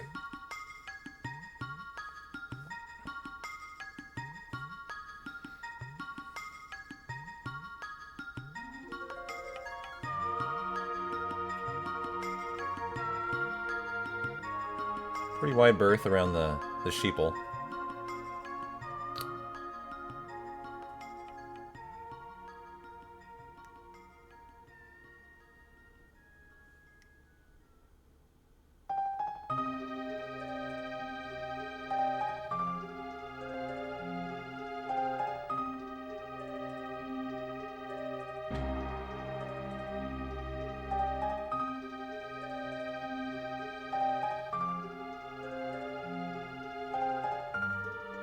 This is where we get the Swallow, isn't it? From the new area. Yeah. The sword has a very good speed boost, so we actually got out of our way to come back for it. Just for the Swallow here. Really for no other reason. Speaking of which, are you doing every ending in 100%? No. So 100%, the definition of this category, 100% varies from game to game, obviously, right? Like Final Fantasy VII. You gotta get one of every item and everything in the entire game, right? Imagine that for Chrono Trigger. Like, every armor, every sword, I mean, no. So in CT, the definition is every chapter. The Frog 100%, the Magus 100%, the Luca 100%, the Marley, we do all the 100% chapters. So the definition in Chrono Trigger is a little bit different, you know, it's very variable by game. And there is a all-ending category in Chrono Trigger. However, I've never done it. I've never watched the run. I've only been told about how it goes as a viewer, which is it's a very difficult run to watch. As you're basically doing every ending, you're just repeating segments ad infinitum just for the ending. So the run becomes a real monotonous run to view, and because of that reason, I'd never run it. As I'm very viewer-centric, like, I want to watch a run that's exciting, thrilling, and not that run. Yeah, it's so repetitive. It's like just doing an exercise for an exercise's sake. There's nothing interesting about it. If you want to see all endings, go on YouTube and watch all endings. Watching it in a speedrun setting is, like, just really dumb. Yeah, it's just the Lavos battle 16 times in a row.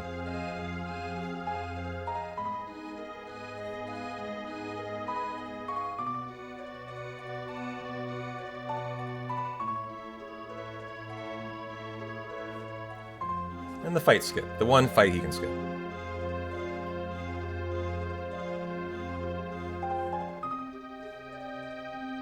And now for the Abandoned Sewers, which we did yesterday, early on, which was a lot of fun. It's a little harder early on, obviously. Back in the day, we got all the endings the old-fashioned way, Joey. Boredom. Yeah. When you guys were younger... Here, I have Abandoned Sewer music. Did you actually try to get all endings in this game? Were you able to? Remember, I didn't play this game until I was an adult. Which is one of my greatest regrets in my entire life, actually. It's just like, I started 2 years after this game came out, as a gamer. Took forever, but yeah, you did. I'm impressed you guys did. Like, yours was Link to the Past and CT. Yeah, see, both games I would have. I think I would have gotten into Link to the Past even more than CT. And here you have to buffer up left, or you get caught by that blood yolk fight.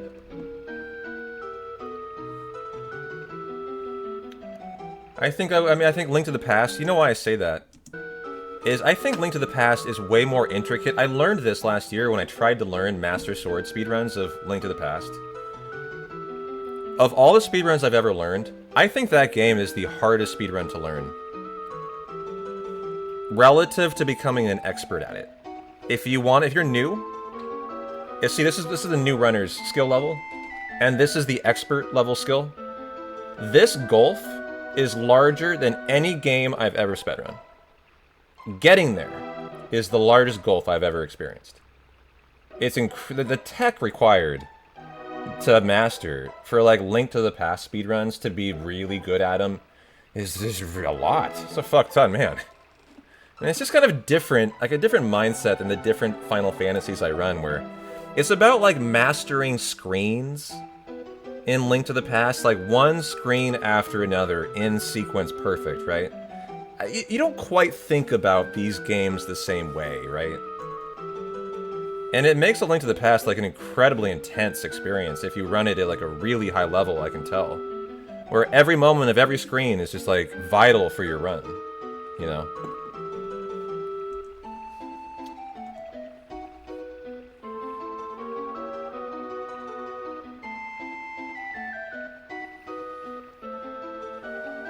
Yeah, pixel perfect a lot of the time, actually.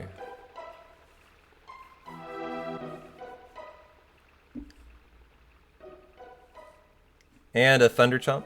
Fire Sword, okay. And did Crawley get to go? He has a long move. He didn't get to go. Yeah.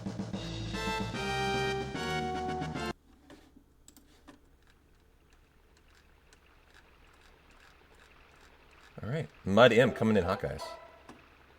I'm excited to see how this fight will go. This guy is a dick a lot of the time. I don't know if we'll see that today. You wouldn't expect the world record to have a dick Mud Imp fight, but it could.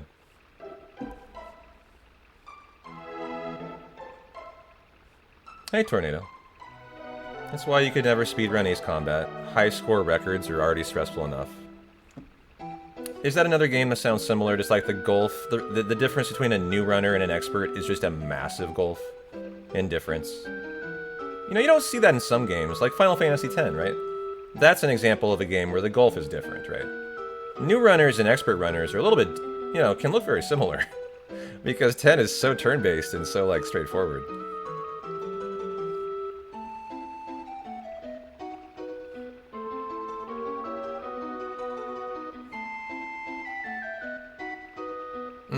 Yeah. But then if you try to be the best in the world at it, you realize how insane the skill difference is.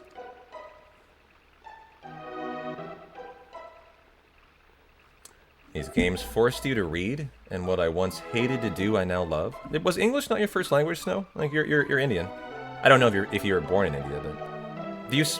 Indian, it's not the language of... What is the language in India? I'm sorry. I don't want to embarrass myself.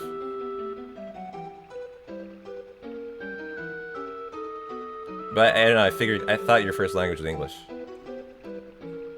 Yes, Canada, when you're 6 months from Indonesia. Gotcha. What language do they speak in India? Just help me out. I can't believe I don't know that. Why does the word Punjabi want to come out of my mouth? And I feel like that's just like horrible, I don't know, way off.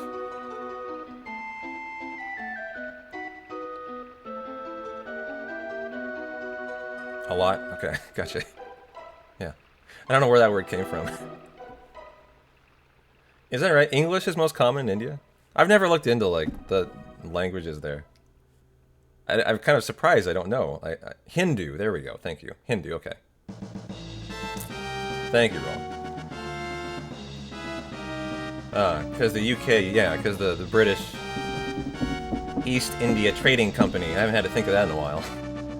Yeah, that whole thing. Oh, here, Mud Imp. We need to watch this. Sorry, guys. Oh, oh, that's not Mud Imp. Good. I was like, that fight came and went too fast. What happened there? So here we go for the Mud Imp fight.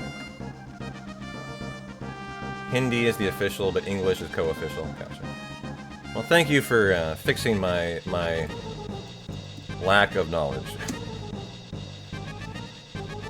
Okay. So we'll Hypno Wave to try to put the beast to sleep, not the Mud Imp, and hope they stay that way. Also, he immediately lost Ayla, so I'll have to Panacea that. And already has what are these guys called? They're called Mud...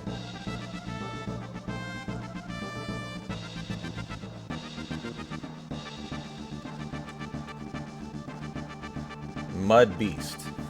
You're hoping the Mud Beast stays asleep the entire time. And you can see that one already is awake. The one you need asleep is the blue one.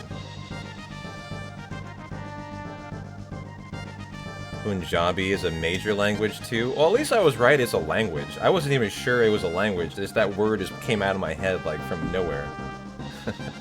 Telugu is another one. Gotcha.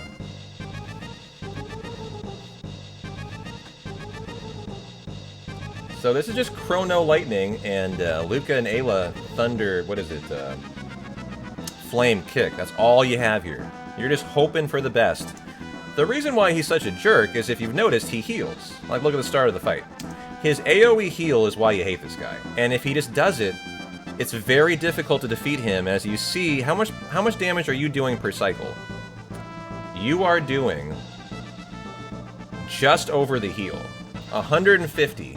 And we are doing 70 plus 150. So in that phase, we only did 68 damage to the Mud Imp, right? So the reason why this guy's a troll is how often he'll heal. So good Mud Imp fights are fights where he never heals. It's not really about like the moves he does, it's about the lack of healing.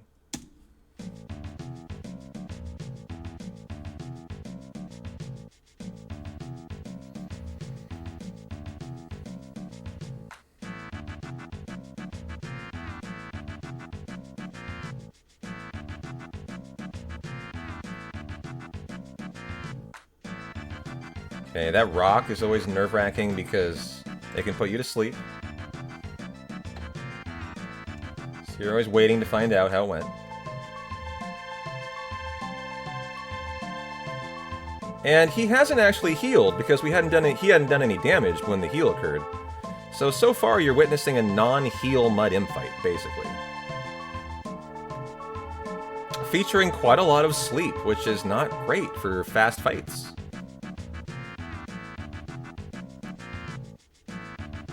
Also getting a little risky on Chrono here. A dead Luca. Holy cow here.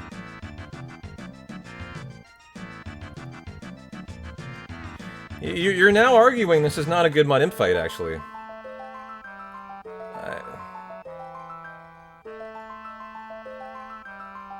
This is now kind of a dick Mud Imp fight, guys. Wouldn't you agree with this? Look at this. We're losing Luca? Dude! What is going on in this WR? This is a bad Mud Imp.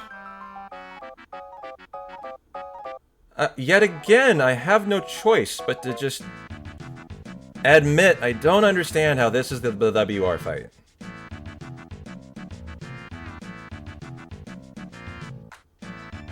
As that can go much better. I want to see the menu, though. Should be Berserk Rings on both Ayla and Chrono, and then the power sources, Strength on Ayla. To prepare for the boulder killing. So Berserk and Berserk, and then the Strength Capsule goes on to Ayla. Yeah.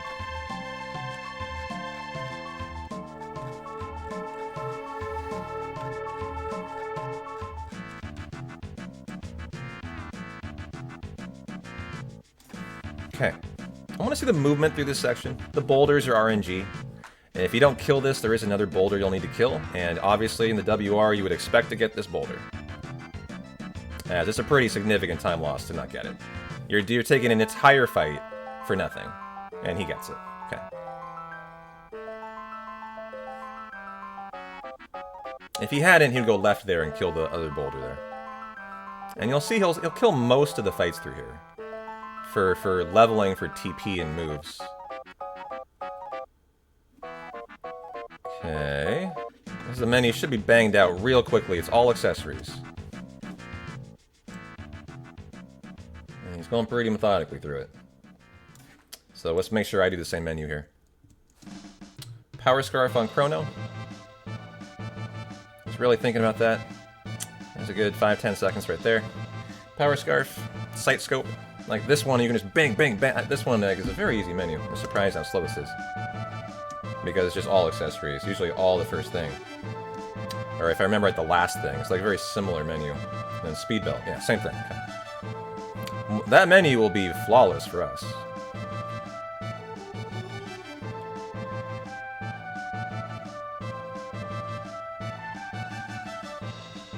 There'll be a number of chests you get through here actually to sell for Gil, like the Time Hat.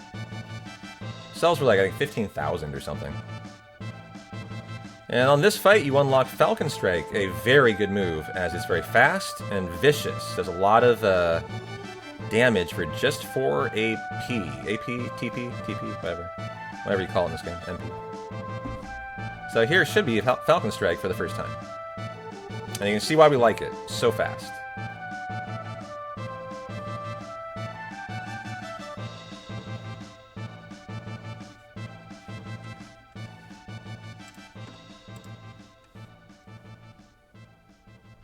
Flee that fight, yeah. Death Lily by 4. And kill the Gargoyle by 3. Wonder what area this is.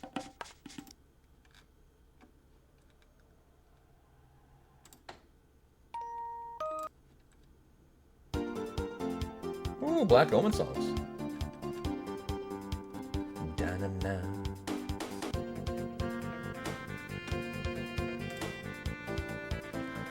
That's not Black Omen. What is this? Epoch. Epoch. Sorry.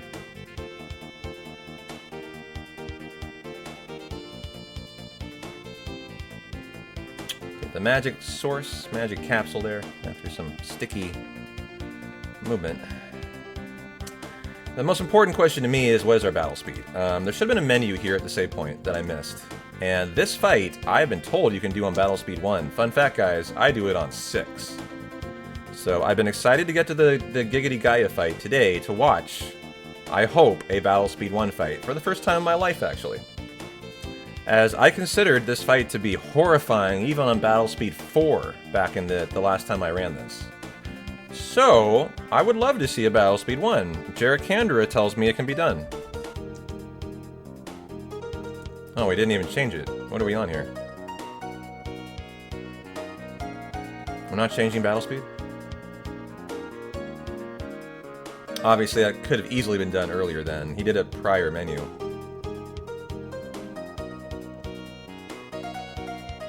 I suppose you would want all these fights on the fastest, too. If you're gonna do it all on one. What is the prior fight? Oh, wait! Black Tyranno was the prior fight. He's still on battle speed 1, because he's never had to change it. Yeah, I was just thinking back, like, what are we trying to think about what are we on? We're on 1 from Black Tyranno. So he just hasn't adjusted it, and now we should get to see this Battle Speed 1 fight that Jarracandra says is viable now.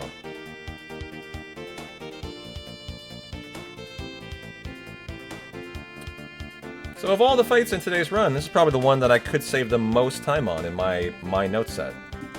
If this is viable. And you even say it's fairly safe, I think, which surprised me. Just having never tried it, that sounds frightening.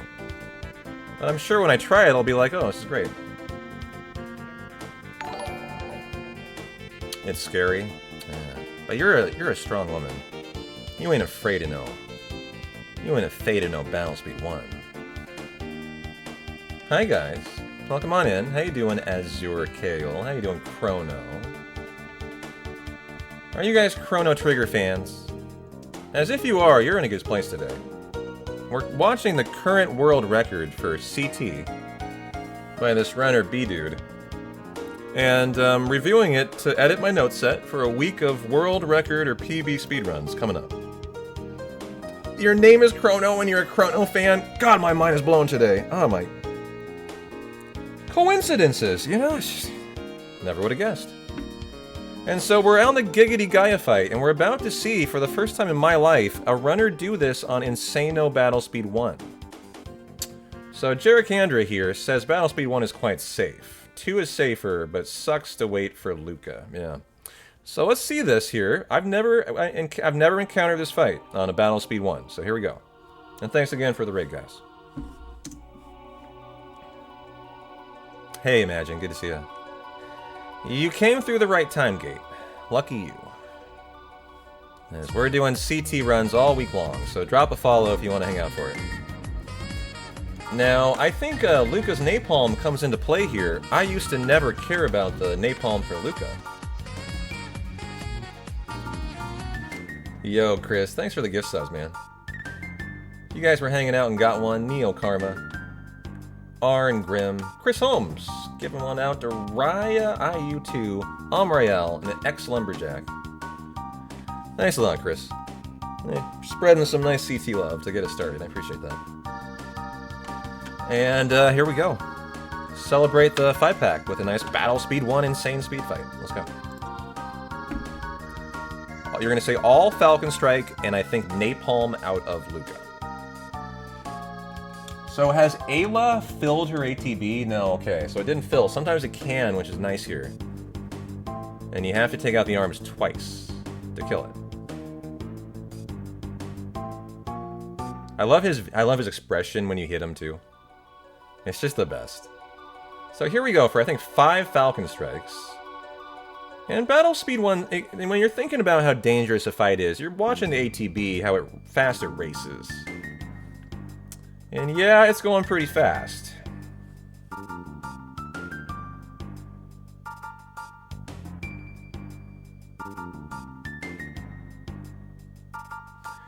The napalm, I believe, stops at this point. Continues, okay. Are we napalming the entire way, Jarikandra? The idea here is it saves a Thunder Chomp, a Falcon Strike. I'm just surprised that all the napalming is faster than 1 extra Thunder Chomp. Falcon Strike. Because it's only saving 1, right?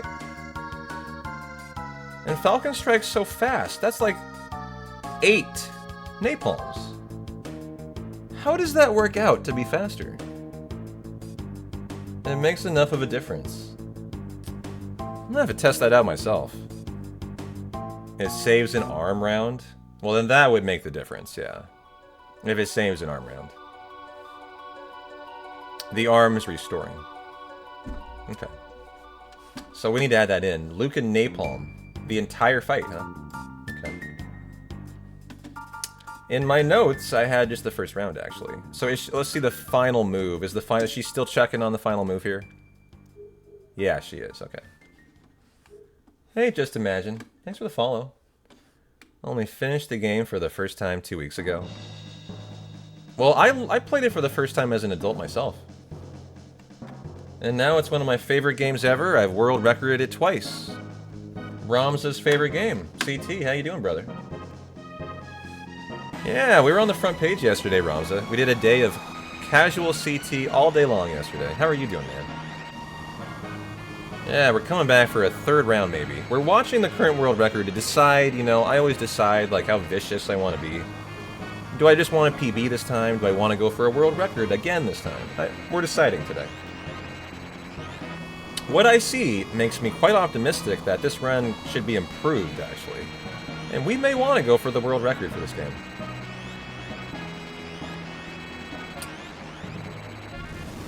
But, how's work been going for you, Ramza? When you say you're wiped, that usually means you're putting in 12-hour days on repeat, so... You've worked 16-hour shifts every day since Monday, and you have another 5 ahead. Man, there's a reason why I say Ramza is the patron saint of hard workers of this community. Like, look at this fucker. There are not many people who can handle 16-hour shifts 10 days in a row and, like, maintain their humanity. I mean, Jesus, Ramza. I'm sorry, bro. I feel so bad for you. You're here now and it's bedtime. I miss hanging out with you, dude. I know. I want you to get through it so you can come hang out more. We're doing a week of Chrono Trigger, and you still have 5 more ahead, so you're not even going to be able to enjoy it. Like, what the fuck? Not you, but your job. Man. I need to get you a better schedule, bro.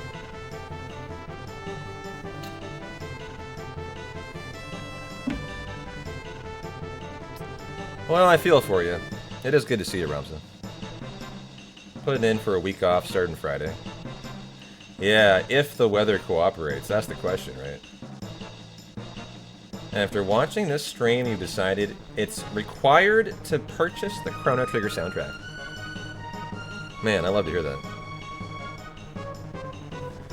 Well, enjoy the CT, Ramza. We're reviewing the world record and deciding, like, you know, how crazy you want to go this time. My initial viewing of this WR is it's got a lot of time save. We might be coming back for round 3 here for yet another WR, so... You know, at least you might have some good CT WR attempts for your weeks off. For your week off. At least you can look forward to that.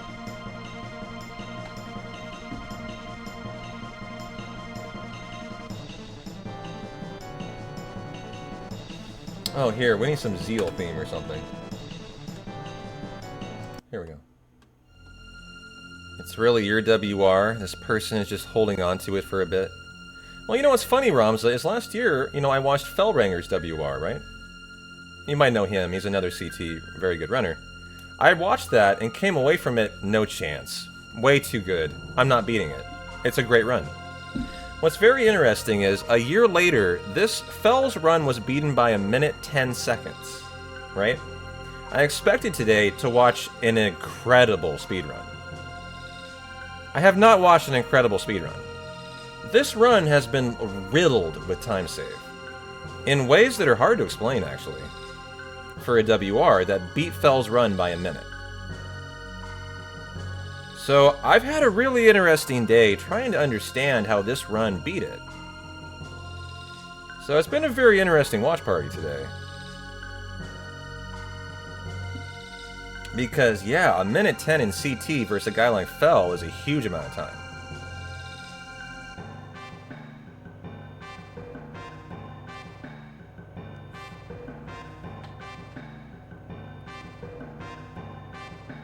As we triple Falcon Strike here.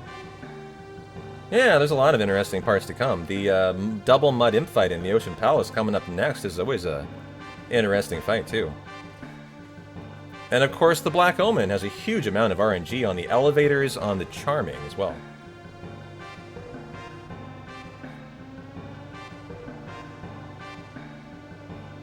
It's not like this run hasn't had some good stuff. Magus was a good fight.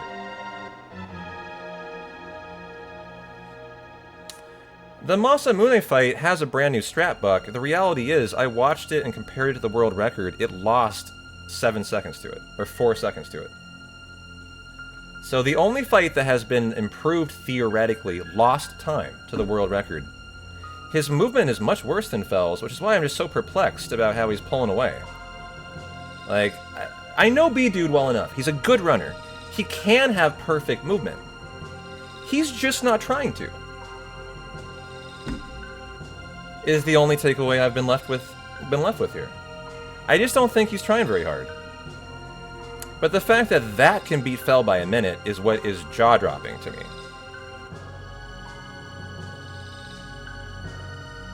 Yeah, there's been nothing shocking in this run, Supergoat. Like, the way you say that, I'm not sure I would say this run's disposable. But there hasn't been anything crazy in this run. It had a bad Mud Imp.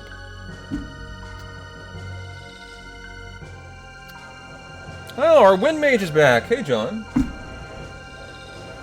Starting right outside the window.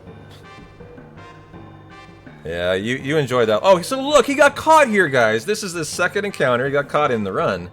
Fell doesn't get caught by a single random encounter in the entire run, guys. This is now his second he's been caught by.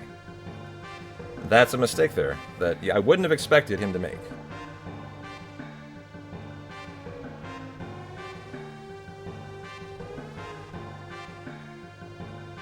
Now, you can skip these 2 at a time. And he's... Oh, he has to take this fight. This is a fight you don't do. I don't understand what's going on here. He has now had back-to-back fights you don't get in this section. This is actually a pretty bad section at this point. Already. And he's just starting this section. I continue to not understand what I'm watching. And I'm getting more suspicious that there was just a general patch update that made this game faster, if somehow this run can beat Fells.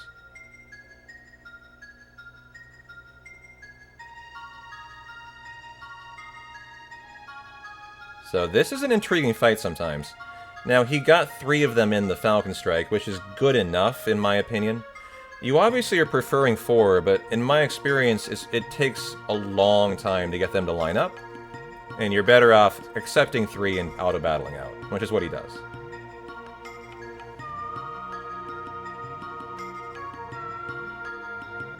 However, that entire section, you can skip those jumpers 2 at a time, and you do not do that fight. It's just interesting. You know, for this category, under 4 hours, you would expect the WR to be pretty, like, expert everywhere. You know, movement and ability to pull off those kind of expert strats. But we're not seeing that today.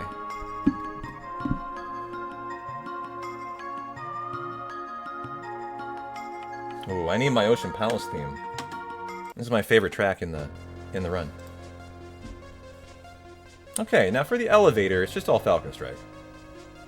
And he does an extra fight to learn Fire 2 for Luca. This is required. And then he'll replace Luca with Robo.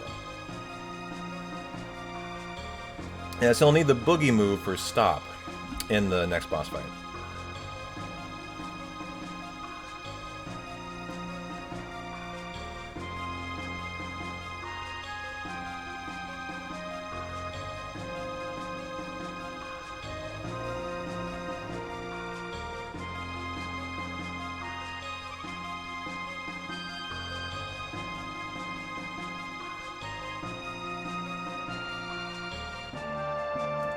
Gargoyles here, you gotta take out the purple one to do damage to the green one. Sorry, I'm gonna mute while he's blowing off my lawn.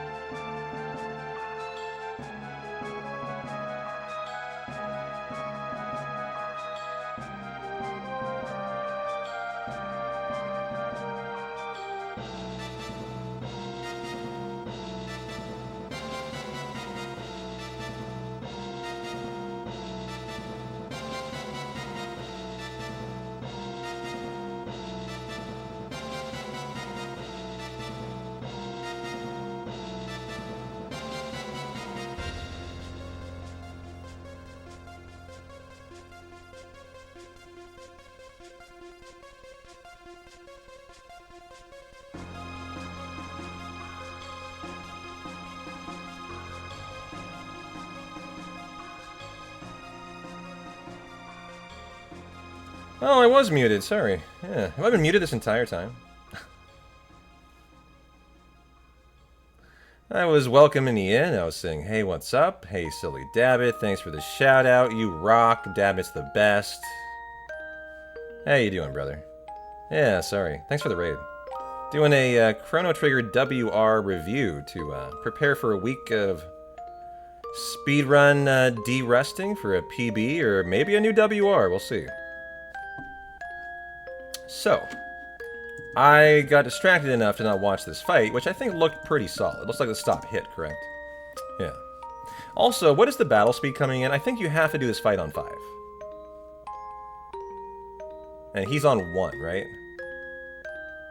So he must have changed it at some point then. Which I did not catch. When he would have gone on a different battle speed.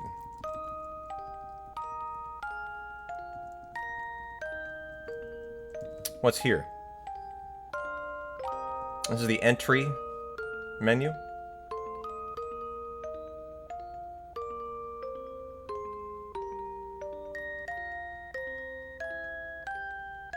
But there's no way we're doing the Mud Imp, no way we're doing the twin fight on Battle Speed 1. That would be insane.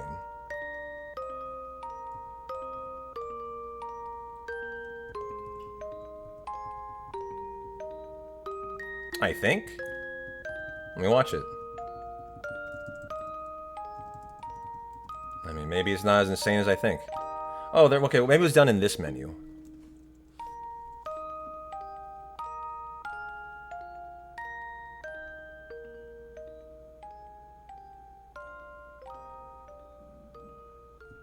No. So do we, well, let me just watch the fight and see if I can interpret what the battle speed's on.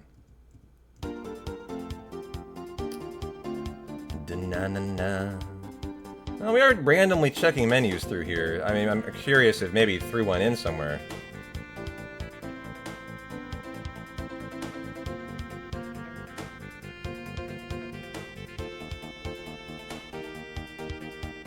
Yeah, Epoch Music, which we'll get here soon.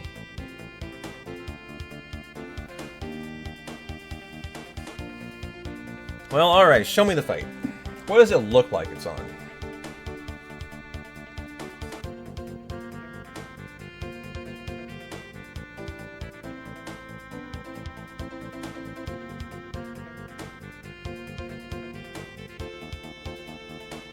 Okay, Lightning 2.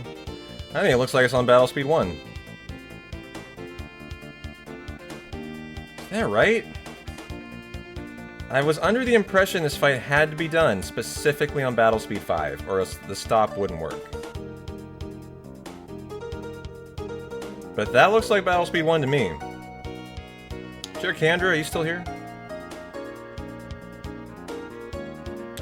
She verified the other giggity guy that was Battle Speed 1. This one looks the same, though. This would be big time save. I do this on Battle Speed 5 for no other reason than I thought it had to happen. As that Battle Speed 1, 2, 3, 4, 6, 7 were just unviable. So that's very interesting there. So Battle Speed 1 could work, you do too. Well, I'm going to be very excited to test that out. That's huge time save for me. That I just don't do.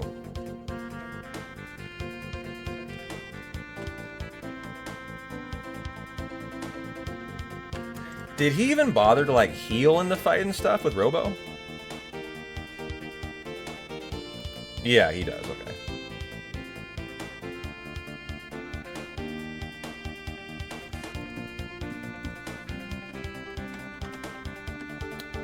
Yeah, my notes, all caps, back, because I was under the impression if you forgot it, the run was over. Battle Speed 5, 5 exclamation marks. WR leaves it on 4, so that must have been Fell's review from last year. So Battle Speed 1 or 2. Okay. Depending on what you test. We'll test this fight out.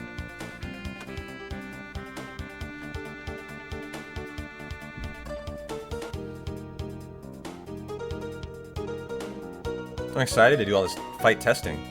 Yakra, the first. Black Tyranno, Battle Speed 1, which I used to do, just need to get used to it again. What are the other new Battle Speed Insanos? Giggity Gaia, Battle Speed 1. That fight there, Battle Speed 1. All those are on 5 or 6 for me. That's gonna be where I really get the time save on my PB here.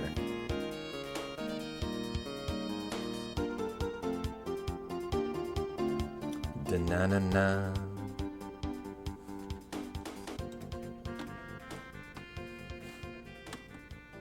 Do we have a Lavos song? Last battle, Lavos, final battle. Oh, that's too far away. That fit with the scream though almost perfectly. And we can just listen to this banger track. This is the ending track. The final battle with Lavos here.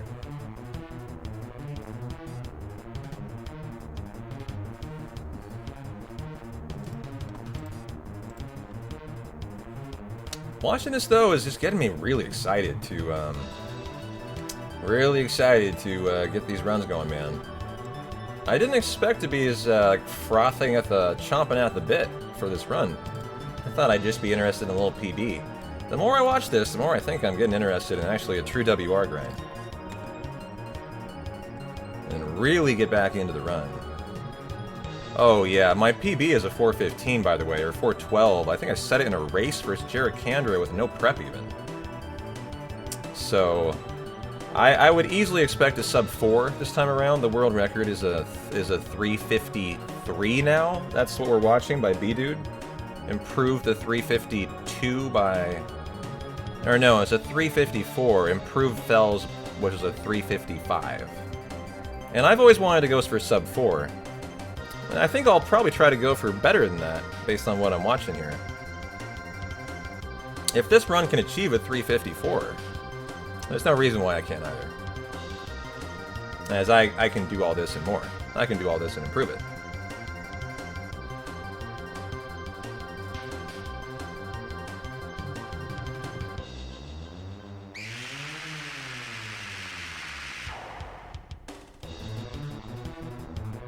You've been waiting for this day. I appreciate the support. Hey Reflex, how you doing? I really like the song to this like wave, this part of the game. It's weirdly fitting actually. It's like a temporal song, right? While like the world is crumbling around you. It's not the right song, but I think it really fits.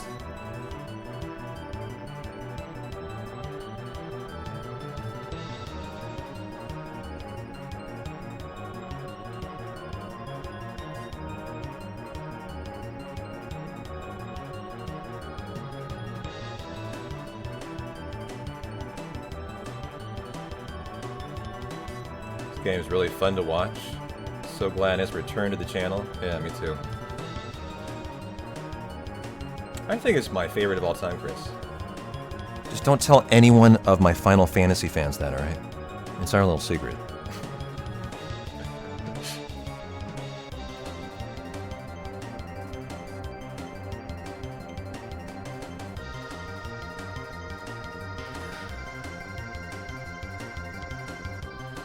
If I'm playing Final Fantasy VII, it definitely is Final Fantasy VII.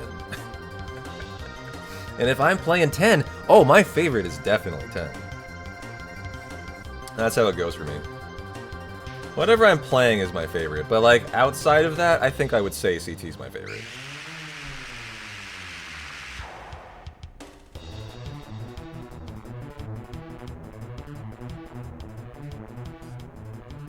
Okay, a little change of party for Luca A. La Robo, and then we should shop here. For our shelters, Athenian Waters, 11, 21, and 41. Perfect, that's what I do. You're a huge Nobuo Uematsu fan? That this soundtrack handily beats any one game he's composed? Well, I mean, he was half of this soundtrack.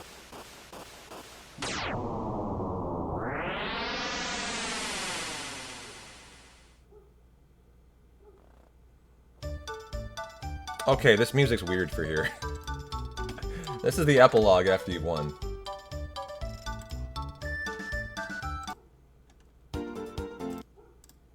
Not really sure what should be here. That works. Determination.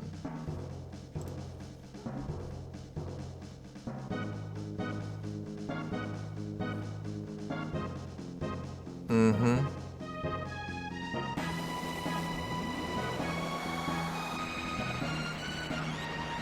Well, this is the Blackbird. That's a song, right?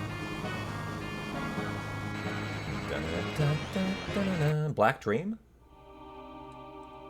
No, that's Inside the Black Omen. What is the Blackbird song? I'm not finding it. Far Off Promise? No. Determination? No. World Revolution? No.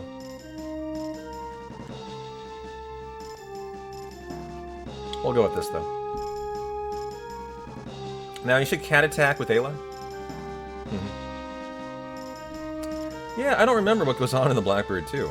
Oh, this is a quiet part. You just hear the squeaking as you run by the vents in the Blackbird corridors.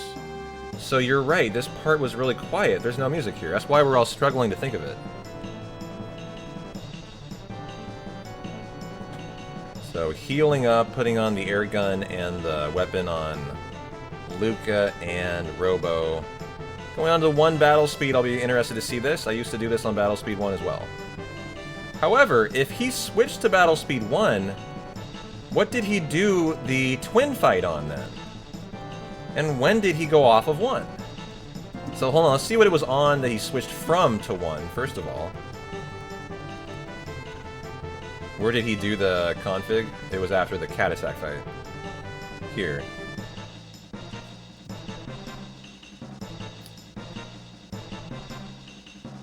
So his airgun, Kaiser arm, battle speed after the healing. And you'll do a customizer menu here. It's on 3. So when did he go to 3? I missed it.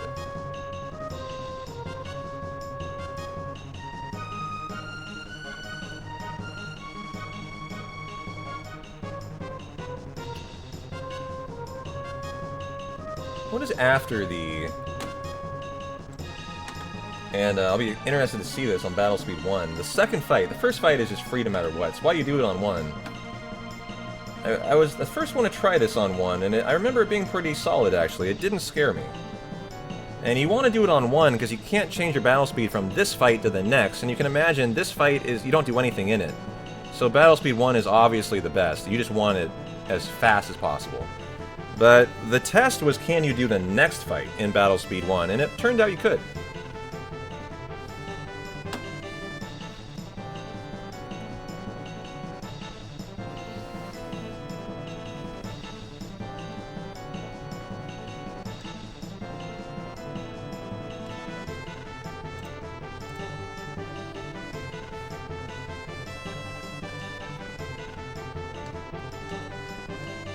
So, I mean, does that indicate he was on Golem Twins Battle Speed 3? There's not a single fight between now and then. Between then and now. So I think that does indicate he did Golem Twin on Battle Speed 3, guys. That's the only option, really. So we thought we were watching 1, we weren't.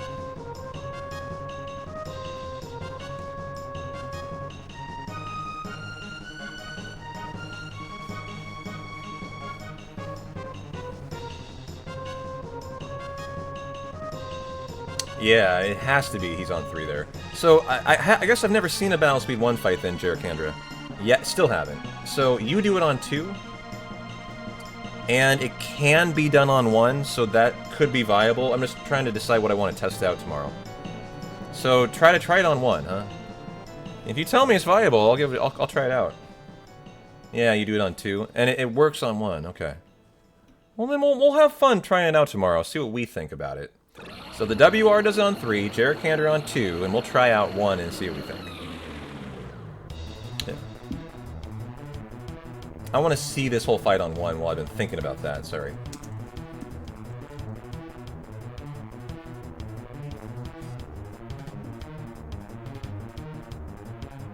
Should be Fire Tackle, Lapis, Boulder, Fire Tackle.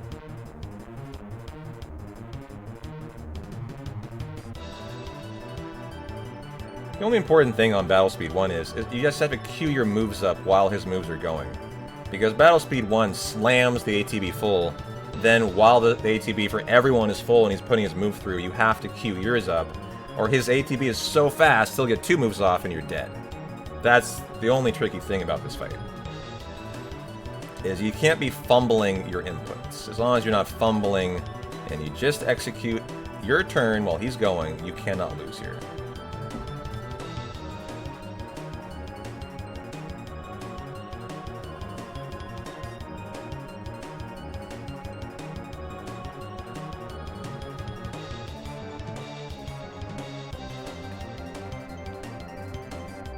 Did Ayla Meteor Strike? What does she do? She does a boulder toss.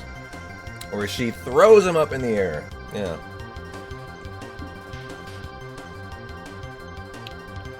Well, guys, I've been going 4 hours, no break. Can I take like 5 minutes? You guys want a quick little break today? This is in 2026. I'm trying to be better, not only for me, but for you guys too. Like, I'm such a speedrunner. One of my resolutions this year is to like allow myself to take breaks when I'm doing non-speedrunning stuff, right? And not be so fucking ridiculous with like, you know, 6 to 8 hour streams, 0 breaks, right? That's just so ridiculous. And that's how I've always been. So I'd like to kind of recognize that, you know, going forward this year, like, you know, when we're going for 4 hours, let's just take a fucking break. Take 3 to 4 minutes. You guys appreciate it as much as I do, is what I didn't understand for a long time. And I have a better understanding of these days, that I feel like I'm not providing content and you guys are all gonna leave. It's how I used to feel, but that's not actually the right mindset. It's that you guys really want the break, because like, you've been sitting here for 4 hours, you're not wanting to miss any content. And so you appreciate it. So why don't we enjoy this, here, let's get a good track going. And I'm going to take a couple, and then we'll rock and roll the end of the run. Give me a little millennial fare. There we go. And BRB in 3. Go get some snacks, get some drinks, guys, for your Saturday, and I'll be back in just a sec, okay?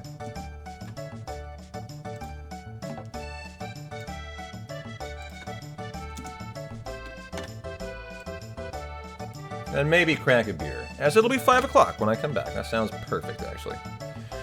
Beer o'clock when I return.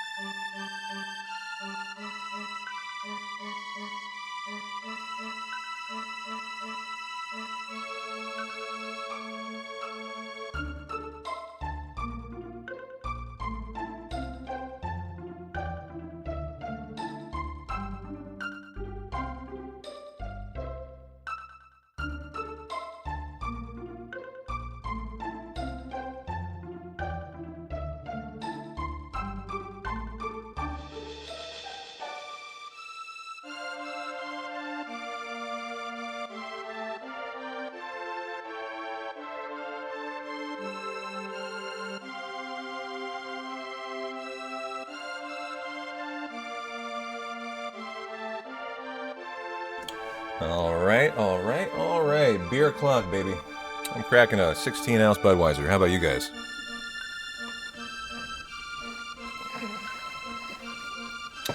Thank you, thank you. Obviously, this was going. I want to watch it all. Back to the WR review. A local beer for you, hell yeah. Cheers, Maverick. Okay. So, where were we? We had just gotten through there. Done Magus Skip. There's not a ton going on in this section. That's why it was good for a break. And then I want to see the end of time here. Cheers, guys. To the end of our WR review today. Okay.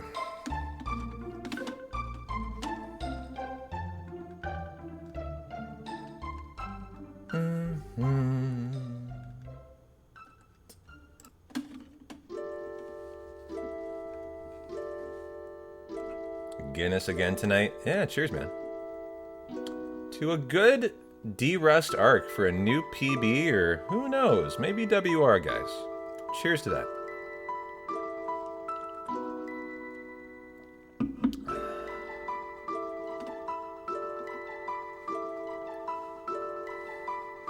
You know what's interesting? He's a minute in the red right now, too.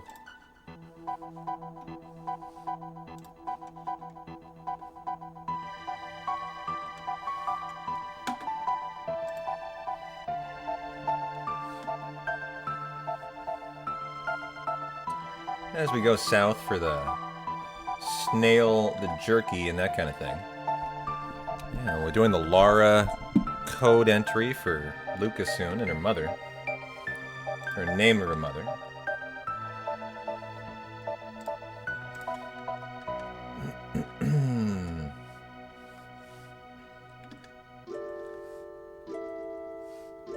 Yeah, a little earlier on, or later on. We're now into the 100% part of the run, by the way. Any percent's over.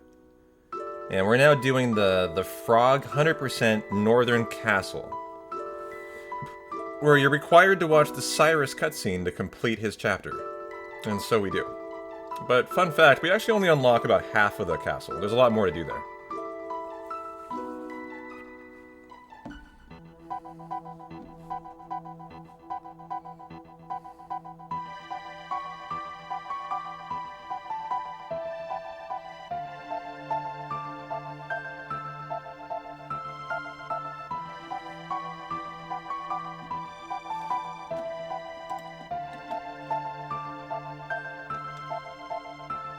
We need some CT Gambas. Hey, in the speedruns tomorrow, I can come up with those for you, for sure. Is there a theme in Frog's Castle? I'm not sure.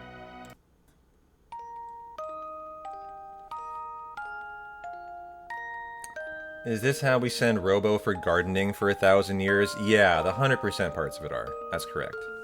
As we should hit them all with fire in here. Okay. And these guys can counter, they have a death counter, MP Sap, or that move. And you would prefer they don't MP Sap, because you have to Ether for time loss. He's using Aura to cure, interesting. Yeah, appreciate it, Robot. And MP Sap, he'll have to Ether here.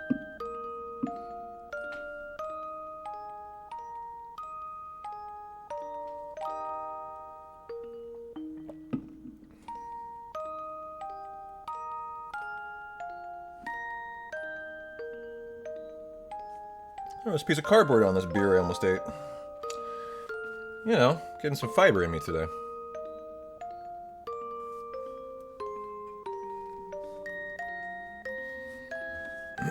Okay.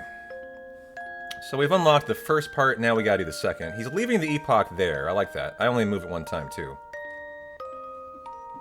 As it takes some time to, like, lift off and land. So running can actually be faster. But you need the epoch here at the end because you're going north in it afterwards. To the Aussie section. For that 100% part.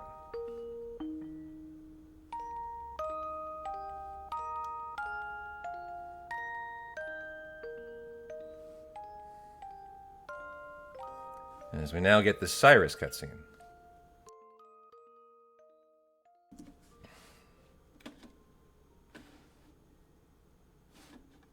I think we need something epic for the Cyrus scene. What would that be? What would that be? Frog theme? Ooh, frog theme, abs, thank you. Yes, I should have thought of that.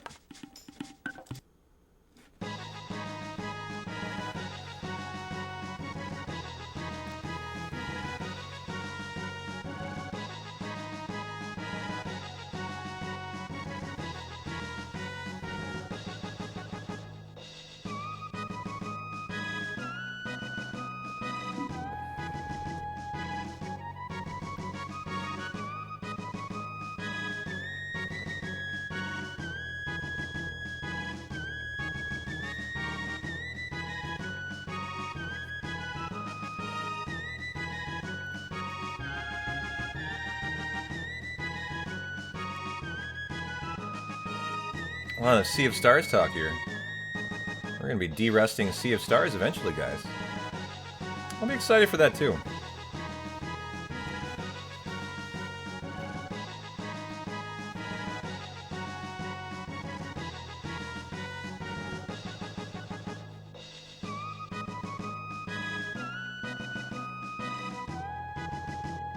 Da-na-na-na-na-na-na-na-na-na-na.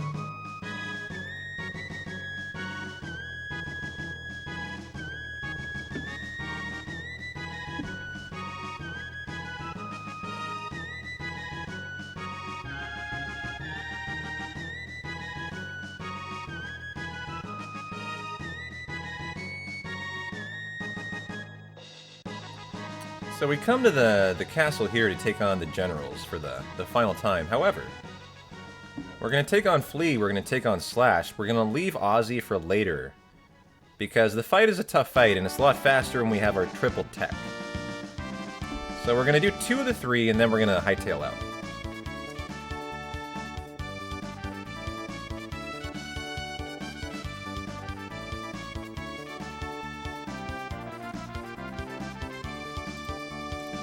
We need a castle track. I know just the one. I know just the one.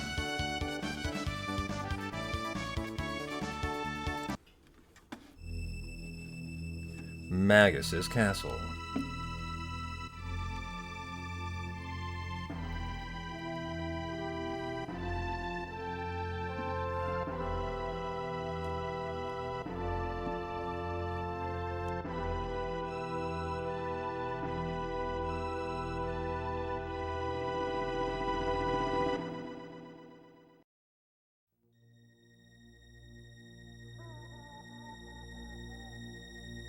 Every fight should be pretty standard here. Fire tackle. And attack.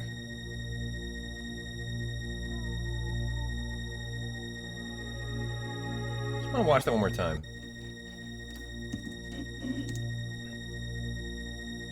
Boy, really lazy with the auto battle there. Like, just, you know, these are things you notice, I notice as a speedrunner. I'm just watching, I'm like, why is this going so slow?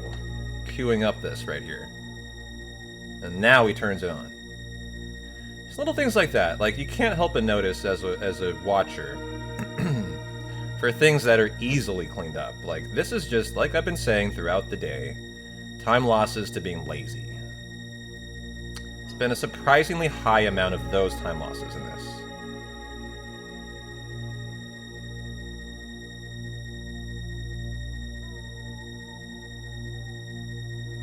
Now, this is actually a very interesting part of the route. That guillotine puts everyone down to 1 HP. Very important for the next 2 boss fights, Yakura the 13th and Rust Tyranno. As they rely on the blood sword or whatever for Magus that increases its damage as party members fall.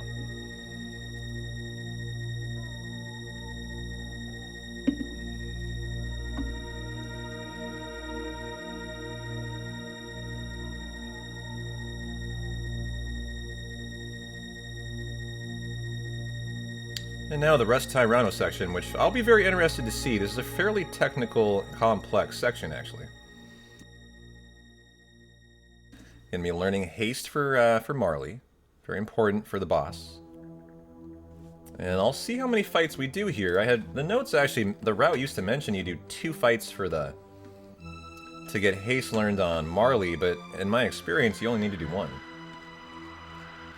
And did he lock Magus onto lightning here? Or ice, I mean? In the fight? That's what I do. Oh, Magus didn't even get a turn. Oh, that's rare. Never seen that. Like, not a turn to go, but a turn to put your move in for the next fight. Because it remembers it.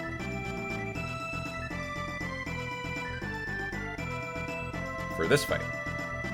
So instead, he won't be on ice, allowing for that attack. Otherwise, he could have turboed it.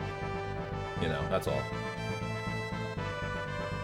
Now, does he re-enter? He's going to re-enter, yes. After putting in Marley to do the fight for her tech leveling.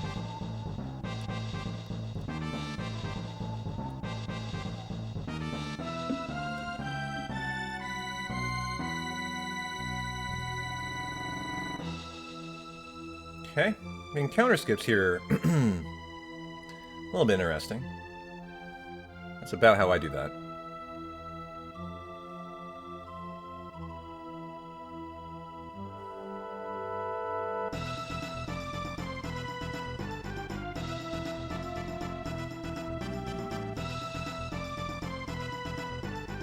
And now for all the equipping of the Doom Sai. That's what powers up as party members fall.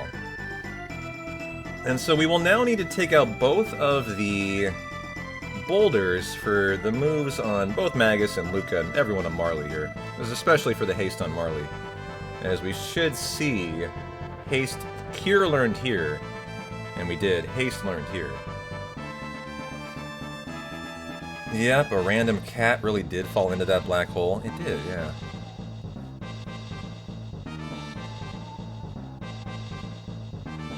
And battle speed to what?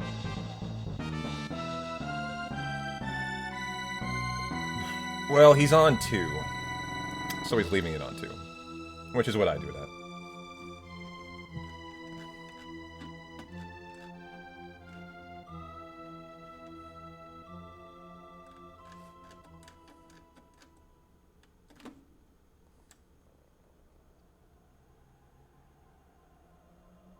Yes, I am still on 2 here from the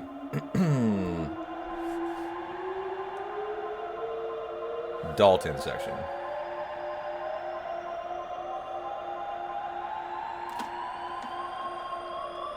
Now, Ayla needs to get a charm here for the red plate, or you take a 30-second time loss and get the backup chest in the castle. She got the charm. So this will be a very good fight. You're simply hoping Magus crits now for time save. That's literally it. That's not a crit. That's not a crit. You would like to see like 3 crits here. There's a crit. Second crit. And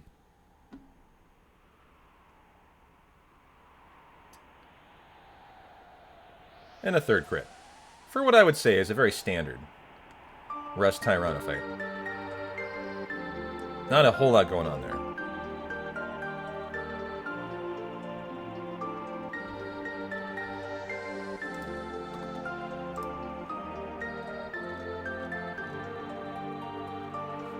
Yeah, this is a good song for the Rainbow Shell. Very, like, mystical sounding.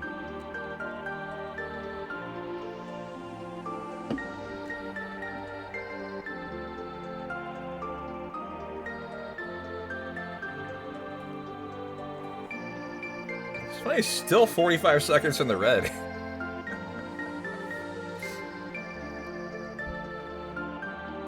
My assumption is it's got a banger Black Omen.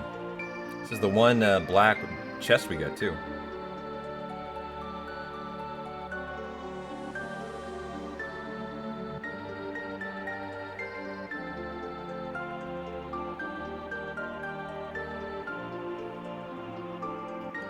Give the beef jerky to a speed capsules in the chest. It's always capsules in Chrono Trigger. We're fucking gluttons for capsules. They make the route. Basically, anyone that we can easily get, we get.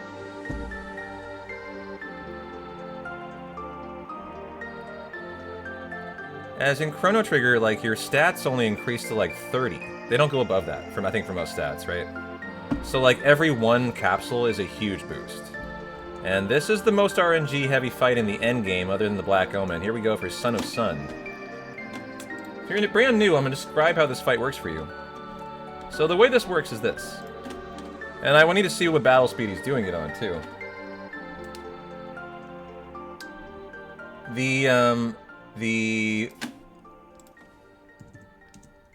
The sun only has one of its 5 flames that can do damage to it. The other ones heal it, actually.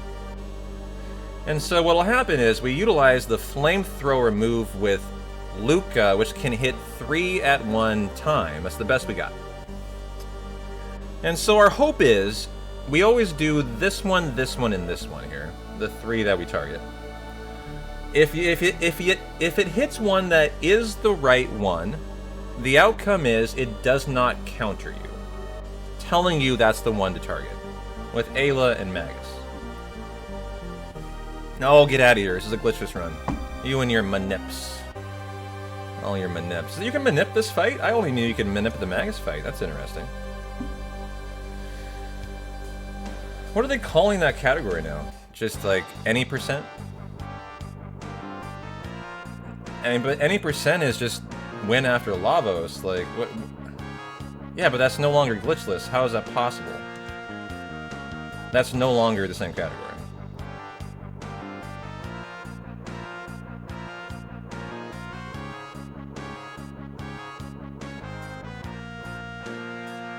See, I don't think I'd agree with that. But, alright, same fight, I guess. I mean, same category, apparently. I think that's ridiculous to compare runs where someone's manipping it to runs where runners aren't, but we'll leave that for another day. Back to Son of Sun. So, let's see how this goes now.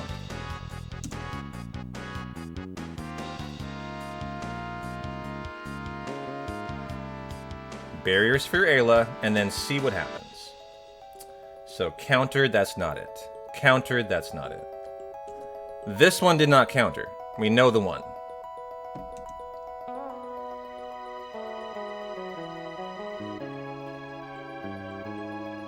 It's a little unfortunate when it's this one, as immediately if it's that one, your ATB starts flowing. So he actually lost a turn of ATB because it was that. If it was the first or the second, you would know it, and then you could put your turns through, or be better about your turns, because the third one still has to go, right? So there's a little bit of RNG in which one it is. The third one is the least optimal outcome. Because you'll see here, the ATB starts shooting forward when it doesn't attack, right? Because, like, look at this. So he targets the flamethrower here, or this one doesn't go, and the ATB starts going. And now he puts the Ayla turn through to lock in the Magus turn while she goes. And I think you would hope to get 5 attacks out of this still. Yeah, there. When everyone's ATB sinks, you put in all 3 when Luca is full. You let the other fill, so they all go in tandem because time stops flowing after the first person goes. And now they're 5 out of 10 hits to the good. So halfway to the win here.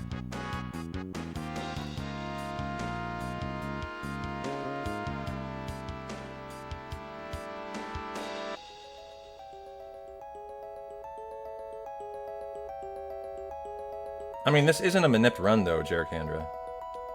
Like, he's not doing that here.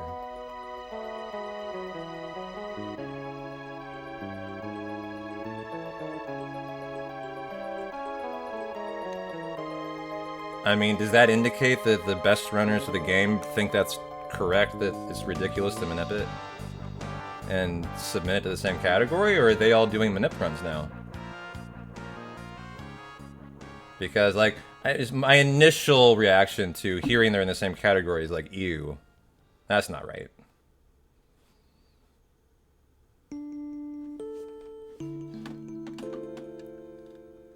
Not a bad fight. Very good fight, actually. I kind of want to see the second end of that again.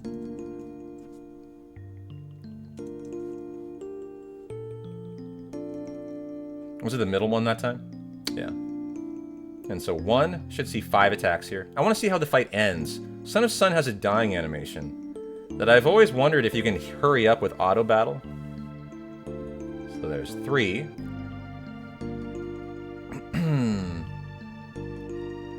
Yeah, there's not enough active runners. Well, that's why, yeah, no one's complaining about it enough, apparently.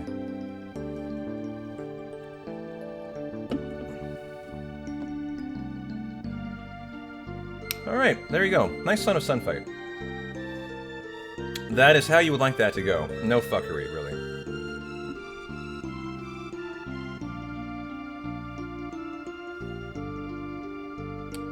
And now that we've done that, we do the Sunstone routing. You could use Magus's Black Hole ability to simplify that fight. Well, sounds very attractive, but we haven't unlocked that yet. It's probably a ways off. So if that is an AoE attack that would hit all of them, you're totally right. One consideration about that is it would cause 5 things to counter, too, if we even had that move to use. So you're losing time, actually, to just hoping you get lucky on the 3 that you target, because their counters, you know, are time lost. Is that right? They handle SNES Glitchless 100% the same way. There's an RNG Manip ES no flag.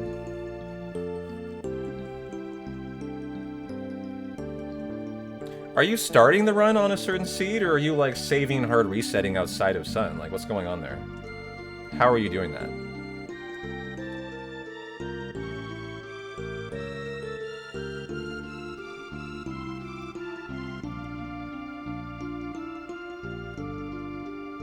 You're starting and changing it along the way. So, in a glitchless category, you're saving, restarting, changing the RNG, and then continuing the run. Is that factually correct? The words that just came out of my mouth. Is any of that you could disagree with?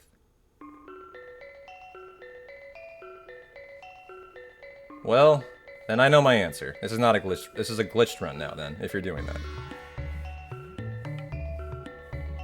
I don't think I can agree with them being the same category.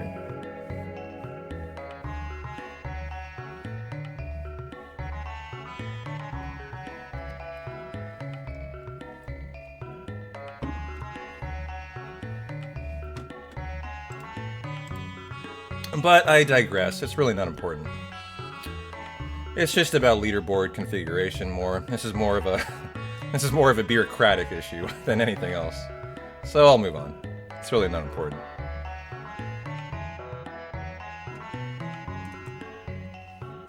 Okay, doing the 100% routing here. Yeah, exactly.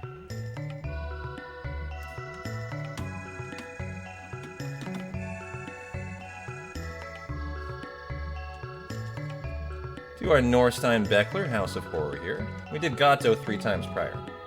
So we have the 45 silver coins. Oh, are you watching the Skyscraper live? That's today. It was rescheduled from yesterday because it had inclement weather. So I'm aware of this guy. I have rock climbed in my life. Are you guys aware of this? I have a Netflix subscription, actually. Theoretically, I could watch it. He's free climbing a Taiwanese skyscraper today with no rope, period. He dies if he falls. If I'm not mistaken. They will not be able to save him.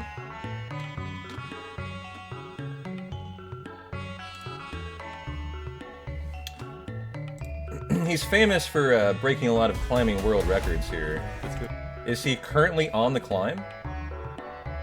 Yeah, no parachute. Yeah, he's dead if he falls. There's nothing that can be done here.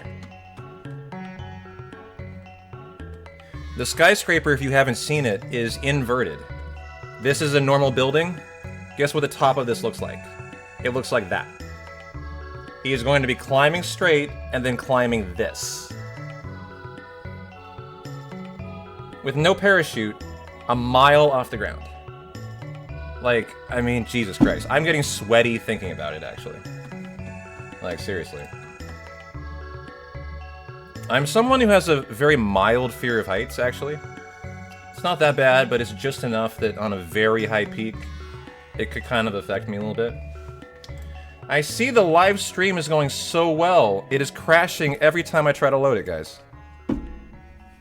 So are you guys watching it? As it's not working. Shout out to Netflix success for live streaming.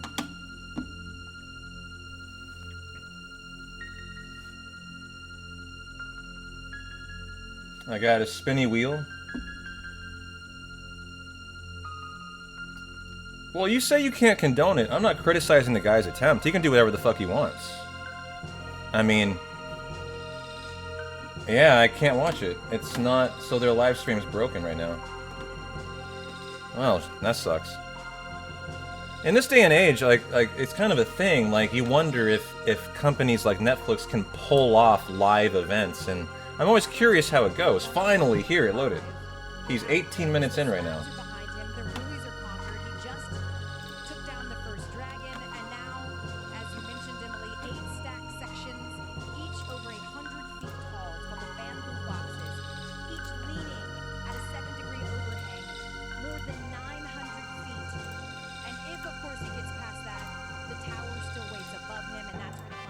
I can't watch it? That's funny. On a VOD, it doesn't show it. That's what I have here. And look, it's totally black. I wonder if Netflix has protection for this. Where live streamers can't live stream it. What do you guys think?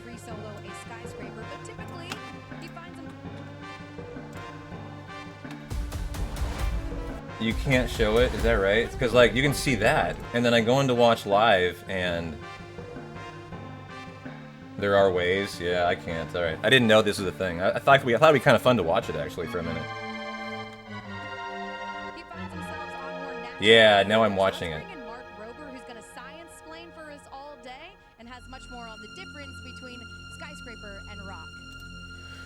Dude, he's on the bottom of the skyscraper on the flat part, and I am like unwilling to watch it. When he gets to this part, I would probably panic myself. Like I can't watch that. No fucking thank you. It's on delay, so if he falls, people won't see him snuff it. Well, good. I mean, you're an adult. You're allowed to make your own decisions. Hey, I mean, I hope he does well. I admire it, and at the same time, I'm horrified by it.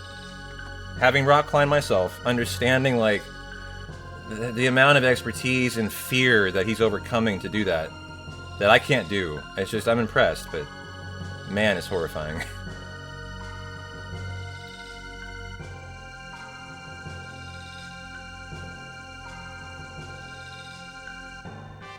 Let's just say no to heights. Yeah, amen to that.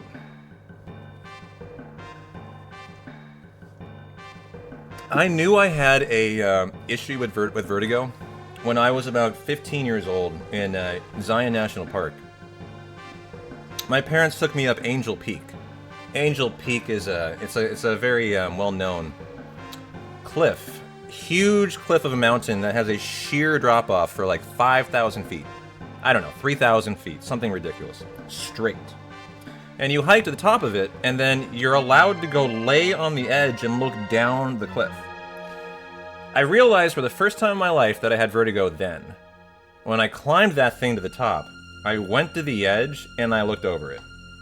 And I was hit with a wave of vertigo, where I panicked so badly I couldn't move, actually. And I had to just, like, lay down on the rock and just, like, slowly back away. And I realized then I had a little bit of an issue with it.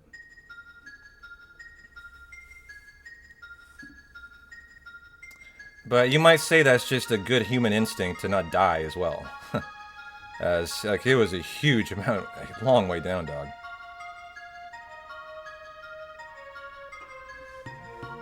Skydiving was good enough for you. I've never done skydiving. I think I would, though. You say no way you jump out of a perfectly good plane. I would actually. I wouldn't go running to do it, but if I had like it presented to me, I'd probably say yes.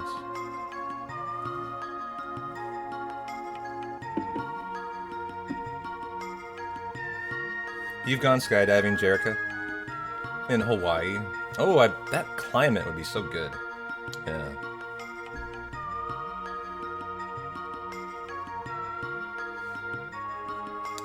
I feel like we need Yakra music here.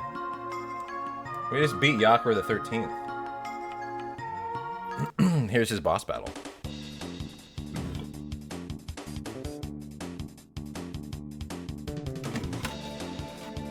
Well, we are in Guardia Castle, actually.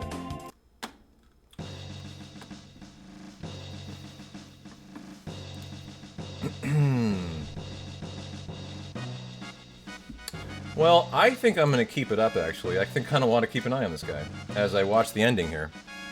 The Death Peak section is coming up. I really want to see it. It's been a lifelong journey.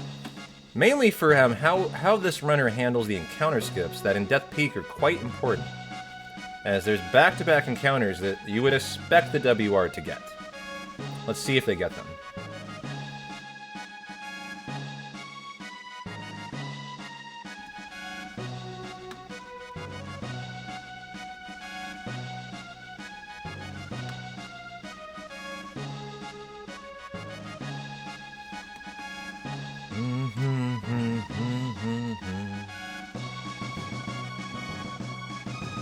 On the other hand, the indoor wind tunnels that simulate free falls are awesome. We have those in Portland. I've never been to one, though. He finds himself on more natural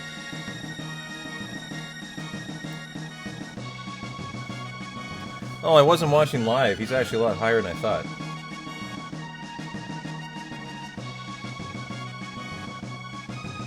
You know what's really interesting? As he's climbing, he's waving to the people inside the windows. He has fans as he goes floor to floor. This is kind of interesting, actually. They've got, like, #1 fan hands on, waving to him. It's kind of fun.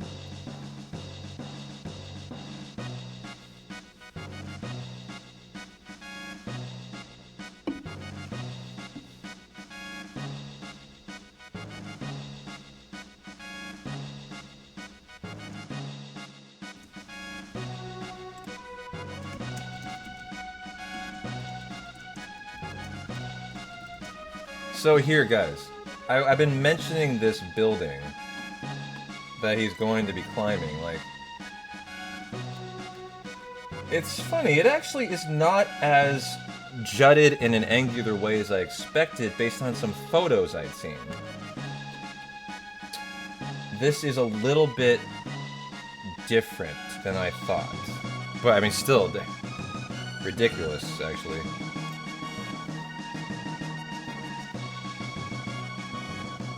For some reason at the top, I thought he hit a part like this. It's not like that. It's like that, though. It's, you know, every, like, echelon he goes up is slanted outwards.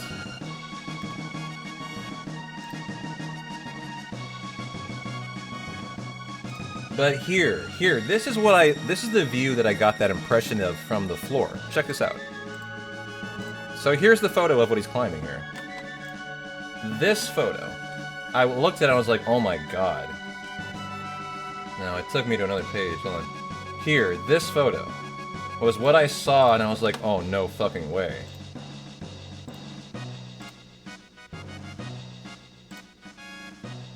As it really gives the impression of him climbing something like this, right?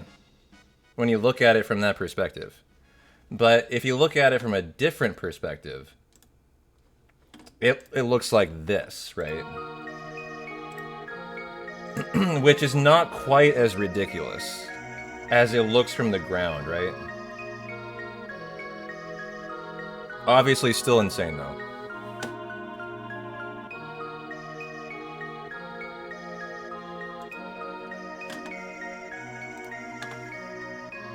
Okay.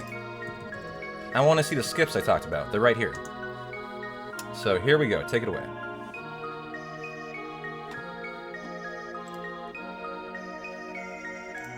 So got that one. That's a setup in a way. He should have a visual cue that he gets that with. That he used on the foot of Luca. And yeah, it does. This one is a hesitation move. You can do it in flow, though, if you have a setup with no waiting. And then this is the other skippable one. You hesitate and then move. I'll actually have to practice this one, as I've been caught by it in multiple runs recently. Like, not recently, but like last year. You'll go see the building and report back. Oh yeah, you're going to Japan soon, aren't you? You lucky dog, you. So didn't get caught by any of those encounters. That's what you would hope to see here. So a good start.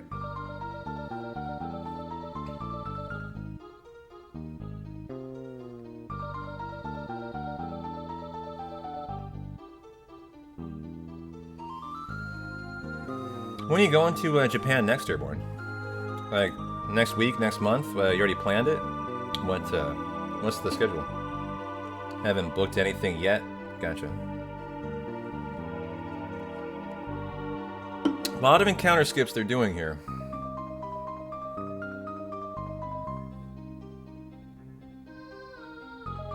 And getting all of them very nicely, too. Here's the jag to the right. Yep. A Lavos fight, the notes when I first learned this run said don't attack because he'll attack you. Well, he's guaranteed to attack. So you have to heal afterwards.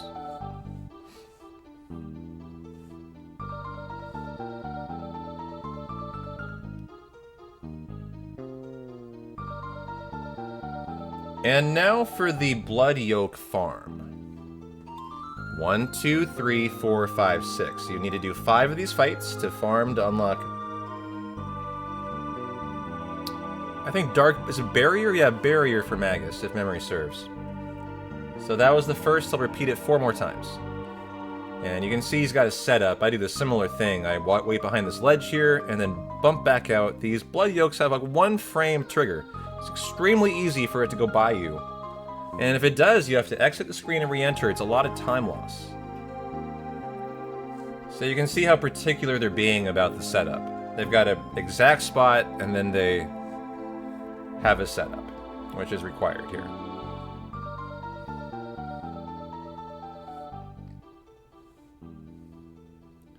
A 12-hour flight would be brutal. See, it's funny you say that. You're not a poker player. Maz, are you still here? Like, I hear about 12 hours on a plane with nothing to do. I'm like, oh, I play poker for 12 hours and have a great time. That's the obvious answer to me.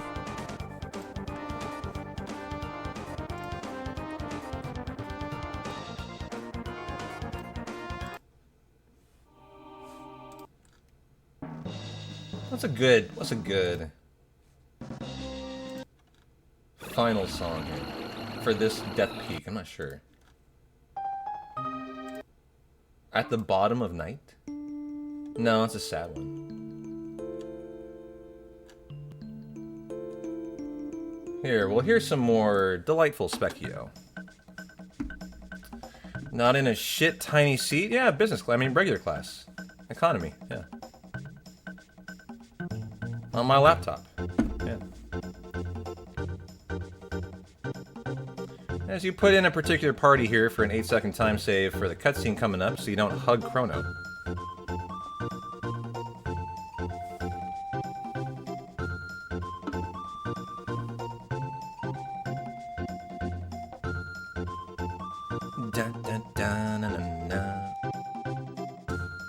Man, we got some good NFL games coming down tomorrow, don't we, guys? I haven't talked about the NFL yet today. We got 2 championship games tomorrow for an all-day Sunday Chrono Trigger speedrun day. That's gonna be a lot of fucking fun, man. At noon we have Patriots Broncos, and then at 3:30 we got Rams Seahawks. Go Patriots! How you doing, Sir Bell? You guys got a rooting interest in those? I'll root for the Seahawks probably, and I'll probably root for a good game in the Patriots-Denver one. I don't care who wins that.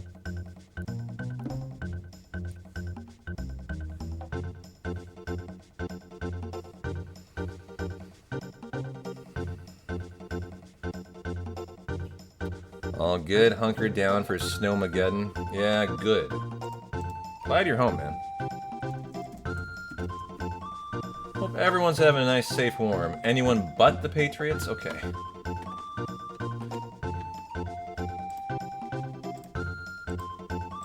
Da da da na na na.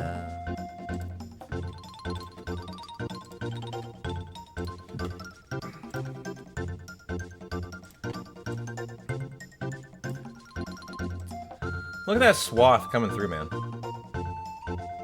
Serval's right up here. He's like in the northeast. Alright, in that purple.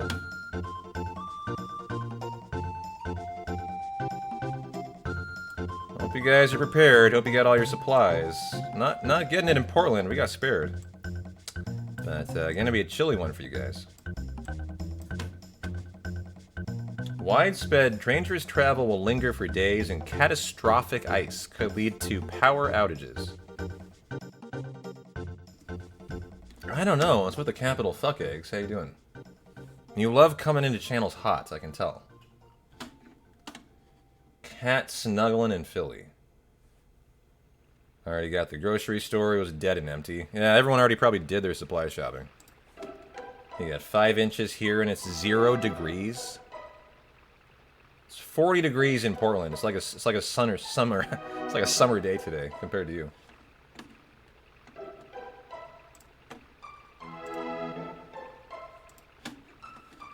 All right, this is a very fun section here. Mother Brain, the boss. It's a very technical section with a lot going on in it too. So we'll want to really focus and watch this. As number one, it'll actually help me de-rust. This segment is tough enough, I kind of want to watch it.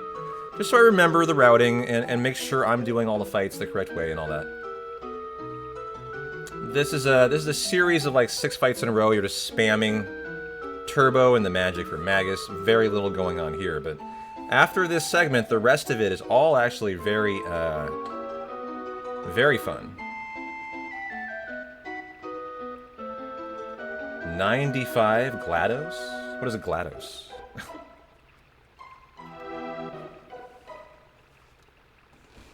95 degrees?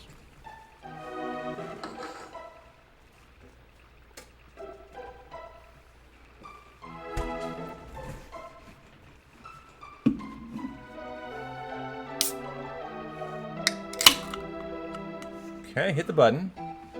Go do the 2-time fight. A Portal villain. I've never played Portal. Gotcha. And now to the right. To the... No, we're not going to the north, huh? We're doing this fight. Okay. This is routed differently than I do this. I would go up, I would do the next fight to the north, I would then, I think, come back and do this one. Or either that or I'm rusty enough, I'm misremembering, and this is a very tight part of the run. This is a not tight part. You'll see the runner will make this quite comfortably, actually. However, the next part, where you have to do the second laser charging of this door. You're charging a door or something to activate it. Whatever you're doing. It is very tight. And if you miss it, it's a significant time loss. You have to go back and reset it, so... Let's see how they do on this part, by far the hardest part of this section. So they got a little low there, that's fine, but like you do that mistake 3 times, you probably don't make it. And it looks like they've done well, they'll make it. Yeah, and they made it, just barely. You can see they made it right as the lightning expired. And that's just how tight it is. Now, the way runners handle this is interesting. I do about the same. And then I go south and wait here to get him there about the same. Your friend here needs to be navigated in this section, and we're taking advantage of getting a speed capsule while we move him around for 2 things for time save at the same time. So this is a very kind of interesting section for the routing. And now here he is. And we need to navigate him down to this fight on the left. Your sis got you a beer subscription? Oh, nice. Posted it in Discord, too, huh? Check it out. Check out your beer subscription. Where is it? Other pictures? News? I got beer! No. Oh, hold on. It is. Here.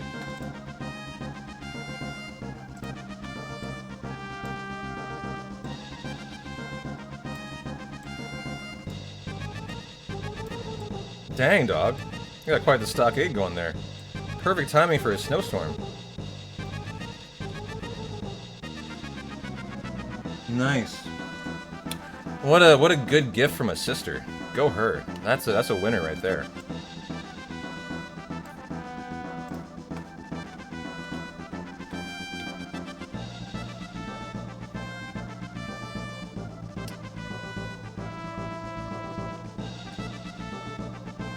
Yep. I would dig that too.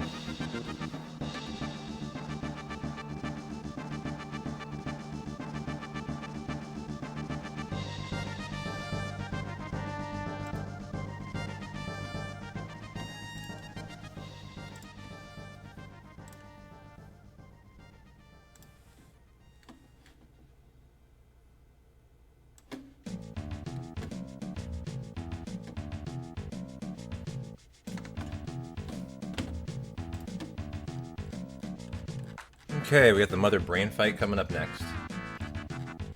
The Black Omen will be the part I'm the most interested to see through the ending here, where the RNG is quite heavy, actually. To see how this WR looks, we'll need to definitely see a good Black Omen. So we have the Red Knight chapter. Remind me, guys, who is the Red Knight 100% for? Why do you do that desert section? Is it Luca? Marley? Magus? Frog? Chrono? It has to be either Luca or Marley, I think. Who do you do the Red Knight one for? Whose 100% is that? My assumption would be Luca, but I'm not really sure.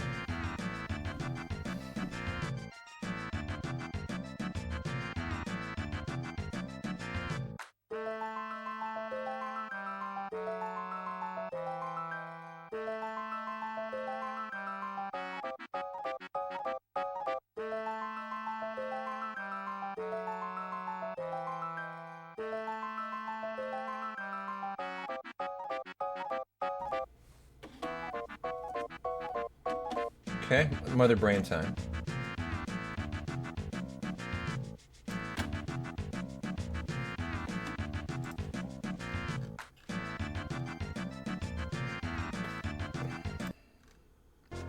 Let's get a boss theme going for it.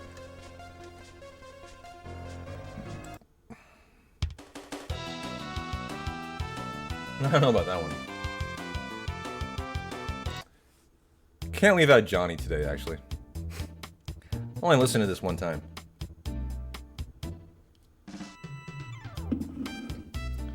Da-na-na-na-na-na-na.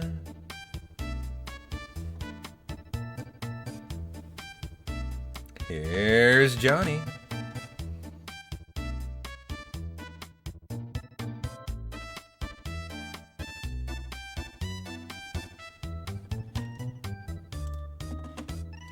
So now for the Mel Finks Red Knight segment. Hold on. He's going left from there? I'm pretty sure I go right. No, I do go left, yeah. No, I might go the other direction. I do... I'll have to try that. I'll have to test that out.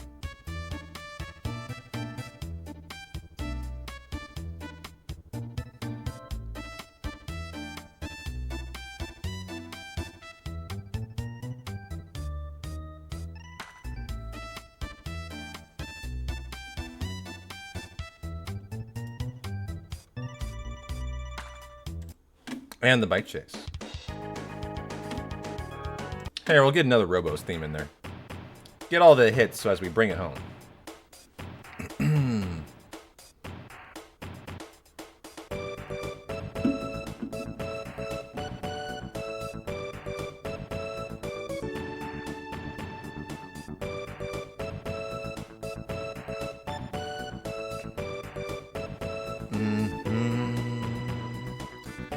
Love the music of CT. Yeah, don't tell anybody it's my favorite, though. So we had a gold Death Peak. Like I said, it was a good section. And then lost time in the Mother Brain section. Red Knight can be a little bit of a variable fight based on how Robo enters it in his HP, actually. You prefer he has an HP ending in 789, as here he has the Crisis arm on, or whatever it's called, I think. Crisis. which does damage in relation to his HP, which is 519. Now that is just random, by the way. Sorry. I want to see how he did his menu, because that is random. You're using the heal beam, praying that it hits the right spot. And it looks like Robo just is at a 9, luckily, and so that's a really nice place to find himself. He's at 549. So he would decide to not heal and leave Robo right where they're at.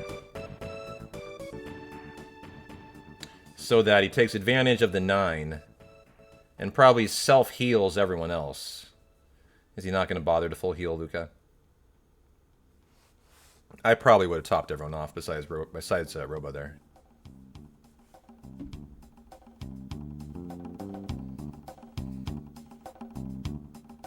And so we're waiting in this spot because it's a spot you can catch 3 of the spots from right there on the middle stone. We're kind of just like grinding it to shoot off, right, to where we're going to go. And so now we're going to eliminate the head, then the core, and then the bottom, I think, right? You have to reduce its defense, so bottom and then core, then top, sorry. So in this scenario, you're really happy because of the HP, because you're not going to have to ether Robo in the middle of the fight, which you would have to for an extra Robo punch to win the fight, because he wouldn't be doing the same damage. They didn't kill the core in 2 attacks, that's unfortunate. You would have hoped to. We're not even killing the core? We're just leaving it? Okay. I've never done that. Funny, I've never seen the core left last. I guess it doesn't really do much then. Okay. And get the capsule on the exit. There.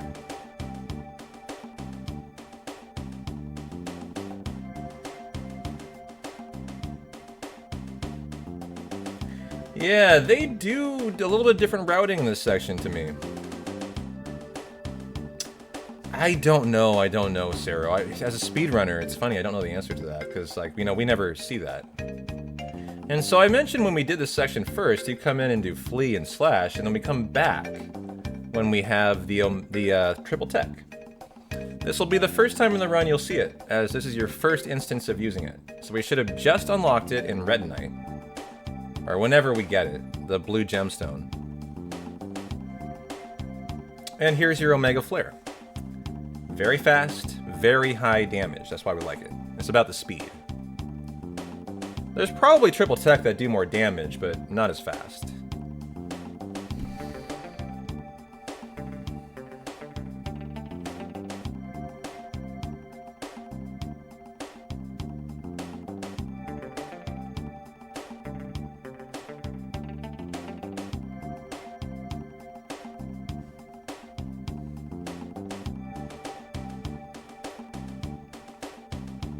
And now, time for the kitty to save the day before the Black Omen.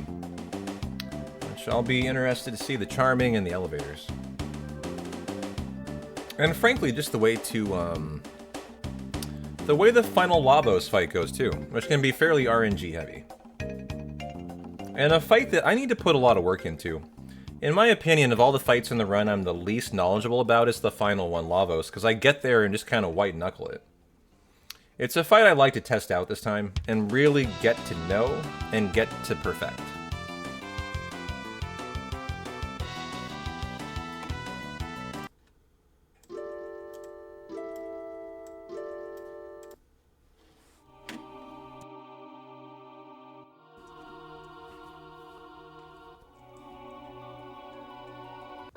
So, not a lot going on here. Let's just get into the Black Omen. This is just story stuff. And we're you know, obviously done the Robo 100%. He's done all his tree planting and farming of the desert. We do the Laura password for the Luca part here, and now we're into the Black Omen. Okay. So I see a battle speed change here.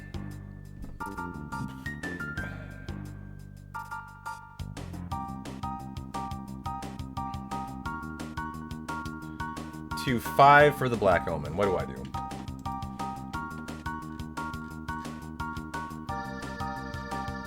I do 5 too.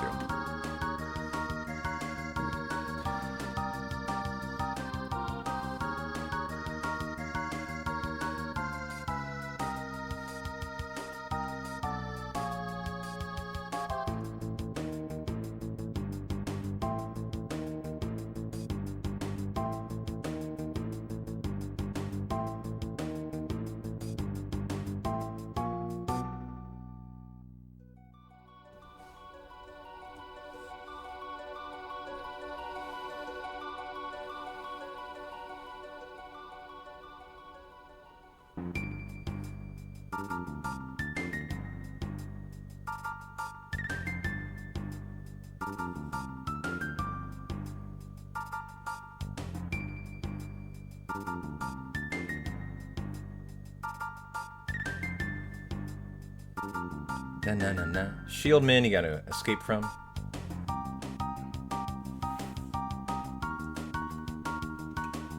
And we bring in Ayla for Magus.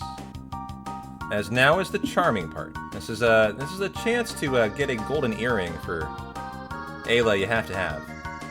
So we lock in charm in this fight for the next fight, and pray she gets it.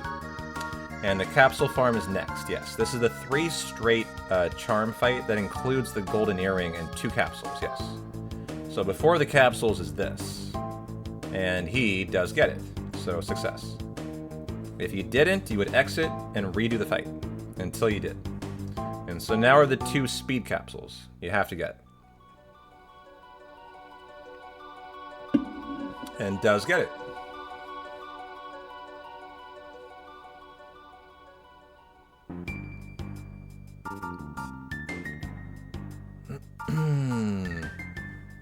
And do we have a perfect trifecta? We do. Nice. That is not that common to see that. So that's a strong part of this run, the RNG. The Magus fight has been pretty solid.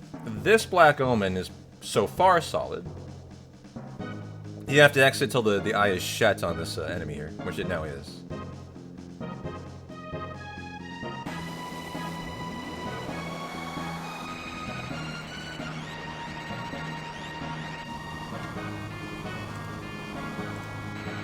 Da-na-na-da-da-da-da-da.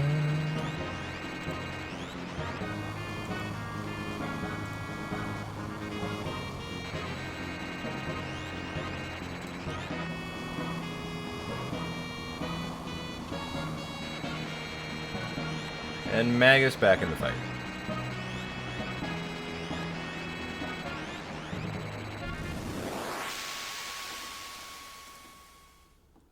What is our Black Omen song?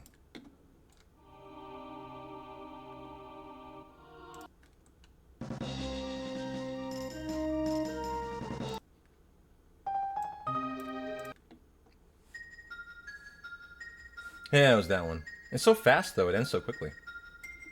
Black Dream? It's Black Dream, this one. I can just put it on a loop. There we go. Yeah, this plays the entire time. So, very important section here for the elevator. We have to study this. How did it go? You can get 0 encounters, you can get 1, you can get 2, and if you're really unlucky, you get 3. So you go through elevators twice. How this goes is a huge part of your end time. So we see it's not a 0. So, okay, good.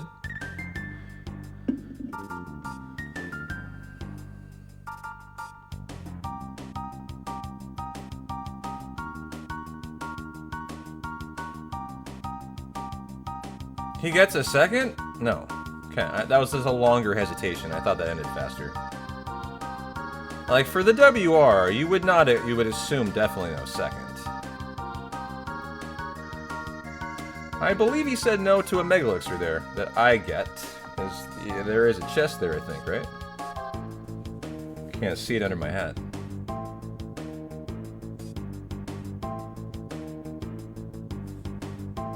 Walks through. By the way, you can run through there, you don't need to walk.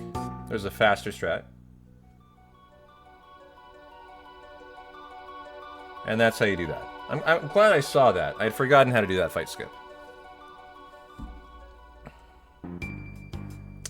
Triggers the door, then the chest. I do the chest, then the door. But you can see the door actually takes a second to open, is why they're doing that. And by doing that, they're running an unoptimal motion of routing. That's probably, like, not even a time save. As that's like a quarter-second door animation for an unoptimal movement. I disagree with that. But, hey, runner's choice. And now, you have to take the next 2 fights.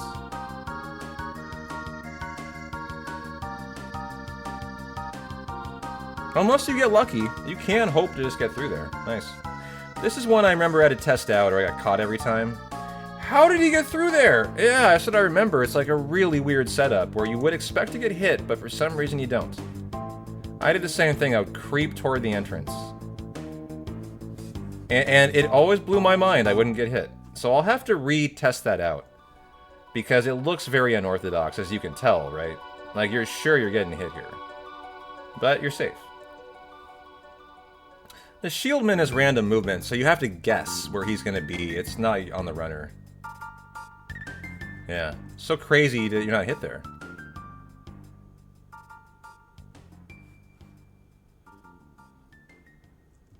And then 2 fights that we have to take.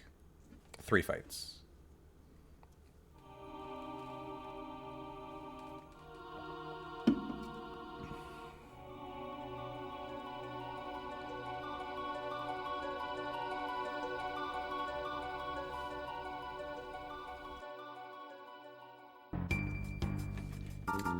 Da-na-na-na. I'm so excited tomorrow to like start testing all this shit out again. This is the kind of stuff as a speedrunner I really get into and off on and enjoy the progress of learning. That is very interesting. Why are we doing that? I think that's a setup is what that is. He's not looking at the eye, he's just doing that because that's how long it takes, and he waited way longer than he had to. So why are you doing that setup? I can't believe why he did that. Like, look, you can move down as soon as it's facing down. So he's doing all that, and it's already facing down. Now it's facing left. You can exit as soon as it's facing left. As soon as. So all that time there, he was doing the setup, in my opinion, lost him time. It's kind of an odd setup. But, you know, he was trying to set it up, is what he was doing. I just don't know why that requires a setup. You can look at the gun, and it doesn't trigger it. I don't know if they know that. So you can actually just watch it as it moves. You don't need to go above. Going below is safe. That should be a little bit better there as well.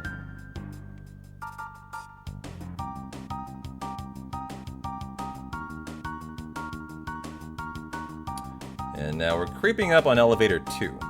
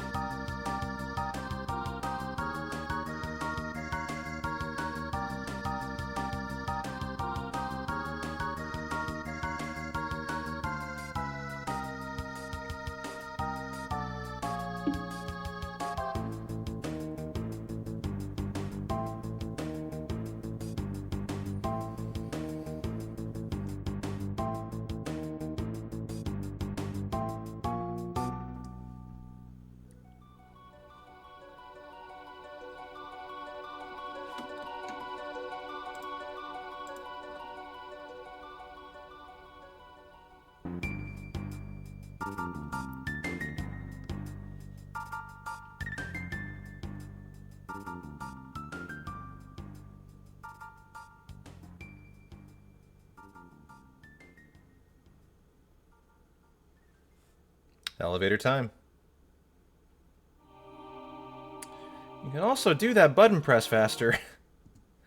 just saying. I mean, like, there's so many opportunities to call out movement mistakes. Like, you just expect a world record to have perfect movement. It's just shocking that it so often doesn't. I mean, button on the right here, button on the left before.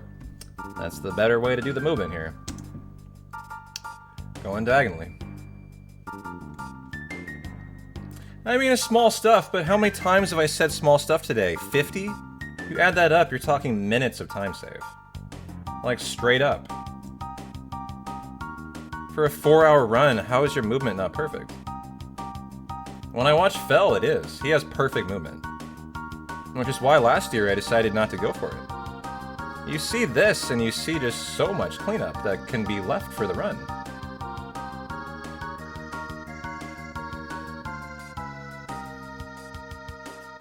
Now, from this part out in the playthrough, you cannot flee fights. You have to kill. So we will flare and do whatever for every fight for the rest.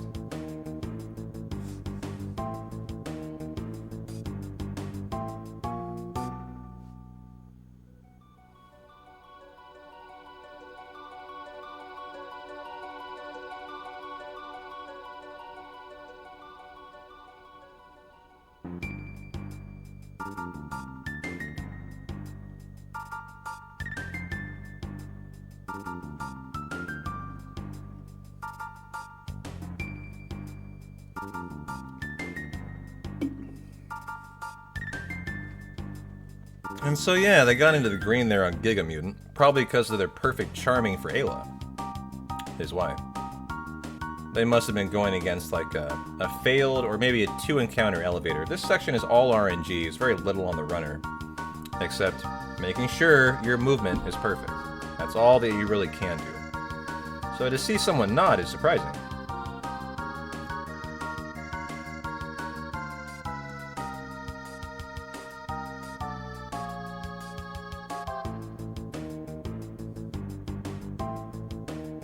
And now our Lavos fight, right?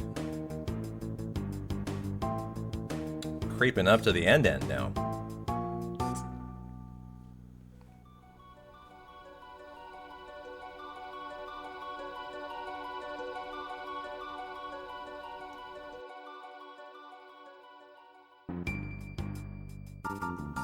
Luca has the Wonder Shot here, which is a wonderful weapon that can vary in damage. That was 500. It can do 2,000 too.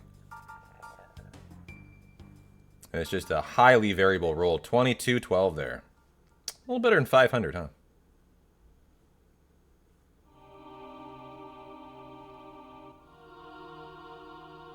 Good fight. Very nice, Lavos.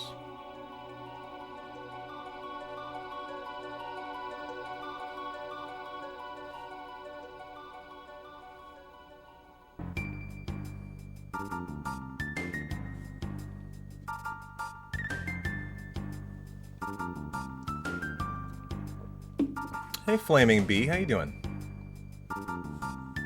Happy Saturday. Hope you're having a good one, my friend. Very end of our world record review for Chrono Trigger tonight before we're doing runs all tomorrow. How are you doing? This is now the Queen Zeal fight. A 3-phase fight of which the first 2 are free. The 3rd phase is the real fight. Even that is free. It's just don't make a mistake. It's a very standard fight. What I'm the most interested in is now the final Lavos, actually. And maybe somewhat how the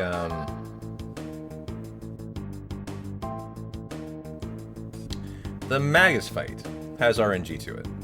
And the send-off of all your boss battles coming up too. The boss blitz. If it's Omega Flare, Shadow, that's your favorite. And if it's other ones, you might have to do multiple spells instead of one Omega Flare.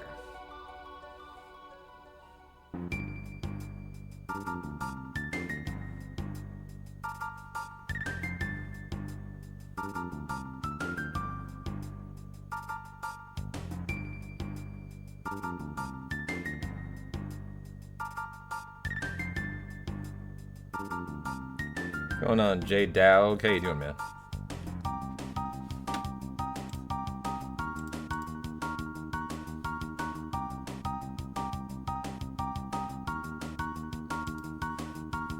Okay. The Mammon Machine dead.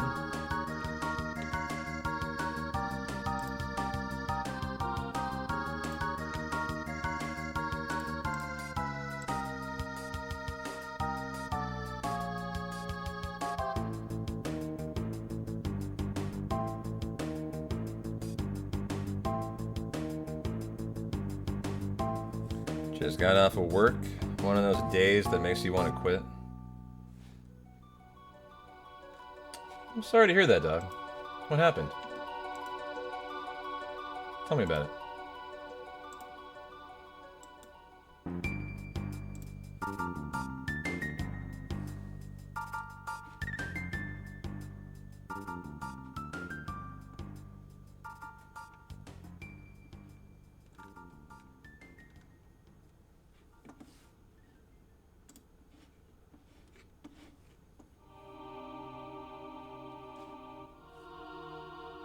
Okay. Really laying on double bomb from Luca and Robo here. Well, Magus is kind of your damage dealer and your white mage at the same time.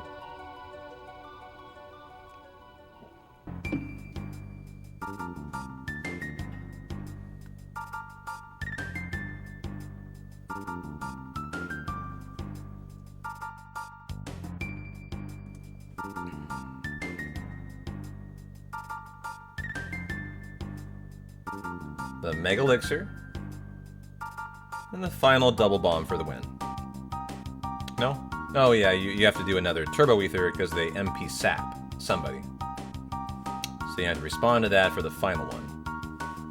And there's your Queen fight, now into the final boss blitz of the run.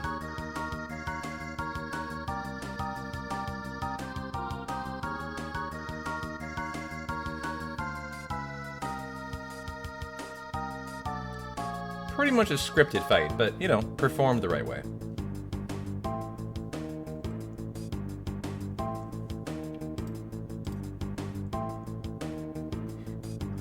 So now, to say goodbye to every boss we fought. Starting with Yakra. Do we not kill Yakra? I mean, we killed the 13th. Maybe that means we don't fight at the first. As that is Dragon Tank, does that mean no Yakra fight?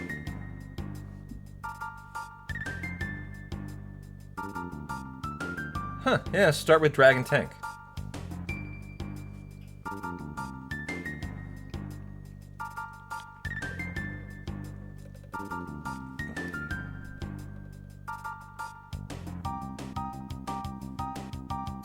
You're gonna handle these with either Falcon Strike if it's weak enough, or Omega Flare if it's too strong for that. Pretty standard fights. Guardian. We'll go sequentially through every fight now.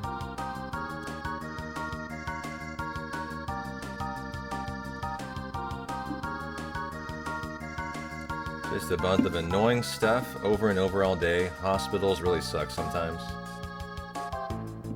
Oh, so you're in the medical profession. Gotcha. You know, I don't know.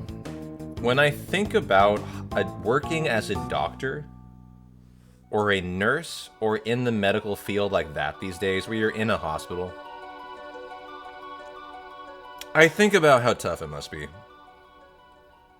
And you know, the main reason is how entangled, like, as I understand it, insurance and healthcare is now. It's like, I feel like as a doctor, or as someone working in a medical building, you're essentially like a professional insurer handler. And it seems to be like a really difficult part for doctors to navigate, especially who are like thinking about becoming doctors in the future. My impression of the insurance side of it is that it's actually discouraging a lot of people from entering, like, even entering the medical profession, which can lead to a big shortage of doctors in the United States, which isn't good. But I hear you. I hear it's kind of aggravating work in that field lately.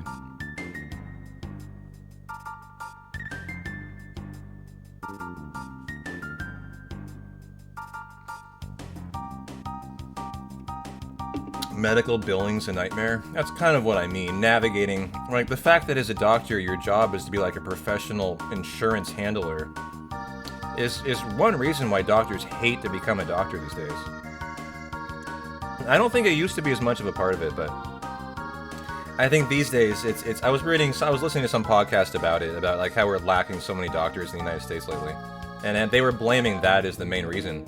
That young doctors were just deciding to go into different fields these days now. Because A, they can't make enough money because the insurers won't allow them to. And like they could in the past. It's just such an insurance-run profession. Insurance runs the hospital more than doctors. Yeah, that's what I was listening to. The main job is charting correctly. Insurance companies will deny coverage on technicalities, yeah.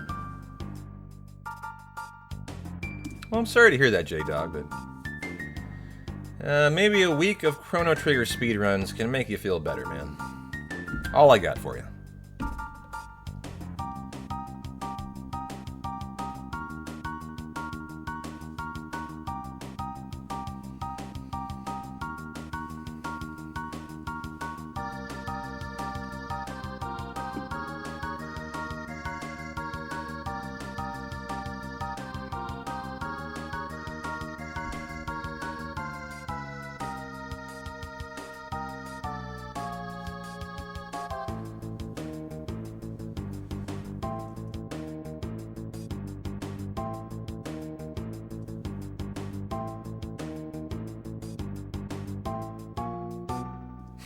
Yeah, they're in chat there. I've seen Jarracandra, I've seen Joey, I've seen... Who else have I seen in our chat and that chat today?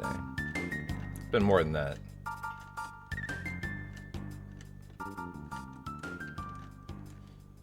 I don't know. It's too far away. CT or Final Fantasy VI as the Square SNES GOAT? So I'm going to say CT for that, actually. I enjoy Chrono Trigger more than FF6. The reason I would say that, though, is I've actually never really gotten into Final Fantasy VI in the same way I've gotten into Chrono Trigger. Where I really know Chrono Trigger. I have 100% of the game many times. I've never done that for 6, actually. I've 100%ed it, like, one time. And I didn't even follow a guide, so I don't know if I 100%ed it, but I tried.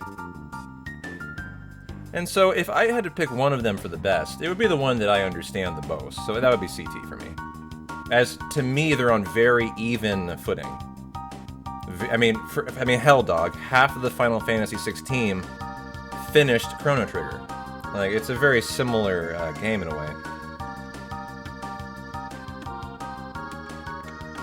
Yeah, I kind of agree with that take in a way. Like, Chrono Trigger is the prettier game, 6 is the better game. That is what I mean about 6. Like, it just has a lot to it. The job classes, right, of different characters. Even more tech, really, probably, overall.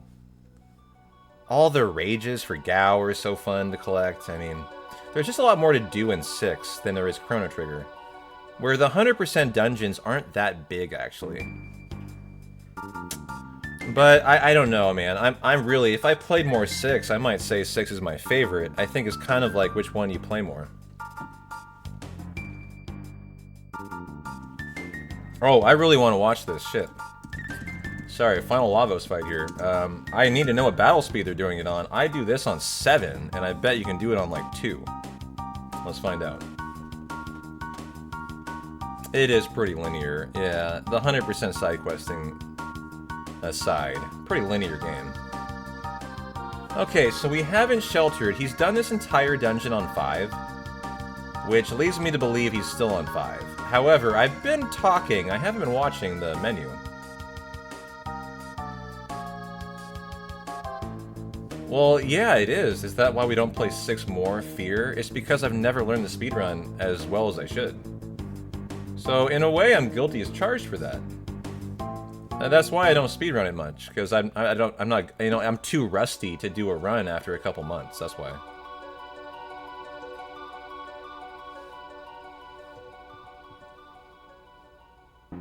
Did we do a menu change here? I think they're just doing the entire Black Omen on 5, guys, is what my assumption is. Because I changed my battle speed here. And I've always known it can be done faster, so we need to man up and do it on 5 now.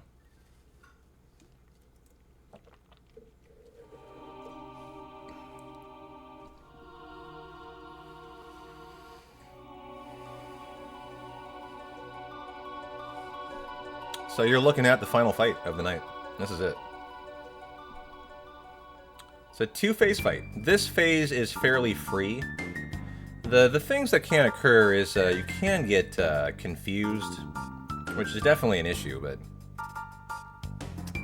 Phase 2 is the fate... Whoa, yeah, that's right, Robo always dies here, sorry. Phase 2 is where you're really... I'm interested to see the RNG. It can be really shitty, it can be pretty epic, actually. Like, almost free. And it can also be forced to heal a lot if he does the really big bad moves.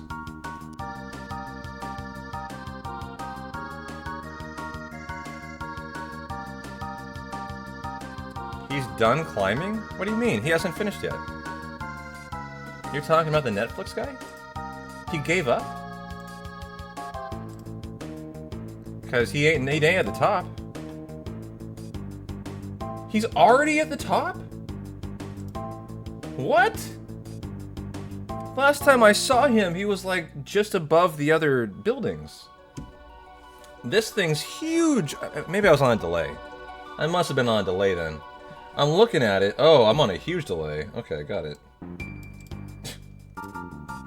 Yeah, he's at the top. He's sitting on the top of it. Is it just me, or was that really fast? The entire climb took him an hour and 20 minutes for that entire skyscraper. Talk about no fear.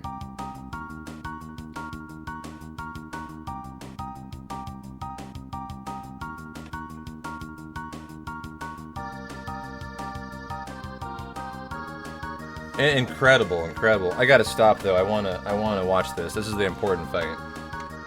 But wow.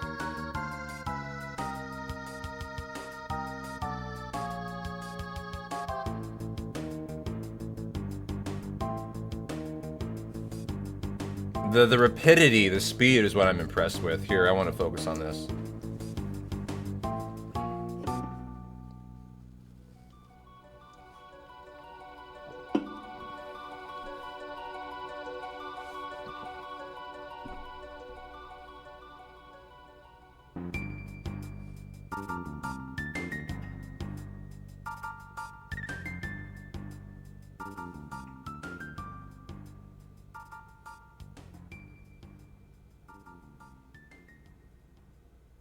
I keep getting sucked into this, sorry. Here, let's get the actual Lavos fight, too.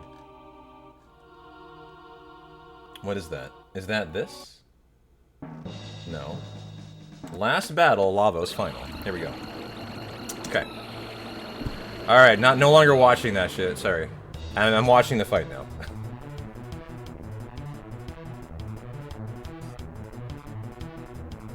Alright, Lavos, what you got here?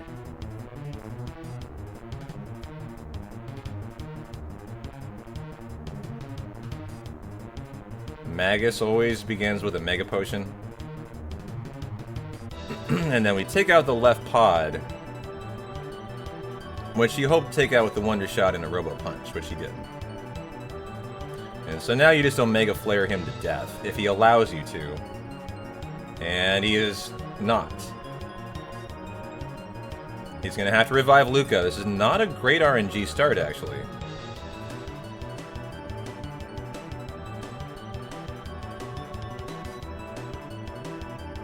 As I think he's going to be playing defense here. Let's see.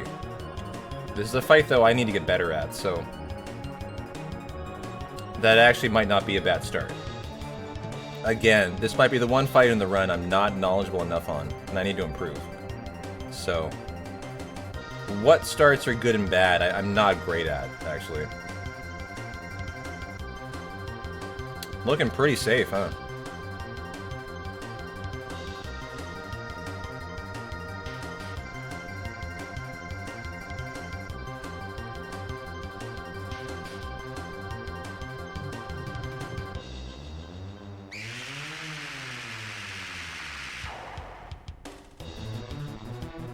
Yeah, Lavos is secretly on the right. Threw you off your first playthrough? Yeah, of the pods in the main body, those are all disguises. That's Lavos over there, on the right. And there you go, for a 54-15, huh? So the Lavos at the end was a nice fight, actually, just had to revive one time. I have fights where I might have to revive 4 or 5 times. I just wonder if it's because he's better at the Lavos fight, and he can handle it better, as I get a little panicked in it still, and I want to improve at it this time. So, you know, after watching this WR, the takeaways are pretty interesting. Number 1, what fights do I want to focus on the most, to work on for myself? The initial Yakra fight has a little bit different menuing, and the setup is pretty much what I do, but I'll want to practice it. The next fight that is different, no, the Mud Imp was identical, he just had a bad Mud Imp actually. There's no practice required there. That's one of the most interesting things, the Imp, how poor it was. He had to revive a ton. The Masamune fight. We're gonna have a ton of fun checking out tomorrow with the Berserk ring on Robo for the very first time. And try to see if it actually is better than the old strat. As I compared the two fights, non-Berserk ring was 4 seconds faster to Berserk. So the second place run has a faster Masamune fight with a different strat. In my opinion, though, that's bad luck, and I think you probably do want the Berserk. We're gonna have to take a look at that and see what we think. After that is Giggity Gaia on Battle Speed 1, and then the Golem Twin on Battle Speed 1.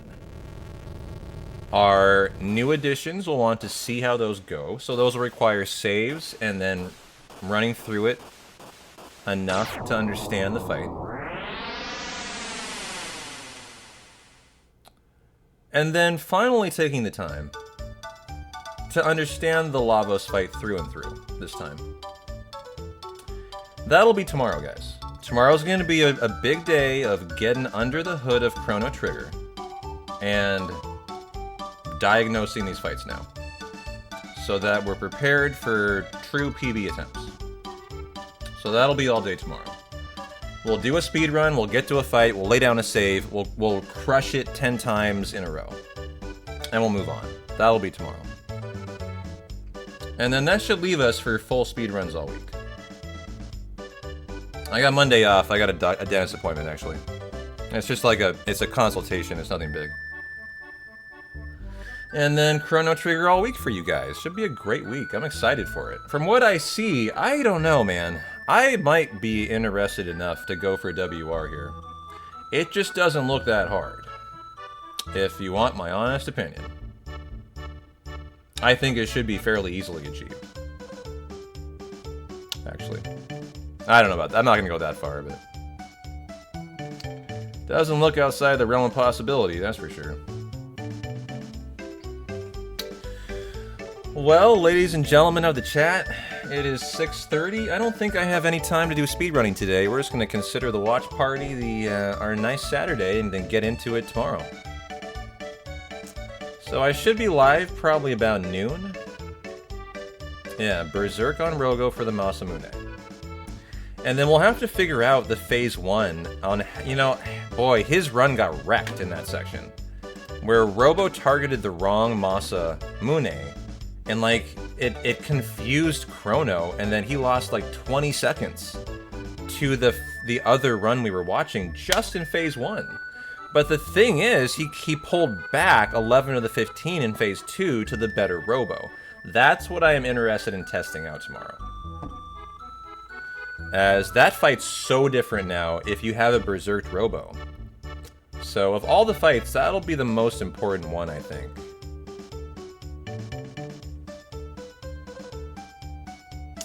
So fun day today, and I'll see everyone tomorrow for it. I'll be in here between snow removal. Yeah. Well, alright guys, be live probably at 11, 12 tomorrow for, 8 hours, I think, of CT, de-rusting. So thanks for hanging.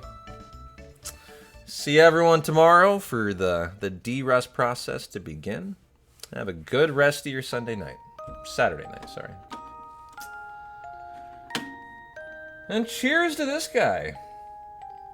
Making it up the skyscraper in an hour and 20 minutes, man. I'm just impressed. I'm just impressed. I'm watching him do the overhang section right now, where there's like 3 tiered overhangs that go out. Oh my god. The thing is, there's like huge ledges he can grab. Like, it's not hard. You just have to have no fear. And this man has no fear. It's just impressive to see that. Because, God, I would not be able to do that. Alright, guys. Take care. I'll see you tomorrow.